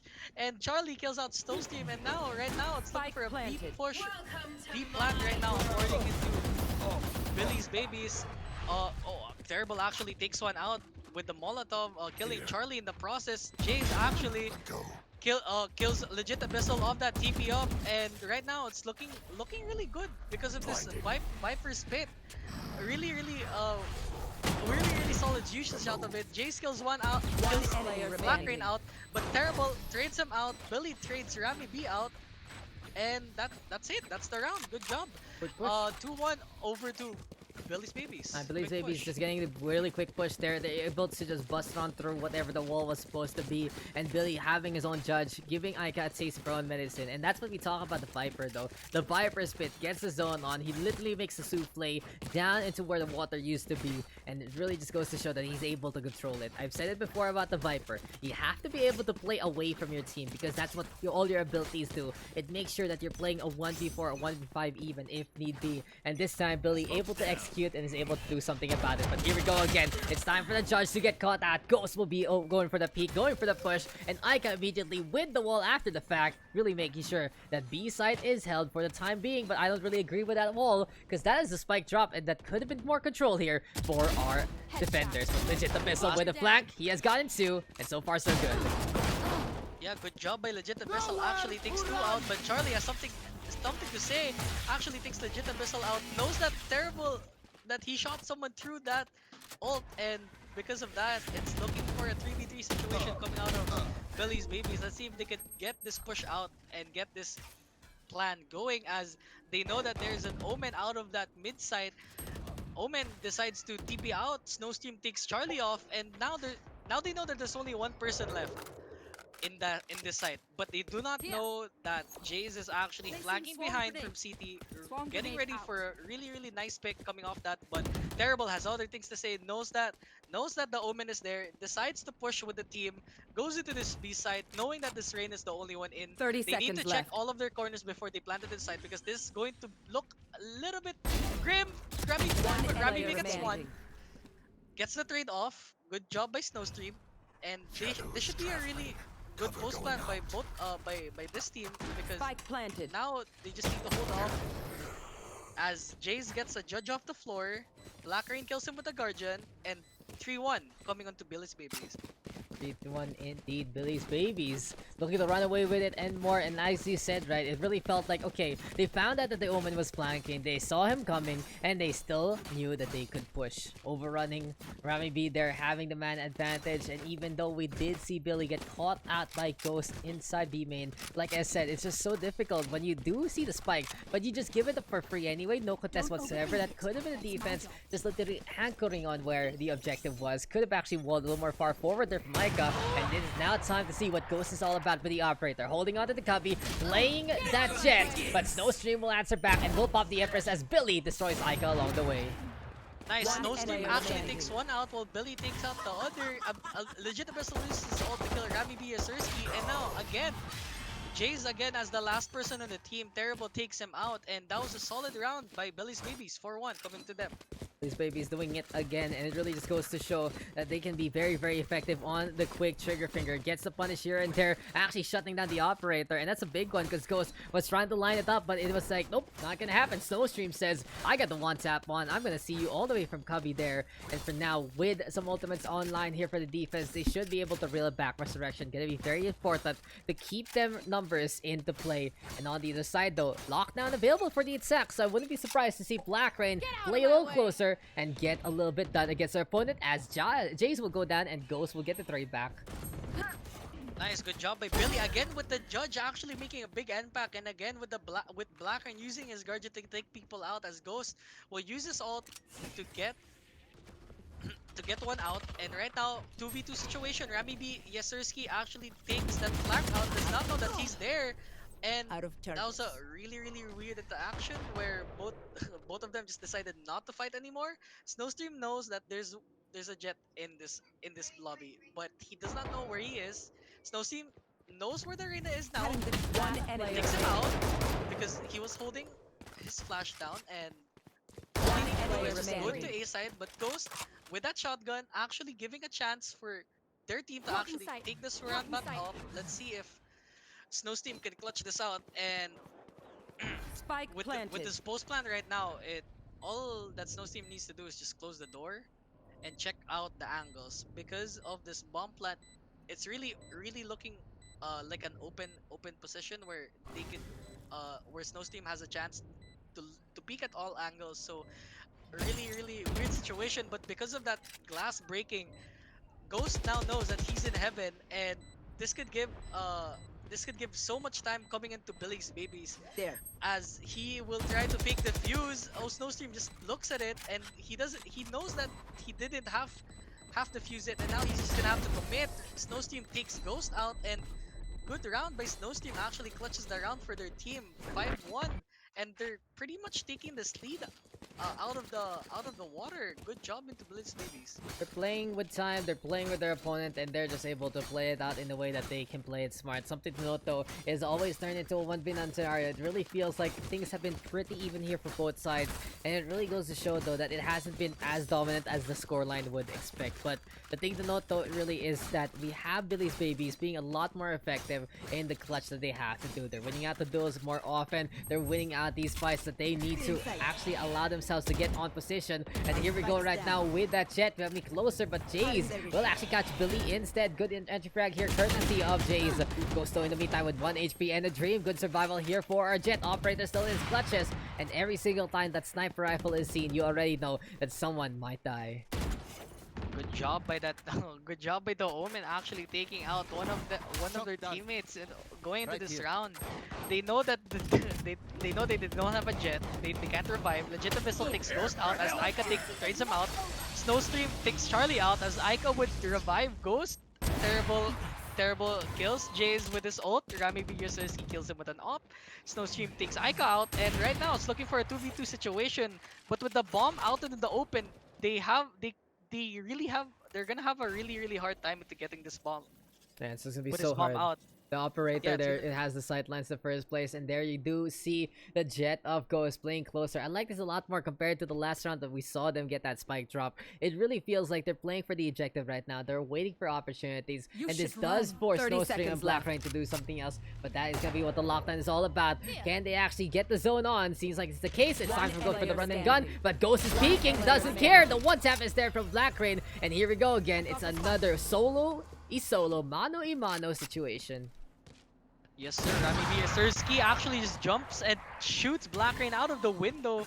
They actually take a round off Billy's babies, and right now, because of that, they still have a lot of money to work on. Billy's babies have a lot of money to work What do on. you need? All they need to do is to hold the angles and push into the site with ease, avoid the initial pick by by one of the entry fraggers, and let's see if they can hold this out for one more round.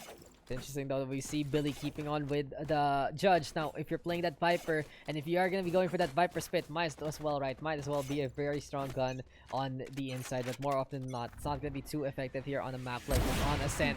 And already, San will be able to still stay alive because it's a Rammy B actually catching out legit Abyssal instead. And there you go.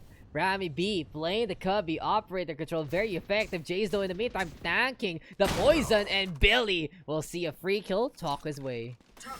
Jesus, good job by Billy. Knows that if someone is gonna walk into his spot, just kills him out of the window. 4v4 situation, they know they have the ace Spike line. planted. But Rammy B Sirski has something to say about this. Does not have anything to say about it. Instead, Ghost kills Black Rain. Snowstream kills One enemy Rammy B. standing. Terrible kills Ghost out. Snowstream again takes Aika out, and 1v3 right now into Charlie. Let's see if he can get it. No, he does not. A 3k by Snowstream, and 6-2 over Billy's babies. Now, Rammy's babies has no way to win the next round because what they're gonna be stuck with are full of pistols and a really weird broken buy. And they decide to buy with judges. What do you think, Dax, about Hey, this? if you're gonna be playing those judges, you better get close. And from what I've been seeing so far here from the side of Rammy's babies, what they do need to do though is use the sightlines that they have, use the entrance points that they have, and try to figure it out with maybe the slows, with the leer, something to really bother your opponent, because they do have the way to find that intel quickly anyway. But here we go again. It's time to see the push, and Jace and Billy gonna be showing each other off how to play that judge. They really want to play with this judge this game, as they're gonna push into this B side right now. Get smoked out. Knows that the Jet is here. Has his ult on. Just pushes in. Misses his shot. Unfortunate situation by Ghost. Billy takes him out, and because of that, they're gonna have to push into this B side right now. They don't know that there's actually one person guarding into the side. Oh, Snowsteam actually locates that Reyna is located in Wine. Actually, oh. Reyna decides to push in the smoke, but Aika has something else to say as he kills Billy, and Rammy B Sirski with a Black kills Snowstream out, Black Rain kills Charlie out, and Rammy B again a 2k out of Black Rain, and now a 3k over to Rammy B Sirski manages to find one more round and actually win that really What weird do you broken by situation. Good job into Rammy's babies. Rammy's babies indeed just able to do it yet again. And now we will see if they can actually keep it up to begin with. 10th round, see some rifles, we see the judges, and it has been the judge gameplay because it feels like everyone is just running into each other, especially through B main, especially into the mid link, going into the gardens itself. It's just surprise, here you go, I have a judge, and then the other guy says surprise, I have the same old thing as well. But here we go again, it's Billy right now trying to get his comeuppance. He has this judge yet again ready to go, but Ghost and Snowstream gonna be able to get one apiece. Action on all fronts in the middle of the map, and something to take note really is just about what kind of sightlines will we have on both sides. Billy actually has the bomb right now. Knows that the wall is located there because of the sound the sound cues that the defenders put out. They don't know that there's actually a Viper just scrolling through B side, actually just going to plant the bomb in B, but because of the picks that happened inside A, it's going to look like a 2v1 situation, but both of these teams have judges right now. It's they just shot each other. long range with a judge. I mean, I don't really have anything to say about that. But with Aika's health right now, it's gonna look like a 3-7 looking over to Billy's babies. Yes, sir. And with that spike planted on down, this is just all about going for the chase. Will they be able to find that stage to begin with? Black Rain though is realizing, hey, I should be away from this. I shouldn't be going there. And again, from what we see so far here from Billy's Babies is that's how dominant they can be to go to that side. They can just really break anyone getting in their way, stepping on their toes as much as possible. And with the attacking side right now, running away with the scoreline, I would be surprised to see Billy's Babies get to the double digits by this point. Yeah, good round again by Billy's babies. Really going to have a big economy coming into these last two rounds, and on the side of the defenders, I really have no idea what they're doing wrong. What do you think? Can they do in order to get this round off, Dax? Well, the defense really just has to be able to hold every single aggressive part that we see from the side of the attack. If they're going to be able to hold, then they can actually take the dub there. But for now, we'll see what this one is going to be all about. As here we go, see Jace with the operate this time. Hasn't really seen Jace actually whip out that up, but might as well, right? Might as well get the entry, but Aika immediately going for the wall. Rammy B in the meantime, though, will get one. Charlie will fall to the hand of Snowstream, and it seems like it's a mid-take here for the attacking side. Rammy B is actually stuck behind Aika's wall, does not have any escape route, as Terrible would take Rammy B out. Looking for a 3v2 situation coming from One Billy's enemy Babies. remaining. No Stream on the other hand takes a 3k off, kills Aika, and with Ghost remaining in this round, it is going to look a little bit grim since they will be pushing into mid side. Ghost has no way in, there's no way he's going to push this. But let's see, he does have a Bulldog as that 3 spray pattern with that ADS will probably give him a nice opportunity to take a pick out. But with the things that we're looking right now, it's going to look like an 8-3 going to Billy's Babies.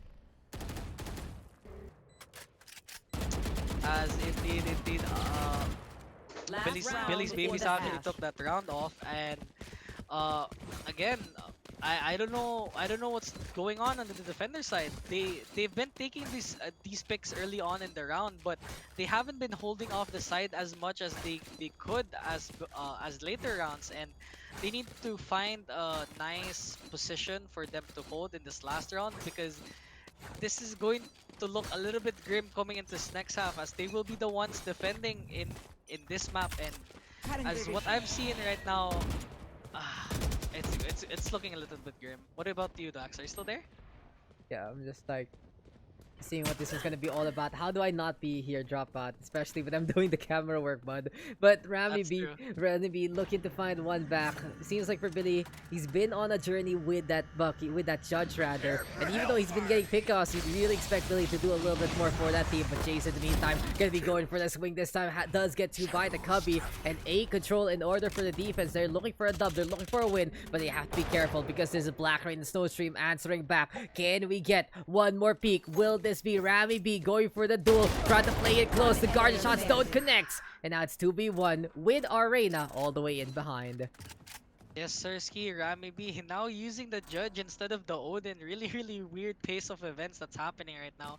Let's hope that he can take one more out to get this scoreline into a really nice position. But I don't know what's going to happen, because Snow's team is gonna hold this side, but Jace has something to do about it. Gets a 3k off, 4-8 into the side of Rammy's Switching Babies. sides. From the shadows though, making a lot of noise, and when you are close, you're just be expecting, hey, this guy isn't actually gonna go for it. This guy's just gonna go back, and he's just starting to get that intel. And in the end, you do have to watch for it, and unfortunately, this wasn't enough for the defense. Although we are not done yet. The 4 score line, from terms of standouts though, you gotta say Snowstream making a really good debut, and Black Rain though on the other side, he's actually been pretty interesting with the guard shot. We don't see that one too often, and it really goes to show when you can master a gun that's cheaper than the rifle, you can actually get the same type of potential, then you already know that it can be an opportunity and experience. Yeah, nice job by Black Rain, because yeah, as I've seen in these previous rounds, he's been using that Guardian to take off picks out of everyone because it's buffed, and right now we see this mid play, and legit Abyssal actually takes Ghost out as an initial pick. good job by him because now they don't have any way to take this one out. Legit Abyssal actually takes out two, takes Aika out, and he just pushes it to mid. They don't know that Rammy B's Ski is actually in link.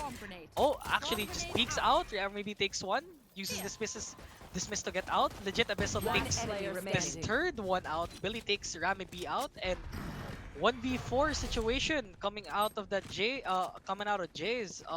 Looking grim right now. Takes one out, but he cannot get the following frags. No Stream takes him out. 4-9 into into Billy's babies, and I think with the way that things are going, if they could hold out the few rounds that they have for eco round, I think this is gonna be a 4-12. But it's gonna be a 4-13. But let's see. We're not done yet. We still have a few rounds to play with. Let's see if Rammy's babies can take a round off with his eco buy. Okay, we'll find out though.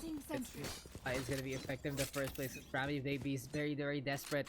We've seen them be effective though with the shorty before, and as we do have the stack here on B side, we'll find out if Jays can be the engine frag that they need. We'll go for the TP, fake TP actually, as we already have our Viper holding very, very close. Billy gonna be backing on the way, legit Abyssal though catching out. Jays, there you go, the turnaround Ghost will go down, and the lineup is here. The lineup is here. This is one ride you will not want to get out of, and that is just gonna be a quick round there again for Gods. Legit Abyssal actually using the opportunity to test the Sheriff out. These past two rounds, he's only been using the Sheriff, and it's been having a good impact in these two rounds. And he's probably going to decide to keep his Sheriff off until he dies, because right now it's looking like a good pick for him. On the side of the attacker though, they need to fix where they need to attack. They need to smoke the side out, and they need that Sova to get their information out. Because of the things that's happening right now, this might look like oh, wait, it's a knife fight. Uh-oh. Okay, that's weird. Okay. Dax, what do you think about knife fights? Sure, why not? 10-4. If they do want to call it, might as well, right? Might as well see what is going on. So there you go again. Terrible actually burning down Aika, and it seems like the camaraderie is in full force again here in the Valorant PH community. We did observe this in one of the games that we had last week, and Black Rain tries to use the alarm bot to take some things out, but Billy kills him out, but Killjoy dies, and right now 1v3 situation. They might lose this round though because of what's happening, but Billy has some other things to say. Gets a 4K with that knife. Might be playing Crossfire at this point, because right now 4-11, even though it was a knife fight, it was a 1v3 situation, he still manages to get 3 kills out of that situation, and 4-11 coming into Billy's babies. This is looking like a stomp right now.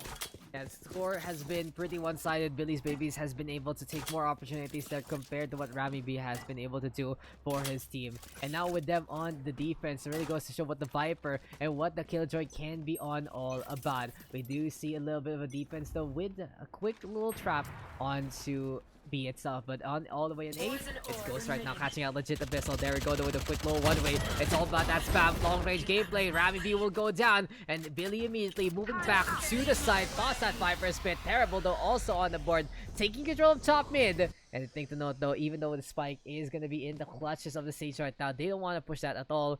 They cannot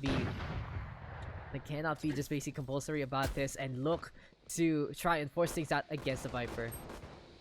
And as Aika takes Black Rain out, they have an opportunity to go to the next side, but they're actually stuck in this B side. Oh, Aika catches Terrible out, but does not get to kill him. He tries again, but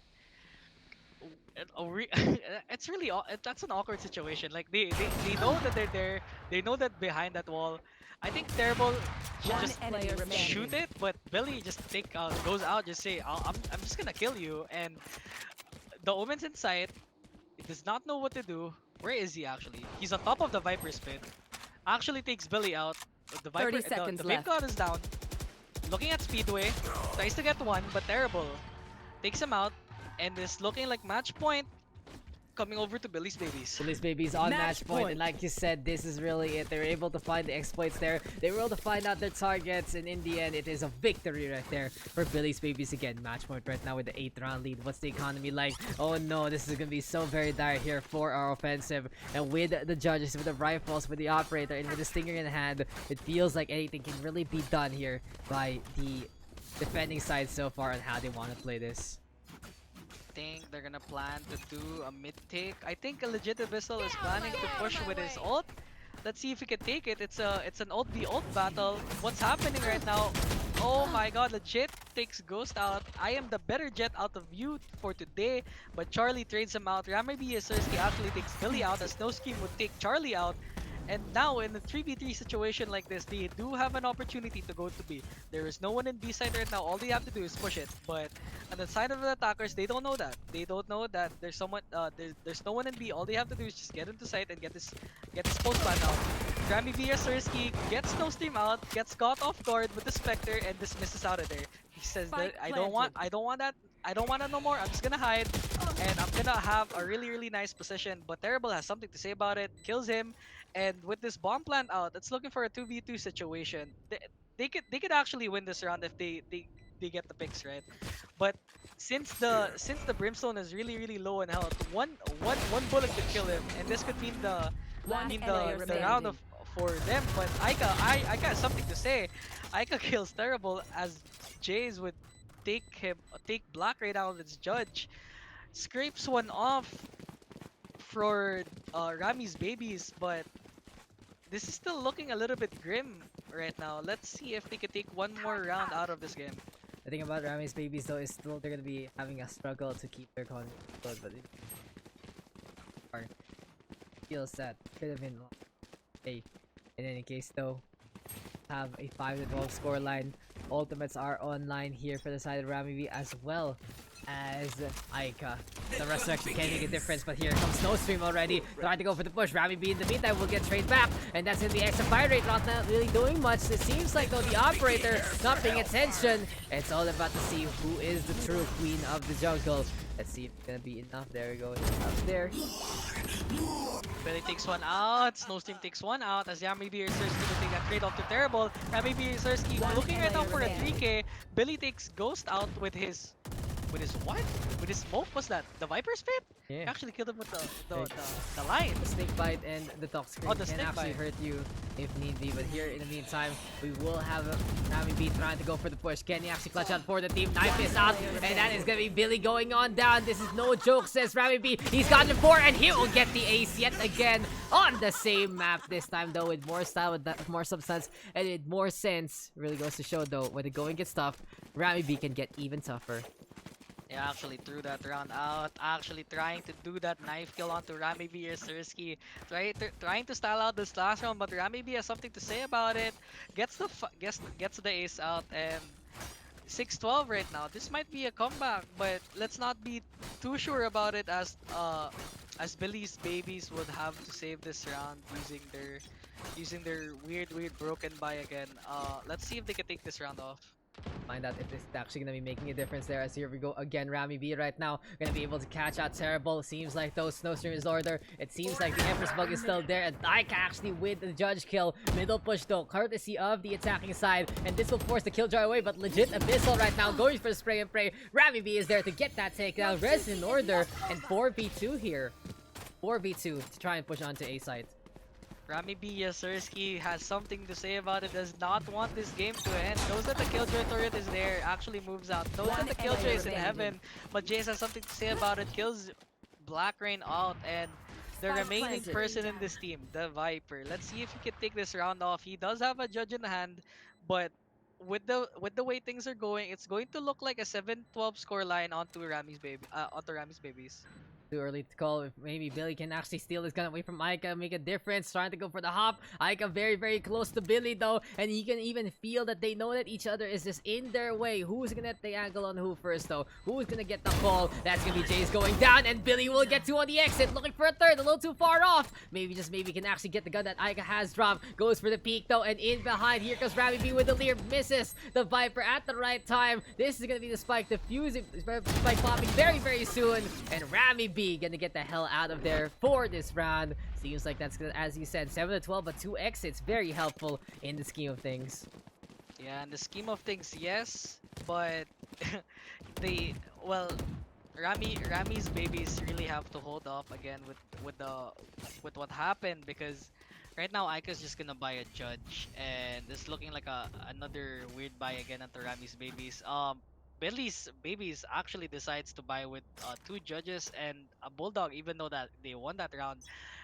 I even though they lost that round and they saved, but I don't know. The situation is looking really weird right now. They need to close this out.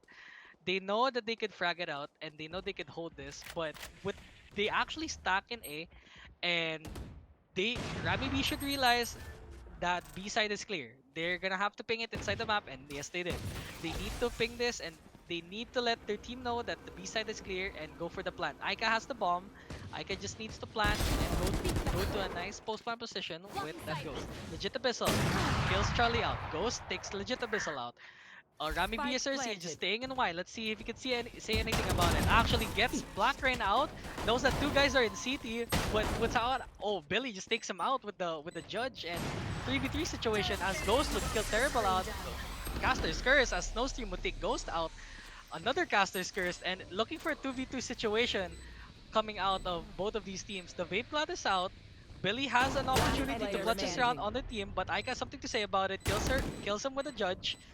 And Snowstream, the last guy on their team, does not get to clutch it out. Jace picks him out, and right now 8-12 over to Rammy's babies. The peaks there from the side of Billy's baby is just not up to par into the last part of the game, the last part of that round. They knew they were on the site, but unfortunately, the swing was just enough to actually find out their targets in the first place. Really good call there from the side of Rammy Baby to go actually over to B side, but it was very, very dicey. As soon as that Viper Pits came online, it could have been a big difference maker, but in the end, the AoE just wasn't there, and you can see the results. Another round here for the side of Rammy's baby to try and figure something out. Can they actually get it done? That's gonna be the question there, as here comes a mid control again from Snowstream. He's been pushing on. He's been top frag here for his team. Question is though, can he actually get a little bit more done as we see the shotgun thrown on out? There we go with his spam. Charlie will go down. First kill goes over to the Reyna.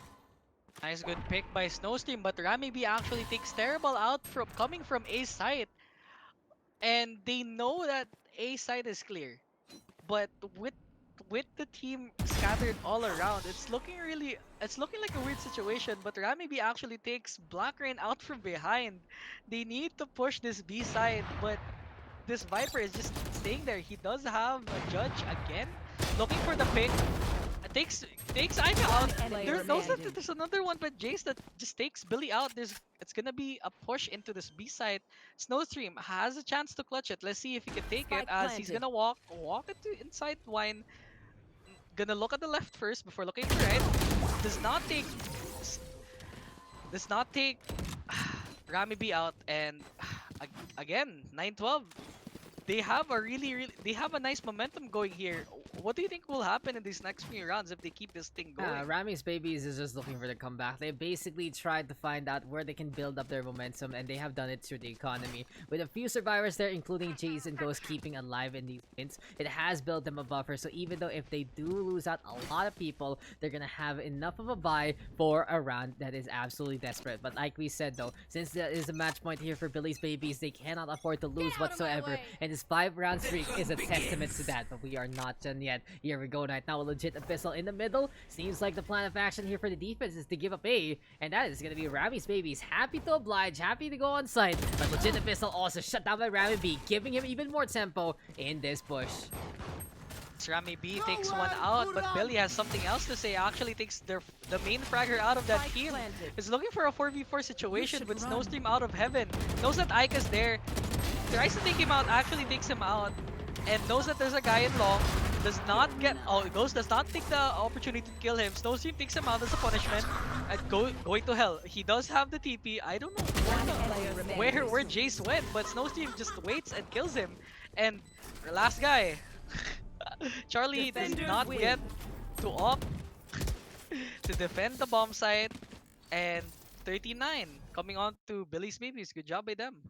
to figure it out, and in the end, it is Billy's Babies still keeping their lead, still able to take that win, and well played indeed from both sides. But Billy's Babies just having a lot more of a balanced game there, and surprise, surprise, Billy is just bothering everyone with that judge for quite a while, so I could go for the judge, and he was like, "Nah, I'm gonna do that too." And a really good debut here from Snowstream. Honestly, Snowstream looking very, very scary into that Reina. 30 bomb from our Reina, 29 from Rammy B. Both Reinas putting in the impact, and it seems like for that purple duelist, it isn't feast or famine. It is boats here against each other, feasting on the souls of everyone else. But on the other side, just a famine that when they are one tap to begin with, it really feels like it's just a momentum-based game right now with those Reinas. And from what we've seen so far, though, it's not really just about too much of that smoke gameplay, even though we did see have terrible NJs with the Brimstone and the Omen, respectively. It wasn't the biggest defining factor of this game. It really felt more like an afterthought, as it's more about the fights, more about the peaks, more about who could actually see each other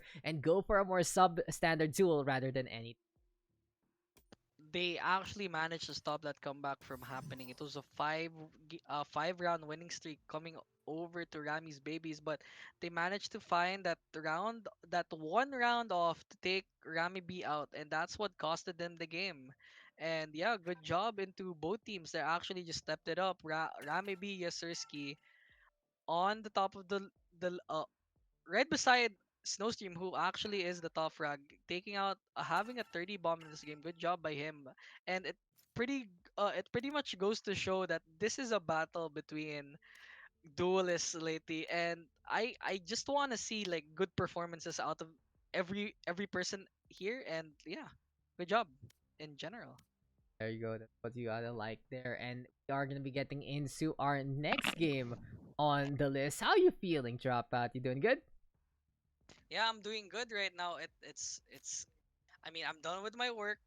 All I'm here is to to cast some good ass games. And yeah, right now, if you enjoy my company here, I enjoyed Yeah, it sure, as much as sure. you. Go ahead. Go ahead. It's a learning experience for you because this is our second to the last game in our set. We will have one more game after this one. And we do have our players in Days, Nayon, Keds, Travis Scott, and Craigie XD versus Blue Green, Lasagna Supreme, Nebzer, Zeb, and Spoopy Sofu. Seems like we are good to go. Let's get into the action already. We do have Team Andoks on the defense versus Team Chooks to go. And it seems like it is gonna be that question. Travis Scott Burger versus Lasagna Supreme, Macdo versus Greenwich. Shit, so many rivals here, Mr. Vim. And as we are gonna be getting into the game, seems like these two teams will be put to the test. So what we've seen so far, though, as we did show up with Mr. Lasagna Supreme, the Bucky and Boombot God that he really is. And it has made a difference. It should be Macdo versus Greenwich, but, we just let our guys call themselves what they want to. But on the other side, I'm seeing some pretty strong names also. We have Nebs Derek together with Lasagna Supreme also to add things up onto the food collection. Spoopy Tofu into this one, but Craigie XT with Keds and with Travis Scott and Nyon. Holy crap, we have so many different celebrities here on the side of Chooks to go. Can be making a difference. But as we are going to be playing into mind, playing that raise is going to be pretty important, especially for Lasagna Supreme. Going for utility like that, going for the zones, going for the Bucky out of nowhere, especially on Hookah, it will be making a big, big difference. And I'm really going to be looking if Lasagna Supreme can actually force out his opponents to not go on where he sets up. He's going to be the Bucky God, and he's going to be able to just destroy anyone in front of him. Then, from that point on, right, and it's just such an easy time for close quarters to begin with. But, again, we are going to be swapping some roles here. Mr. Dropout Candy wants to play, and I'm very happy to oblige. Like I keep saying to you guys, if there is a role you want to practice in the Pugs, sabihin nyo lang, kasi that's what the Pugs is all about. If you want to try to go for play, if you want to try to go for color, do whatever the hell you want. But which is which? Will it be Greenwich? Will it be Macdo? Who will actually take the win? Is it gonna be Andoks or is it gonna be Chooks to go? Because here we do have our players. Lasagna Supreme back on the raise, Poopy Tofu on the Viper, Zev on the Omen, Blue Green on Cypher, Nebzer on the Reina. And on the other side, we've got Dazed on that Reina, Travis Scott on the Omen, Craigie XD on the Sova, Nyon on the Cypher, and Keds will wrap it up with that Phoenix. And looking into these two rosters, they do have some smokes, they do have the Cyphers, we see the Reynas as well, but it does change between seeing that Sova versus the Viper, Smoke versus Intel, and then the Raze versus the Phoenix, and Flash versus Grenades. So a bit of the different configuration. I like Lasagna Supreme on the Raze here, and we'll see right now, Austin Raze goes for peek and gets that first kill. Nice, good job by Lasagna Supreme. Actually takes Nayon out, but she's not done. He just goes in. Lasagna Supreme actually really reckless, and now Craigie takes him out, and they're gonna plan to go into this B push. Wait, oh, my HUD is broken. This is the B push, right? Oh, this is the A push. That's an A push. Okay, my bad. That's an A push, my bad. Okay, they're gonna try to go into this A push right now. There's two people in short and there's two people in bats. They don't know that there's the Cypher lurking in short, and because of that rip, he's gonna try to pull this one out. Oh my god, he actually just takes Travis Scott out with his smoke out, and wow, that's a really nice pick coming from Blue Green. Blue Green will get that kill. Now you do have to adjust your mic a little bit because a little weak on my side. But there you go, Nebs or Blue Green also on the board again. We will find out if Daze can actually try to play a clutch, but no, Blue Green will see a color of red instead, get those takedowns. Defense taking that first win, and it seems like it is gonna be Andoks with the first one on the board. For how they played it out though, it was really just all about those opportunities and peaks, like you mentioned. Blue Green finally got the proper angles, catching out that smoke out, and in the end, Andoks will be able to take that first pistol round.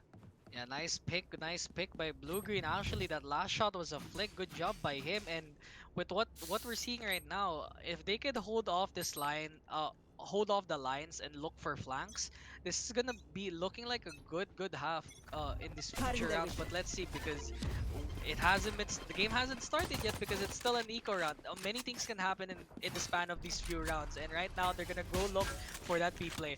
Flashes come out, they look for the side, they look for one person in there. They know that Blue Green is not, they know that Blue Green's there. Actually misses two shots and tries to just 360 back and go away.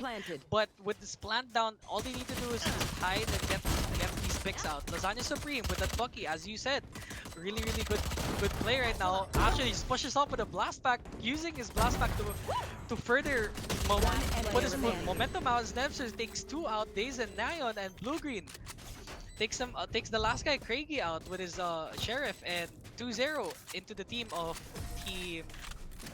Is it Andoks? Yeah, Andoks. So it was a good start there for Team Chooks to go. Basically, they had a proper setup. They did go for the push, and they even got paranoid, but still got the plant on. But the firepower is there, the rotation is there, and not catching out Blue Green, as you mentioned, is such a big deal. You have to get rid of the people who can flank you, because that's one less angle that you will have to take in the first place. But with 2-0 scoreline, third round can happen. Looks like the configuration though is 3 rifles, a judge, and a Spectre. So interesting call here for the attacking side. What can they do though? How will this pan out? Lasagna Supreme though playing on A still rather than B, and it seems like he's just trying to control the main as possible, the short as possible, but Nayon with the refrag 4v4 now. Good job into Lasagna Supreme, just actually just taking that guy off. Nemser, the guy that was with him in short, actually just trades out with the Phoenix. They know that the guy in the bats is there. They know that Spoofy Tofu is there.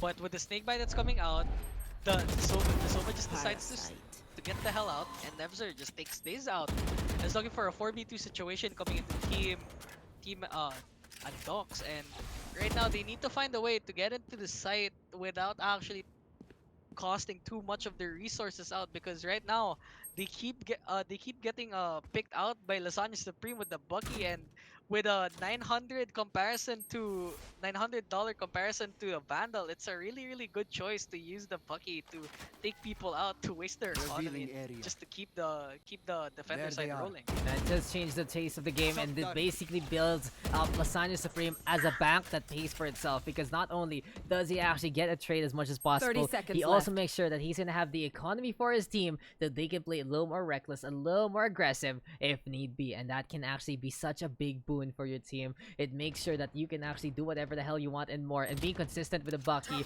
is no laughing matter. But Craigie XT gonna be able to get a turnaround kill. Here we go now with the Reyna of Nebser. Catches out the solo mid-transition. This round is over because the Cypher cannot make it through. Nayon in the meantime passing through the cave, going back to spawn, just pretending that, hey, next round, guys. It's time for the next round. But overall, like you said, Lasagna Supreme making an impact there.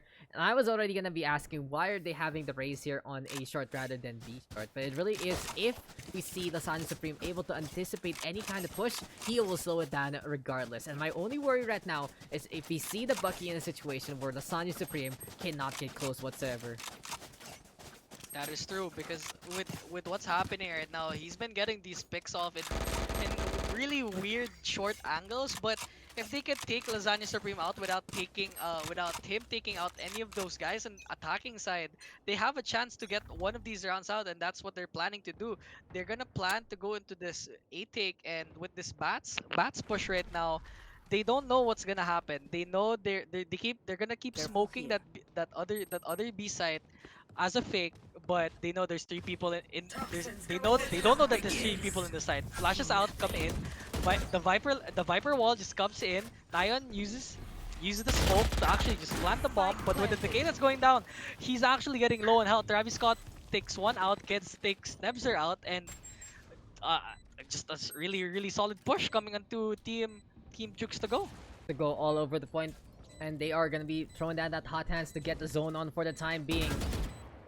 Neural Thefto in order, as well as Showstopper and Lasagna Supreme. Time to go for the heights, time to go for flights, and he's looking for a target, and he catches out Kens, but Nayon actually with the fall damage there. Enough is enough.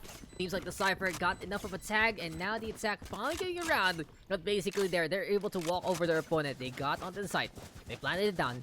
Very simple, and it was really just how impactful they were in the first place. And like we said, if Lasagna Supreme cannot get close to his opponent, he is just basically dead in the water, and it is just proven in that round. Yes. Yeah, good job by the attacker team just opening up the site, and they know that Lasagna Supreme will be playing this Bucky in the very many rounds that we're going to be having. And if he does not buy a different weapon other than the Bucky, this is going to look like a weird situation where the Raze will play like a close range specialist, but most of her things are coming from long range. Let's see if they can take this A take though, as they will be going inside this cubby and long push. Flashes come out. Keds actually takes out the camera and goes back to where they came from. They're gonna have to rotate this one out, and with the whole team, actually 4 people just rotated into B side. This is really bad. They don't know. They actually don't have vision on where the bomb is, because they did not. Nobody got killed with it, and because of that arrow, this pretty much confirms it. Keds goes in, uses his ulti, flashes out, flashes himself for no apparent reason, pushes into U-Haul, and again a really solid plant coming into team of Chooks to go. Just takes Spike A planted. side out of the water, and now team team Andoks have to retake it in a 5v5 situation. Let's see if they can take it. And there we go again. We do still see though, the fact of the matter is there is everyone else ready to go for the retake, ready to go survive, and with the Lear in order, it's high time to see how this is gonna actually work out. But Travis Scott already with the first kill on the Zeb, and Nebs are trying to set it up again, but Travis Scott holding on to lamps and making it look so easy here for Chooks to go. Does say it's lit, and he just backs off, knowing that there's more people coming to site. Lasagna Supreme has something to say about it. Say, taste my food, kills out Keds, but with the bomb ticking down, it's looking like a 4v1 situation. Gonna take one out before Nion takes him out, and 3-2 coming into the 2-3 coming into the team of Team Chooks to go. Good job on Chooks to go doing it again, and the thing to note is if we do end up in the post plan scenario, it really does have to factor in the awkwardness of what Lasagna Supreme is doing. He has 7 kills with the Bucky, sure, but that is also a bit of a problem. Bucky, specialist, is your top frag.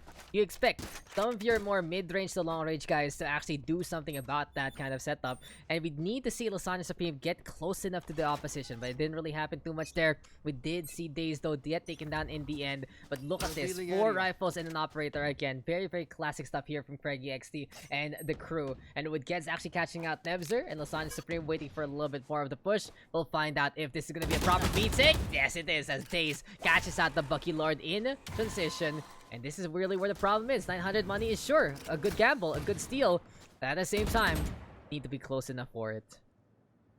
There are inconsistencies with using the Bucky, and one of them is not being too sure if it's actually gonna kill people, and you do have that disadvantage over in long range. They know that Daze is inside. Daze has other things to say though. Kills blue green out. Let's see if he can take one more guy out. Actually takes a headshot Last from that player stinger, standing. but There. as Travis Scott kills Zeb, it's looking for a 5v1 situation coming into Flawless. Spoofy Tofu, and Travis Scott says it's lit! Kills Spoofy Tofu. 3-3 right now. Coming to team Chooks to go. Good job on them.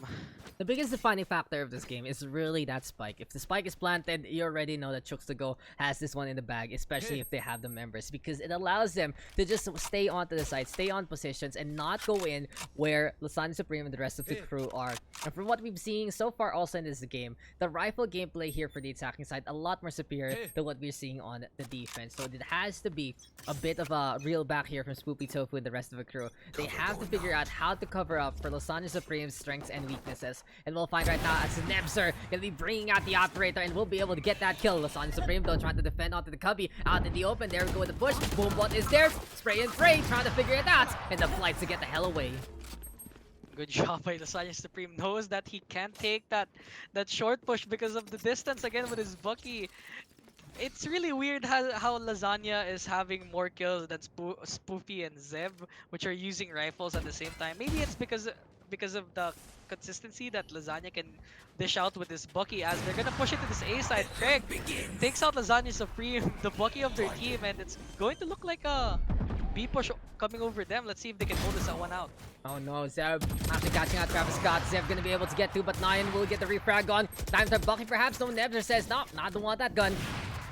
3v2 situation though, and this is blue-green going for the push, but Nyan still sticking by the container. The attacking side trying to take control of the side from the middle itself, from the heart itself, and with Nyan peeking, it's Nebzer saying hello, and we'll be saying goodbye in that round. 4-3 scoreline. Oh, gotta be a little salty about that snake bite because it hurts your armor there. But overall, it really was just how What do you we need? saw the spike not get planted. It was Nyan in position to try and get a few things here and there. Blue-green also doing the same alongside Zeb. And it was really just our defense coming on back in full force before the spike was planted. And they were What do you happy to not be on the clock.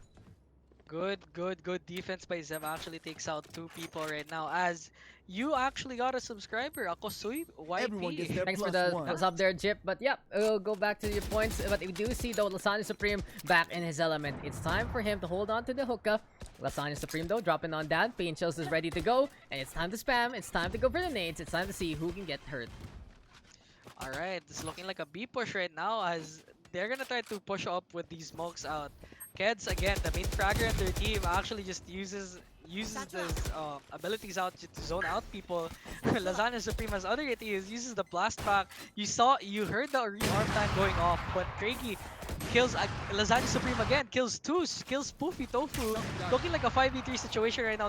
Knows that there's an operator inside, gets the blind out, knows that Zeb is there, but Kez just takes him out, and because of that, they can just get in, and because of this last kill, he just kills him out with a dismiss going out. And right now, the remaining person in the defending team, blue-green, has really stuck in a predicament, just decides to save, and right now, it's a close, really close encounter between both of these teams. It's neck and neck, and I hope we can see more rounds into them, but right now, it's looking for a 4-4 score right now coming into Chooks to go. And the biggest thing to note right now is blue-green will be going for the save, popping that D-pad to go for the really quick flicks. And okay, never mind, not you. The thing to note though is, again on that tick, spike planted, you already know the attack has this in the bag. And you see how much they zoned out Nebzer there. They were just putting that Reyna in a really big predicament. The operator couldn't get the sightlines whatsoever. And the biggest thing to note also was how they caught Nebzer in the end. They caught out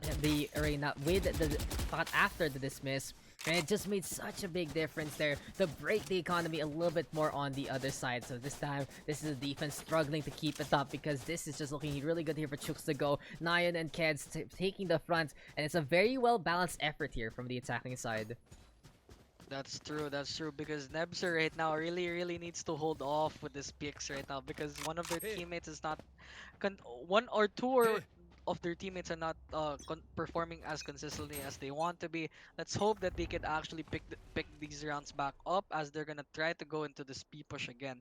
Kens knows that there might be a person staying in the smoke, just backs off and waits for the smoke to dissipate. And right now they're gonna have to rotate while Blue-green takes off Dazed in the bats, and because of that, it's a 5v4 situation coming off team Team Andoks, and because of that situation, they could just hide off and look for other picks as the Omen in the attacking team Travis Scott just TP's out, takes Nebzer out, and they know that the Omen is in heaven. They could just push this. They need to find the other people pushing in short because right now Cypher has a good opportunity to take Spike people out. planted. Blue green actually takes one out. Let's see if he can take another one. He's hiding in U-Haul. They know there's more people out there coming in short. Travis thought kills Zeb. Blue green just uses really good use of that smoke. Just going inside one by one. Blue green has a 3k out. Travis Scott has a 3k, killing Lasagna Supreme. 2v2 situation coming right now as Sova will use his hold as Blue Green would stay in that short. I don't think with the time that's happening right now, they don't have time to defuse the bomb. Keds kills Blue Green as Craigie would kill Spoopy Tofu, and again 4-3. The picks right now that they're doing. Travis Scott, amazing pick up to heaven. Actually just open up the site for all of them.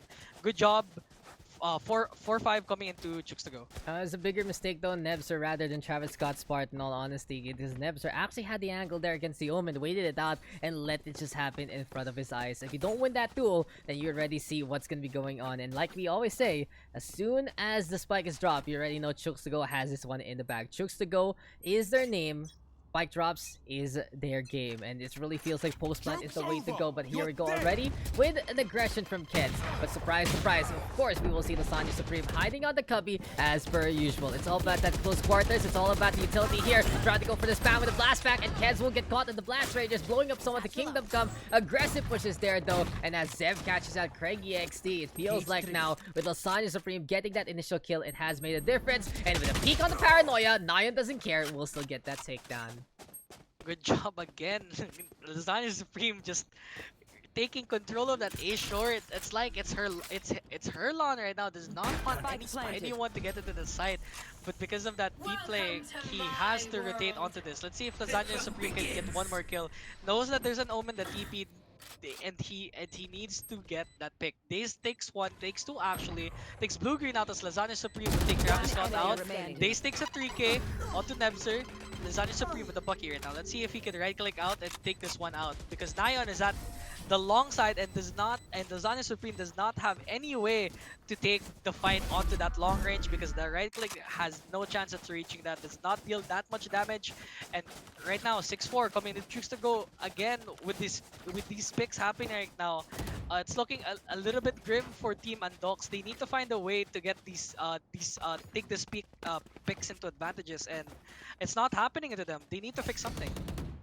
The biggest thing that is happening right now for Team Andoks is they are just losing this post plant no matter what. Here. As soon as we see Lasagna Supreme just stay on that Bucky, stay alive, and not be close enough for it, that really does make a difference. I'd love to see Lasagna Supreme actually plays away in an angle that is more about playing for post plant rather than going for the entry, because he's always in an awkward spot when he doesn't find anyone, and it just basically makes the game 4v5 before anything else. I'd love to see him play something like Container. I'd love to see him play something like Lamps rather than going for the cubby pushes. But hey, if it ain't broke, don't fix it, says Lasagna Supreme. He can still play the top frag no matter what, and he has 10 kills to his name. So you can see that it really feels like there's confidence here with the Bucky man. But Sev already gonna be able to get that kill. Travis Scott in the meantime with a trade back. Ked's trying to go for the curveball, but this post-plant situation is in the favors of the attacking side right now as they get rid of Lasagna there. Yeah, and then they have to hold that post plan right now, but Nebzer has something to say about it. Blue Green kills off one as Craigie takes two people out. Blue Green and Nebzer. It's a Bulldog B operator. Let's see if he can clutch it out. Drops that poison orb admitting, and right now he's gonna have to hold that. He has no way to clutch that out because of the shock dart. Just clutches it out. 3 kills over to Craig XD. Good job. 7-4 onto Chooks to go. Again, Daks. These picks, again, they need to fix it. Lasagna Supreme will finally opt to play the operator. He's not joking around. He wants to at least win this last round and decides to stop using the buggy. What do you think about this?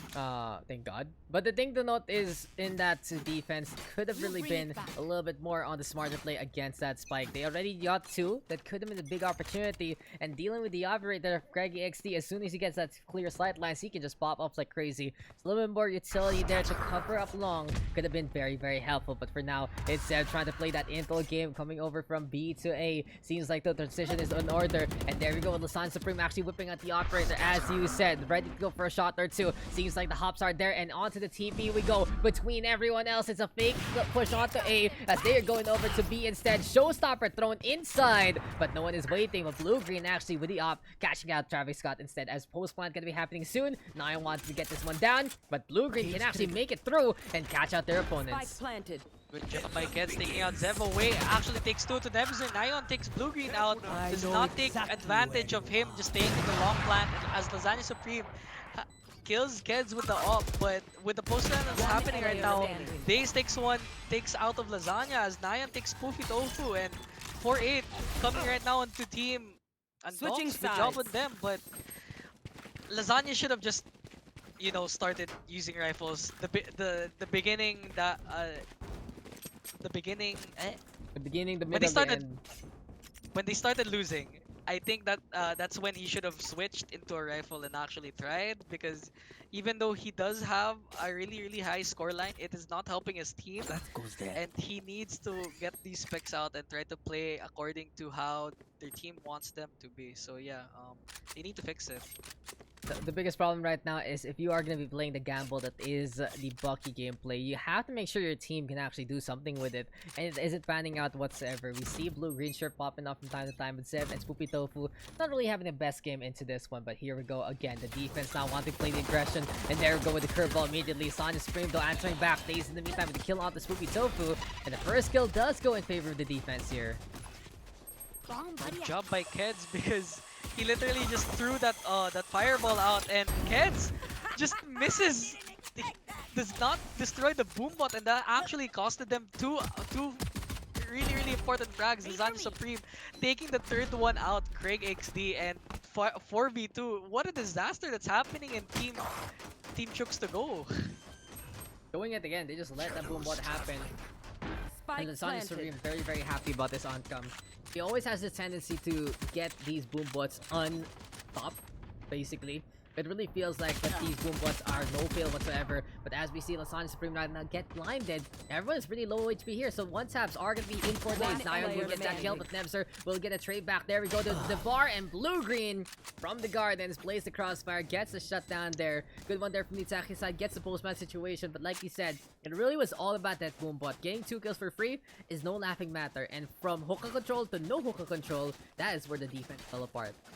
Yeah, that Hoka side was technically not free until that Boombot just went kaput and destroyed both of their members, both of the fraggers actually, and that's what's happening right now. They need to find a way. They need to fix their precision. They need to destroy any of the distraction that's happening between them. And right now, again, Lasagna Supreme with his Bucky pick again. Let's see if he can actually get frags with it going into offensive side. All about shotguns though that I hear in front of us. Look at that. Very close, and Keds gonna be executing people alongside Travis Scott. Shorty squad unite, making it happen. But Lasagna Supreme has a little bit more range with a bigger barrel, and the boomstick is there to say goodnight. 3v3 right now, like an 8 push in order. Yeah, it is an 8 push in order, because right now Lasagna just holding that short while Nion just takes Blue-Green out coming from bats. 2v3 situation coming into the side of the attacking team, and right now they have no option but to push it to another side, which would be the B side. But Lasagna Supreme has some other ideas. Will try to stay in A side with the bomb holding on to his back. Let's see if he can take a kill out, as he noticed that there was someone that was running out of position, actually going to the B side. Now there's only one person left in this A site. They don't know that, but we certainly do, because there's only a guy in 30 U-Haul. seconds All left. they have to do is take that pick, get the post plant, and hold the corners as they please. As Lasagna would just stay. Lasagna just needs to push right now because they have no time. I don't know if they actually have time to rotate, as Lasagna Supreme actually just misses the U-Haul I dropped the peak. spike. As the days, he just what 10 seconds happened? left. That was a disaster. All they had to do is plant right now, and Spike plant. One enemy oh, remaining. again a disaster. Again, just falls off. What happened today? What happened to Lasagna When Supreme? you go What? to the blast factor, is that small fall down damage if you're way too high up, and Nyan will wrap it up there to get that win. Well, even though we did see the initial peak there from Labs, unfortunately, the ghost shots could not connect onto the head, and that is gonna be that. But basically, the defense holding on with their numbers, holding on with the people that they still need in the first place, and even though they did get that plant spotted on down, they know how to play that post plant, they still have that range advantage no matter what. And like we said before, if Lasagna Supreme wants to make this one work, he has to make sure he is in a proper angle there to be effective. And doing that, flying up in the air and falling down just to crush his own legs, it's not what you want to do. I actually prefer that Lasagna play Bucky on the defender side, because attacking with a Bucky is a really bad idea on my standards, because there's a lot of long angles that the defenders can plant and can stay. And with the situation that's happening right now, Lasagna's in a weird predicament where he has to know that there are defenders staying in these vital positions, as he's gonna stay into mid, gets flashes out as Lasagna Supreme takes one, takes two out, and now Hook is free. They have the ace, they have the site open, and right now Craig is just holding off. He does have the recon. Raze tries to bait him out with the paint shells, and Craigie just holding right down container. They know that he's there, but they don't know where he's gonna pop out. And because of this plant again, the boom bot is giving them enough opportunity to push it to the side. Nemser takes Craigie out, as Travis Scott again says it's lit, kills off Zev in that elbow push. Now they know that there's a guy staying in elbow with a judge. They're gonna have to plant it. They're gonna have to plant this out. Gonna have to this post plants out. Actually takes a few pot shots. One enemy Travis Scott. remaining. Nepser takes Nyan off, and right now 1v2. He does have a judge, but I don't think they're gonna. I don't think they're gonna peek this because of the weapon that he's using right now. It's pretty dangerous to do that. All you have to do is just hold that position, and that's what they're doing right now. Nemser just looks it out. They know that he's there. All he has to do is just spray it out, and that's what happened. Actually, just wall bangs him. A 3K by Nemser, and just solid good job by team Andoks. Yep, they're just able to, at the very least, do it again. As you say, really just all about that range advantage, and it goes both ways. Travis Scott trying to play that elbow judge, but unfortunately, the Vandal already zoning him out. And look at how the post-plant situation works every single time. These players have learned that, okay, he's playing shotgun, let's just stand out in the open. I already know I'm not gonna get one tap whatsoever. I already know I'm not gonna die. I only need to make sure that I don't actually go very close to my. I'm good to go. And that really is just the design philosophy of the shotgun. It's completely inverse to what we want to see from the rifle in the first place. Iron though playing by the showers, and here's the orb gonna be popping the cyber cage immediately. Gonna be saying that hey, someone is here for the time being. Still though, it's a 4-stack onto A, anticipating the push here over to this site. Yes, exactly, because they're gonna push into the A site right now. They know what they don't have enough moves to bring this down, because Nemser takes out Nyan out. Actually recognizes that they're just playing with pistols right now. They just need to push out this U-Haul. They need to clear this out. As Daze actually just picks one Zeb out, Tricky takes two out, and wow, for a PG situation. They need Lasagna Supreme needs to hold it out. He does have a Bucky. He does have a Bucky to play with. All he needs to do is hold it as Travis Scott kills Lasagna Supreme. Travis Scott out, and Craigie again skill spoofy. Oh, okay. He knows that the blue-green is in Kabi. All they have to do is just hold it. They need to kill him, and that's what happened. Daze kills blue-green, takes that run out of their noses, and wow, that's a nice round. That was a really thrifty round onto Team Pugs to go. Really well played there, using the utility as much as possible. And something I also noticed was the effectivity of the darts that we saw, courtesy of Craigie XD. Shock darts, recon darts, all very effective to get the intel. And as soon as Kens was feeling very confident to go for the run it back, it was just so effective to be the shining light in darkness, be the beacon. And now with a 4-round lead, this is looking really good here for the side of the defense. Chooks to go, really countering out whatever the attacking side wants to do. It really just goes to show right now that if you're not gonna be able to play their game, you're not gonna be able to play their speed. So for now, we got Nyan and the rest of the crew popping off and popping heads. Very well balanced team compared to the attacking side. 13, 13, 13, 12, and 11 versus 18, 16, 10, 5, and 1. You already know that this is a team waiting to happen. You already know Chooks to go is working as an absolute unit. And yeah, compared to Team Andoks, we see Lasagna Supreme actually topping off the scoreboard with just the bucky. But let's see if he can actually take more with his rocket fuse actually coming out. Oh, just TP's out. Knows there's one person there. A miss on that rocket though, as they're gonna push it onto this B side. Blue Green takes days off as Lasagna Supreme would try to take an opportunity out to take him out. Use the bomba actually helps him take Keds out, and with this post plant right now, they need to hold this. They need to hold the angles that they need. Lasagna just needs to hold, and Craigie just takes Blue Green out. Knows that there's a guy in elbow. Because of the shock that that Craigie put out, now he just gets killed by Lasagna. Nion takes Tofu out. Oh, Nion just takes out Lasagna, even though Lasagna was just using classic instead of Bucky. Nebzer takes Nion out, and 2v1 situation coming to team. Kill him out. Travis Scott kills one, kills two. He can take. Wow, he just clutches the round. Wow, good job. Very close though for this spike, but it should be good to go. Really well played there with Neural Theft, really buying some time for the Omen to figure out where the targets are. And he sacrifices his life for the greater good, but it really goes to show though, like you said, when you try to cock that shock dart, you might get caught out into the Bucky's AoE. And from then on, that was just Lasagna Supreme trying to go for the push, but not the right idea for a raise in all honesty. I would love to see someone else rotate that way and Lasagna Supreme to hold on to the head of B side, because it is going to be a very, very close angle. Sure, you get neural thefted, but what do you care? You have that Bucky instead. You can just go for the push, you can go for the shutdown, and really it's just all about decisions on what parts of the map you want to play in. You don't want to play the Bucky from elbow, from to shoulder. It's just a little too far to handle, and here we go now. An A stack is in order. Will we see another eco here from the attacking side? A little bit there with the Vandals, with the Spectres, with the Sheriffs as well. It's a broken buy right here, right now for the attacking side. A little bit forced in all honesty, and this is all they need. It's a force buy now, trying to figure out what to really do here, and at the very least find some kills. Lasagna's gonna push with the U-Haul right now, using his blast pack to get a little bit of range into getting the side as Craigie XD would kill Blue Green though. Lasagna Supreme just needs to stay within U-Haul, but does not get the opportunity to push. So Nion kills Nebzer, Daze kills Lasagna, Craigie kills Spooky, Zeb kills Nion, and Travis Scott kills Zeb. Really, really solid to hold right now. Come in to Chooks to go, match point over them, and let's see. Again, Bucky actually is costing them most of these rounds. Even though he's the one fragging, even though he's the one helping his team out, he needs to play safe. He needs to play with his Bucky. Because if you can't hold on the angles with his Bucky, it is spelling a little bit of doom between Team Andoks right now.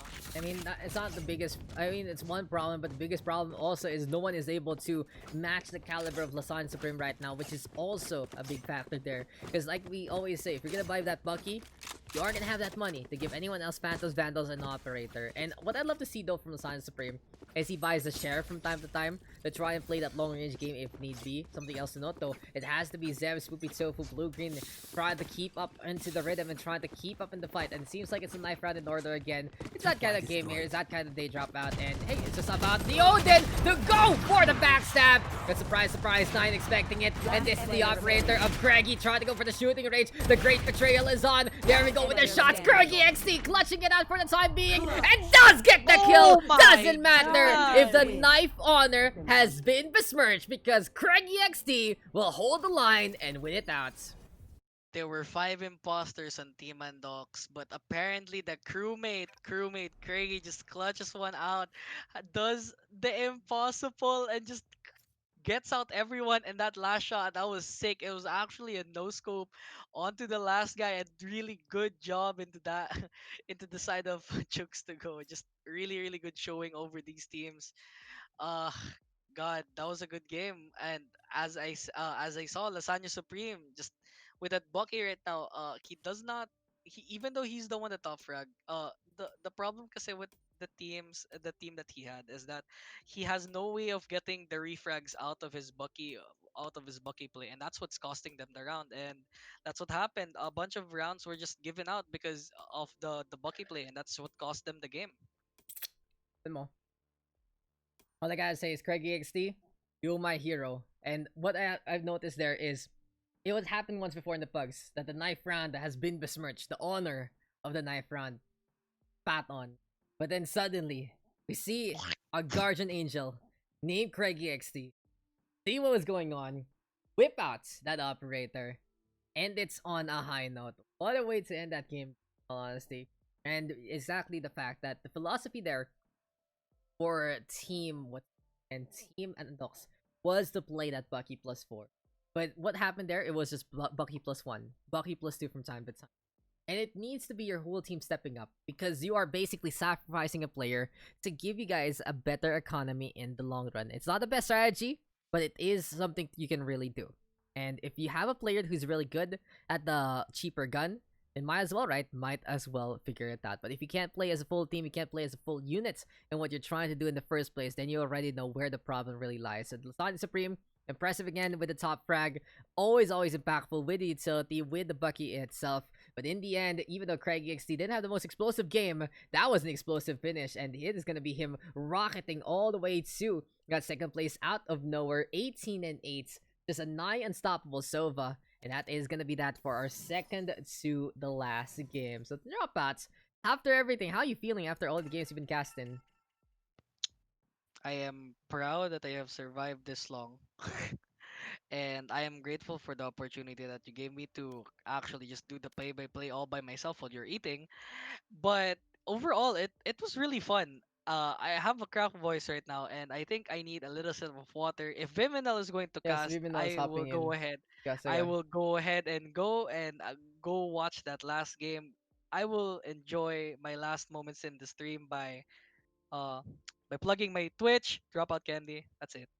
There you go. Thank you, Dropout. Did a really good job today. And again, guys, sabi ko nga, pwede naman na mag-adjust on stream. Ilang beses ko na kasi sabi sa inyo. If someone wants to play, someone wants to do color, just tell me what role you want to do. I can do whatever. I get to chill pa nga if I'm doing color from time to time. I've a lollipop. I don't know if my tongue is not colored something else. Check actually. That's kinda eh. But yeah, thank you, Dropout, for your efforts for today. You did a really good job, and I'll see you in the next one, of course, because you're always welcome here. Thank you, thank you, thank you. I hope you give me more more opportunities like this in the future. My goal is actually just cast a whole tournament in of itself, but I think I have a long way to go. But yeah, thank you for for letting me do this, and yeah, have a nice day. Yep, there you go, guys. And alam niyo na, kung may mga tournaments kayo, you can always contact Dropout Candy for this one. But hey, Mr. Vyminal, here we go. Last game of the night. Tangin na mag 2 a.m. na. And why don't you play actually? Can we yoink Aika slot? Can we give it to you instead? Dali lang naman yun. May I don't naman- want to rob her of her slot, dude. I mean, No. like if she wants to play, go ahead. Ah. Like I've had a bit to drink. Ooh. So it's that time of the night. Let's go. It's that time of the night that I tend to unwind Mhm, with a bit of whiskey. So what a know. gentleman's man right here. I have a lollipop. I am a child. joke lang, MP Lights yung iniinom ko, guys. Gago, ano ako, fundador, pare. Putang Bro, ina, bro. gin, ano yan? Gin bulag. Hinebra. Gin bulag tayo, Gin boss. bulag, Tara, bro. tara. Last time I tried that, nasuka ako, bro. Okay So lang like, yan, bro. Alam na natin yan. yeah. Oh, I'm gonna try to cast the whole game without saying bro. Bro. How about that? You don't say How bro. about that? You really want to test? What? You cast the game without saying the word absolutely or any of those similar words like that. Ngayon ko lang naman sinabi yun. Sige. Hindi, like Absolutely, and then- no really. Okay. Okay. Yung mga words na tipong, Give me 3 words that I can't say. I can't remember it because I don't have anything specific. Okay. But like your test is you have to start your sentence without basically agreeing with me and then going Like on. affirming. Yeah. Okay, Because okay. Gotcha. wala lang. It's a flavor text.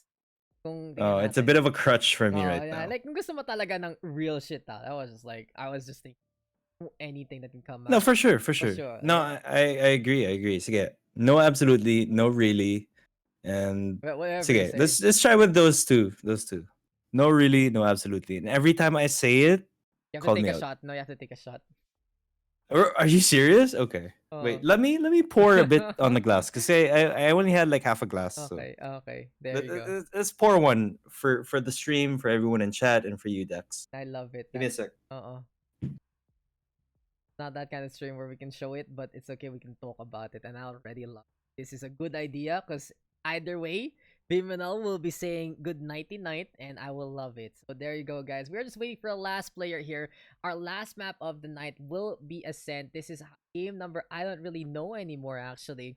And we are Yeah, just this has been waiting. a lot of games. Yeah, we have been logging. So we're just waiting for Breast Milk to actually hop on. And I think it's the wrong team right now, but it's Abyssal, Aika, Jays, Hey, Ghost. we have one slot for Pugs Team Oh, si 1. Drop Patra, no? Drop Patra, baka pwede maglaro. Or si Vim. Ayun. Either si Vim or si Drop Pot. Ano, Vim? You're No, no, Si- I'll cast. I'll Oh, cast. si I'll Drop Pot, si cast. Drop Pot, si Okay. Drop Pot, si Tap Drop out Pot. na. Sige, sige. Yes. Get Drop Pot Sige in. ba? So, get started. Sayang, Okay. Vim! Sabi ko na nga, masusulpot ka lang. Magiging 4v5 na naman eh. There's something wrong with tonight, Daks. Oh. There seems to be Curse. a bit of bad luck. Did I break a mirror or perhaps walk under a ladder? Probably, you step I on don't a know. crack and break my Pugs' back. So, there you go. Yeah, syempre, we gotta love Mommy and Tina's Mommy Vyminal. Mom and Tina's. Mom and Tina's Mommy Vyminal. Cannot go wrong with Mom. that. One day. I'm not a very superstitious person. I'm sure you know by now. Oh, obviously.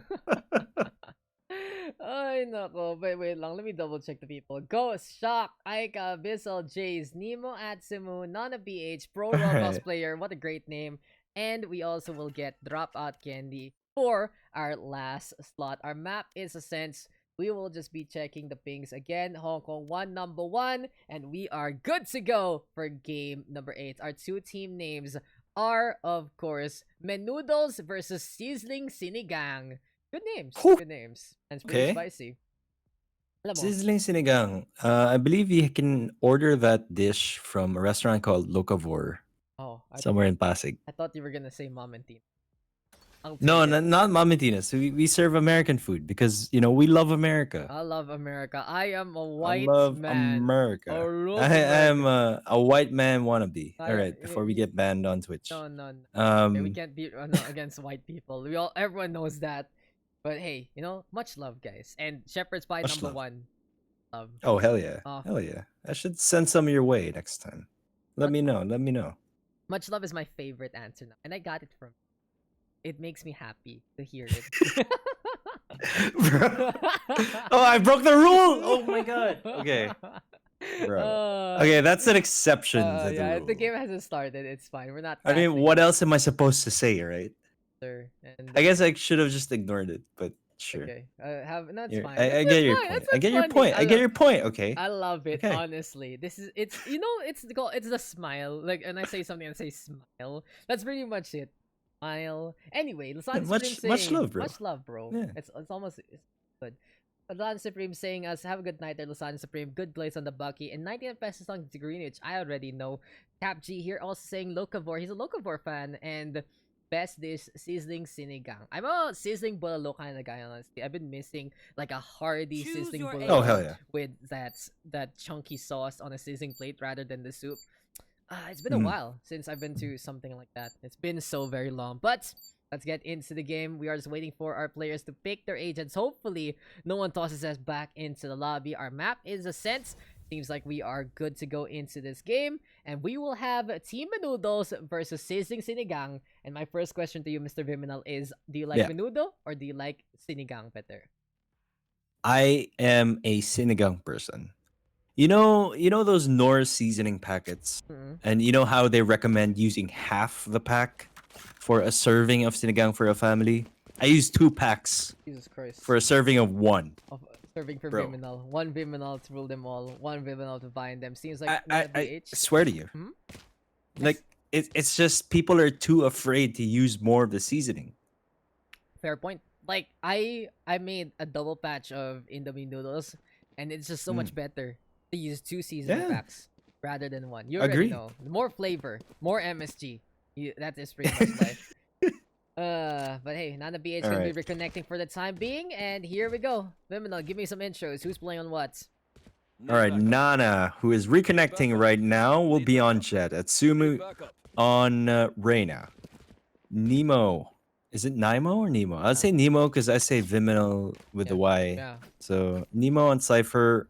We got the Roblox player on Omen. Dropout Candy, of course, our caster did a very good job Yes, sir. earlier casting the past few games, is on Breach. Ghost is on Omen. And Shock Rizal, another caster, it seems. Sova. And we have Miss Aika on her signature Reyna, Aw, legit shit. Abyssal on the signature Jet, and Jace on not Erase. It doesn't rhyme. Phoenix and Chase, they don't rhyme, but we are gonna get the triple duelist composition. And fun fact, Mr. Vim, a while ago we saw quad duelist on Ascent, and do you think they won? Quad Duelist? Yeah. Yeah. Yeah, yes they did. They won pretty handily. It was kind of scary to see quad duelists just overrun people, and it really is all about that entry, right? It's all about getting those initial kills, and for now, this has to be Noodles looking to hold against all of this, as we will see Pro Roxas player looking to drop down that dark cover already. A push is in order here, but look at the speed on what Sizzling Sini Gang wants to do. It's all about the dark cover though. There we go with the jet on in, but legit Abyssal gonna get clocked immediately. 1 kill already for the Omen. Raptors in the meantime though being protected down in hell though. It's Pro Roblox player getting 3 so far. Ghost gets close, but as quick as this round starts, it feels like it'll end very, very soon, as Atsumu will get a double kill to wrap it up. I mean, pro Roblox player showing off his professional background in Roblox right there, holding off the offense, taking out 3 if I'm not mistaken, right? Sir. All by himself with that Ghost, making, good use of that early investment. Very impressive. Roblox esports represent, guys. Whatever Roblox game you actually play, it feels like it's such a sandbox game, Bim. Have you ever seen Roblox in action? I actually played Roblox before, back when I was having an identity crisis as a content creator. And yeah, I play like first-person shooter games on Roblox. It's kind of like it's kind of like Call of Duty. Oh yeah, I saw that. I think I played that once and I was like, how the hell is this working out? Banana PH gonna be coming in with a flank. Look at the aggression here from our Jet, but Jay's gonna be able to turn around to get that takedown. Stinger though here from Nemo gonna be holding the line, and it seems like he's found his own spot in this world. He's gonna be holding himself onto the middle here, as Pro Roblox player will be doing the same. Legit Abyssal will fall down again, and the speed of how the attacking side is trying to do it is still getting overrun by the defense. What I've noticed here for Sizzling Sini Gang is they are getting countered by Noodles heavily on whatever they're trying to do. Yeah, I mean, like, it's a bit of a gamble the first couple of rounds. It's basically, you lose the first round, you take the gamble of going all in 5-man, trying to overwhelm the opponent. But there was a bit of hesitation on their end, and the same thing pretty much happened on the second round. And I feel if you're going for like a bum rush strategy, you can't really quote unquote bait your teammates, and I think that's what we saw happen there. Just get half-assed, that in all honesty. Yeah. You can't just be like, Yeah, okay, I don't sure. want to do it like this, and then suddenly hesitate midway, because that is really a life or death situation. That can cost you your life in this round. But here we go right now with Pro Roblox player trying to hold, but it's still not gonna be enough, because Aika with the Vandal this time, actually playing the Vandal for once, Miss Aika is, and legit Abyssal gonna be looking to hold on to the Phantom instead. Trying to line up, not gonna happen. Spray and pray. Jenny defense though. Jenny plant, pretty standard stuff here on A side. Jenny plant, I really favor that type of plant because the gen is such a pleasure to play around with. Not a fan of playing under heaven though. Legit Abyssal takes down Nemo, however. Ted found his target and looking for this quick little flick, but no, not a BH. Actually catching out Legit Abyssal before anything else. And Atsumu right now hopping on the round. Does he actually have a gun? Yes, he does. So it is going to be time for the save. Good call for Atsumu. Pretty good eco here for the side of the defenders of Noodles. And it seems like though with the gun advantage, it was just enough for the attacking side of Sizzling Sini Gang to just go gang their way into the site. Yep, it's just basically what you would expect how the narrative would play out. 2-0, and then the third round goes to the team that goes for a full buy. So that, we're seeing pretty much a standard opening of a game right here. And this is the type of games that I like to see. Hey. Because, it's not lopsided right off the bat. It does feel that when you are gonna be seeing that these two teams know exactly what to do, it makes such a big difference on how the tempo of this game can really unfold. And you already know that this is gonna be some really good duels with rifles, really good duels with the econ that on both sides if need be. And drop out Candy from the casting table, gonna be putting Ghost on the table instead, the operating table, because the operator will get the shutdown there. And then Nana BH doing the same, and we are seeing the El Clasic of Ascent twin ops in the middle of the map. Oh my god. I just have to make a side comment that Spline Skin, not really a big fan of it, but I am a Ugly. big fan of Nana right now. Ugly Two skin, consecutive bro. op kills though. Ugly skin. Yeah. But as you said, it's Indeed. an X factor there, literally, because you basically make an X with your sidelines. Look at the map right now on how the Jet as well as the Breach are looking at how to go for the push. And in a case like this, Doc Rizal and Jace do need to make an opening from themselves. It's gonna be so hard though for the Phoenix and this Sova to figure out what to do. They are waiting for some bolts. They are waiting to see what they can actually see into the front line. And maybe, just maybe, Jace can go for the shock. And maybe, just maybe, the curveball can also go for the flash if ever. I mean, it's such a super risky move to go for an operator right after winning the first buy round. Because you would expect Nana to be an operator right away. And he's going to be having that early advantage as the defender.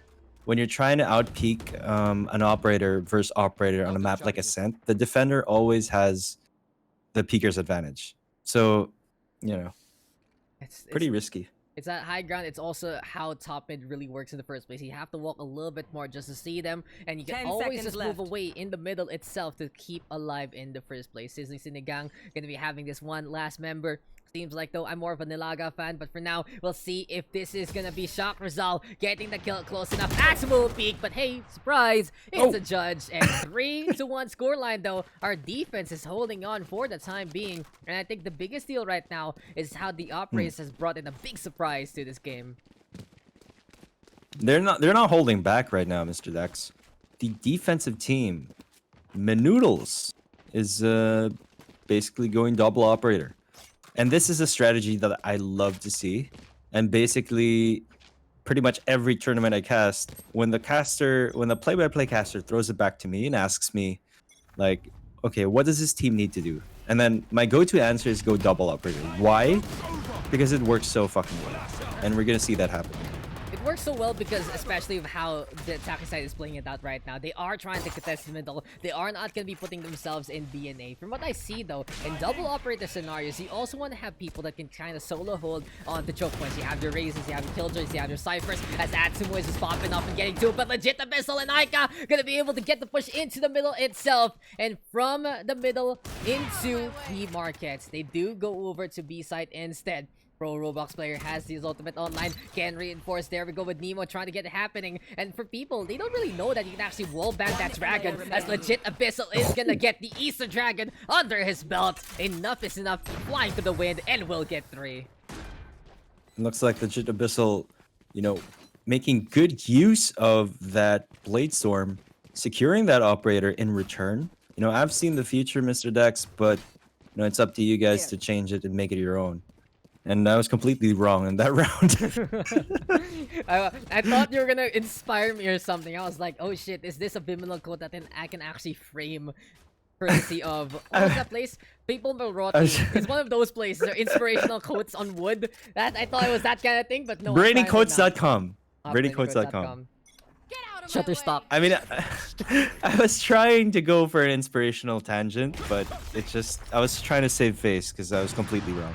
It's okay. Double operator is still a good way to go, but it really felt like it just became an overrun, a bomb rush like we've been talking about.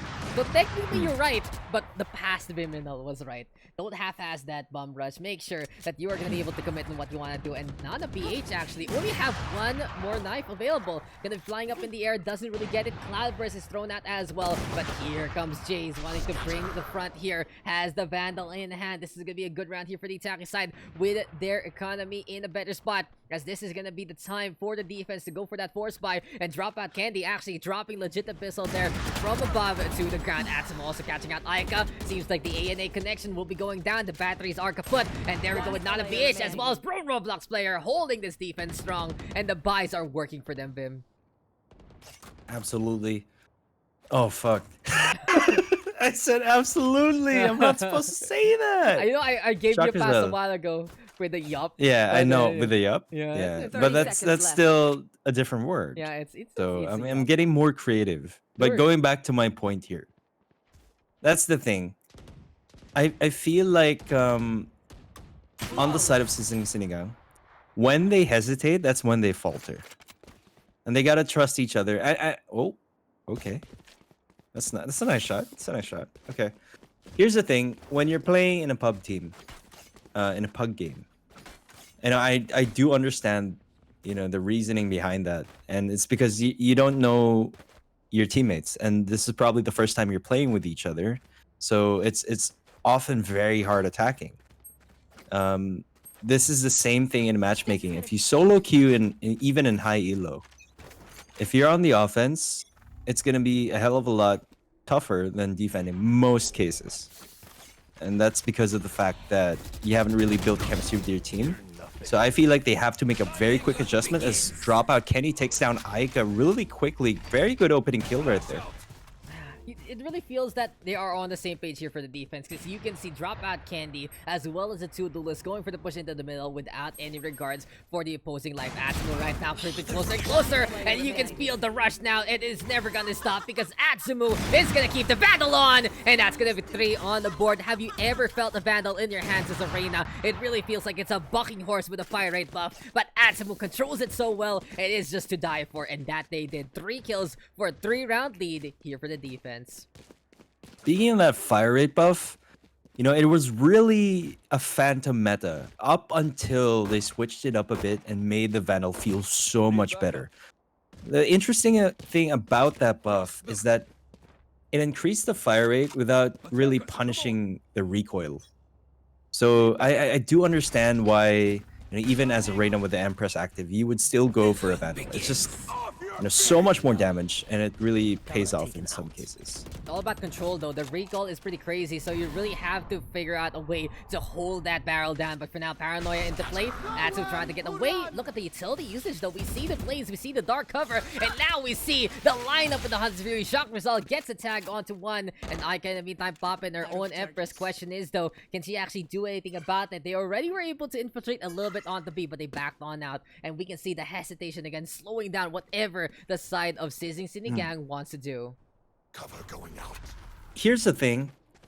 They weren't really executing a standard defensive protocol right there as Ghost takes down Nana BH. They could have capitalized on the fact that they didn't really get info on the defensive team. So now they get picked off one by one. Again, the hesitation being a big factor right there, in my opinion.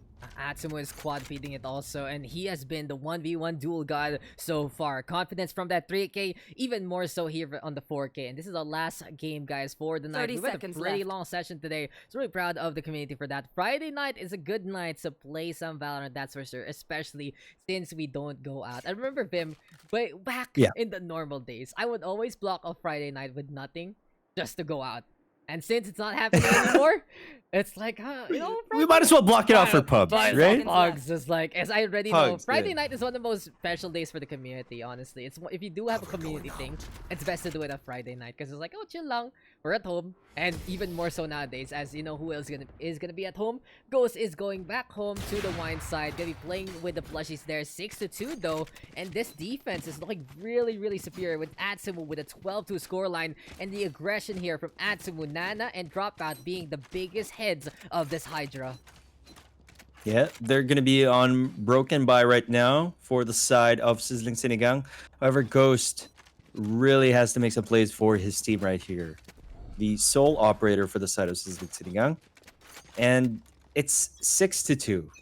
It's still absolutely winnable. Again, I expect things to change very much on the defensive side as Ghost takes a beautiful shot of Nana's head. Very crucial opening kill. This could be a round for them to win, but we will see.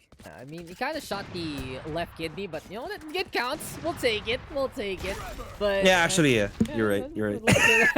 Have you ever seen? I mean, Dude, if you see your it's, kidney explode in front of you, you're probably gonna die, bro. You're probably gonna die. But you know what else? Is okay, gonna I kill have you an now? excuse. Okay, Okay, it's I'm okay. leeching off your POV, It's 10 and ATP. it's not 100% smooth. Oh, okay. So I can't really see Okay, exactly. Okay. You know what else? Just kidding. I make mistakes. I'm a human.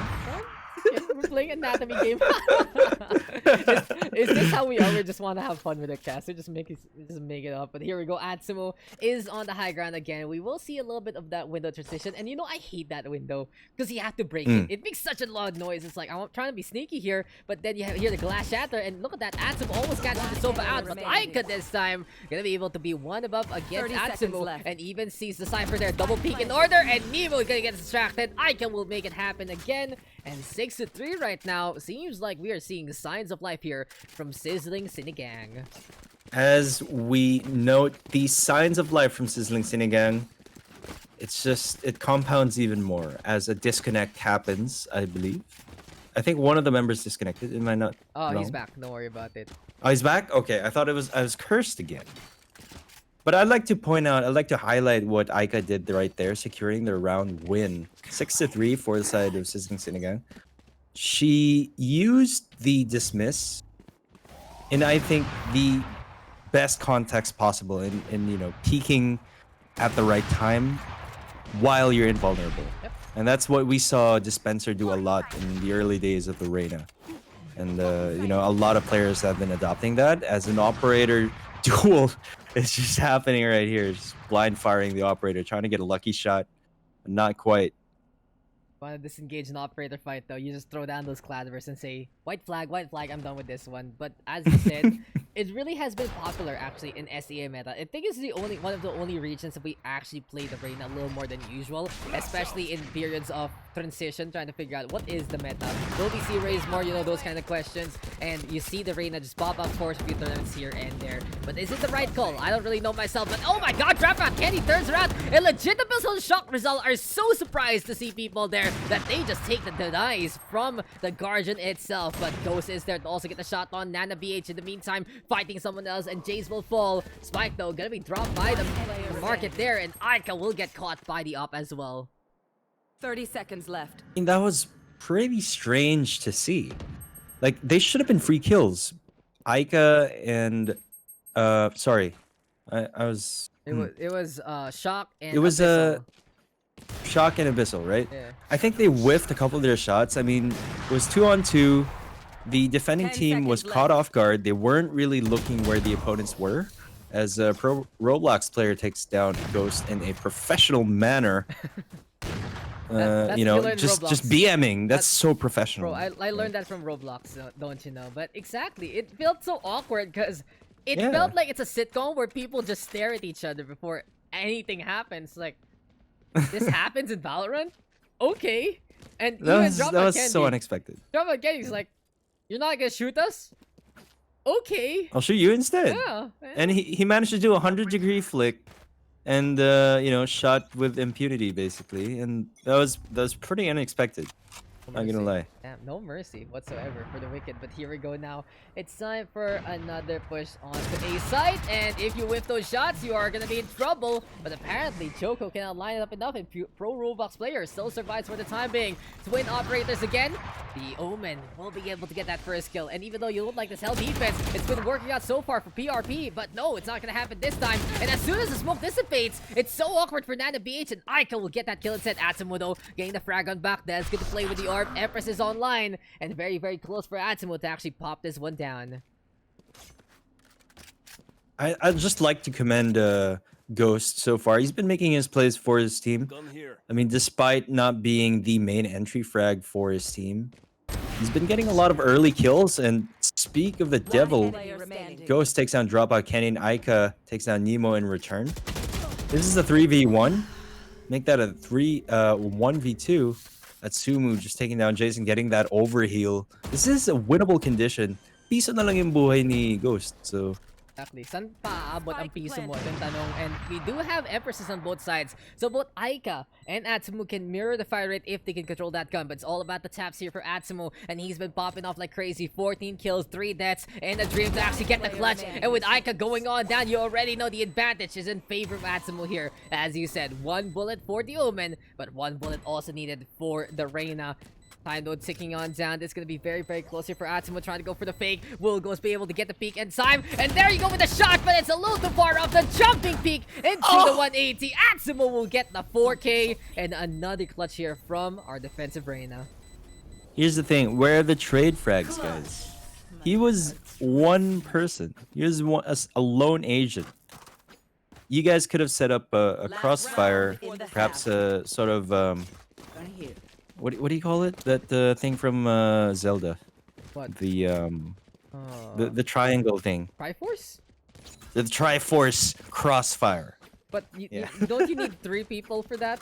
Make a triangle? Weren't they three people earlier? It Oh, was yeah, 3v1. I mean, right? fair point, but we did see the duel there on Rafters. But I really think, especially with Yes. Aika and Ghost still alive, they should have worked together. They should have been playing together. Yeah, sure. Keep an eye out, right? You double peek someone if need be. You get those shots, but drop out Candy and Nana BH. This is gonna be the X Factor instead, because this make a cross in the middle of the lap, and it seems like we crucify both Legit Abyssal and Jays in this instance. Here we go. Empress is online. Let's see if Aika can take down at least 2 agents to make it a 3v3. She does take down Dropout Candy. Nana misses that crucial Blade Storm as Atsumu takes down Ghost in return. Atsumu is here, and he is basically the raid boss of this game. He popped Oh the my- Empress, he pops the heads, and that is just gonna be cackling into the darkness. 9-3 scoreline. What Switching a runaway sides. score here for Noodles, and it really feels like, even though we saw that Twin Operator started off, it's always Atsumu to wrap it up, and this is just a trifecta. This is the Triforce we've been looking for between our 3 players there. It was very valiant effort coming in from Aika. You know, with an Empress of her own, manages to get a crucial kill, but just Atsumu. It's just those trade frags that I was mentioning earlier. The offensive team, rather, is it correct? Yeah, Noodles. It's just wait, I'm so confused. Parang nag-switch yung ano. Noodles is on the attack now. It is Sizzling, Sinigan. It's the second half. Yeah. Right. It's just that on the defense, they were trade fragging really, really efficiently. And I feel like that's what's missing from the other team. That's true. It feels like they're always looking for duels, and you never want to duel against people who are as good or even better against you in the first place. So Legit Abyssal right now, having to hide away. That's a lot of wall banks, courtesy of that Chet. And you can see how confident Nana Spike BH is planted. right now, especially with door closed. But Spike planted, there we go with the Leer. Still though, a little bit of the taps here, and there through the Cloud Burst and drop out Candy will make the frenzy happen there to get that takedown. He's been pretty low-key with that frenzy, doing enough as he can. There we go with dart spots everyone out. 2v4 though, up in the air, and this is Nana looking for another one on the board. It's all up to Ghost again. Goes for the paranoia. Does he line up everyone else? Has the frenzy in hand. Goes for Nana BH and is able to disengage at the right time. What an escape artist Ghost is. He does go for the TP though on top of the window. He avoids everyone else, looks for the lineup, but even though his smooth moves looking pretty cool, pro Roblox player showing this is what esports is all about. It's all about pro Roblox here. Oh my god. But yeah, it's just, this is exactly what we were talking about. You know, it was a 3v1 situation, and they set up a double peak. That's really the most logical thing you can do in such a situation like that. You never want to make it a winnable condition for the lone agent on the opposite team. And the way you make it a winnable condition is if you go 1-by-1. It's a very textbook mistake. Yes, and But look at this. Atsumu, 20-3, man. 20 bomb is big. This is a big ball beam play here from Atsumu, and that is just like a almost 7 KD ratio so far. For now though, we'll see if Yeah. Atsumu can even stat pad even longer. Door has been closed immediately, and this is such an easy time here for the offense to actually take a site. It's like, okay, You want that for free?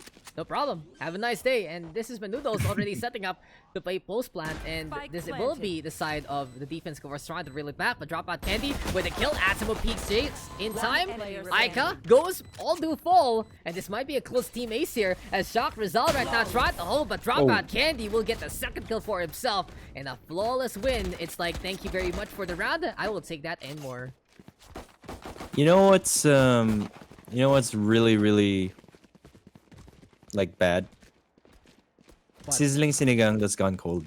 Gosh, anything Inig sizzling. sisebo. Inig Oh sisebo my yung- god. Like, no, not Isn't gonna lie. that like the worst Not thing gonna ever? lie, I've had soup here that it's just starts bubbling with oil and shit. You know what's bad? It doesn't matter if it's sinigang, it's Right. pakinola, it's nilaga, it just all does that. So you really have to make sure your Yeah. soup is hot and nice. But for now, we'll see if legit Abyssal to be hot enough. Nope, not gonna happen. He's just basically dead. Pro Rocks Bucks here will get that kill. Here we go though with Nana PH also with his snare going brr, brr. And here we go with Atsimo going for the very close dismiss. Takes care of Shock Rizal, and this is just dominance at its finest. Confidence is here, and Jace is trying to spam it down, and will be able to get Atsimo with a jump peek again. Spike planted.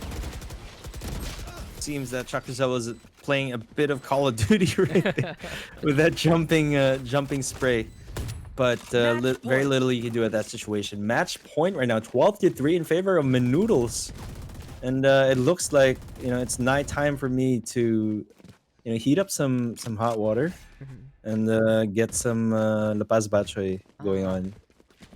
What's my You thing? know, it's fucking 2:30 a.m. in the morning, and I'm really impressed that you can, do what you do really well for this long, like sort of a marathon way every night. I mean, Dropout made it's my kind life of crazy. easier. It is what it is. I got used to it, but the thing today is Dropout Yeah. made my life easier because he decided I want Of to course. play by play. I want to be the big boy now. I'm like, okay, good job, kid. I believe in you. And there you go. He did a pretty good job there as well. I got to eat while he solo casted, and of course we swapped roles. I felt like the Vyminal this time, and it felt so big brain. But here we go with Shock Rizal. Oh my god, he's doing it again, Vim. He jumped and we went for the shot. I love it from Shock, but it doesn't hit anyone. Luckily for him, someone else is there, and now it's the two big guns here, the two towers that is left on the attacking side of live. It's Dropout Candy and Atsumu versus the world, with a second life though in hand for Jace. Can be very helpful. Try to go for the clutch, and never mind, it's all up to Dropout Candy right now because Ghost gets the peek in time in the middle, and this is DOC trying to make sure that he can get that kill. He's spraying, he'll get Beautiful to the Jace. spray.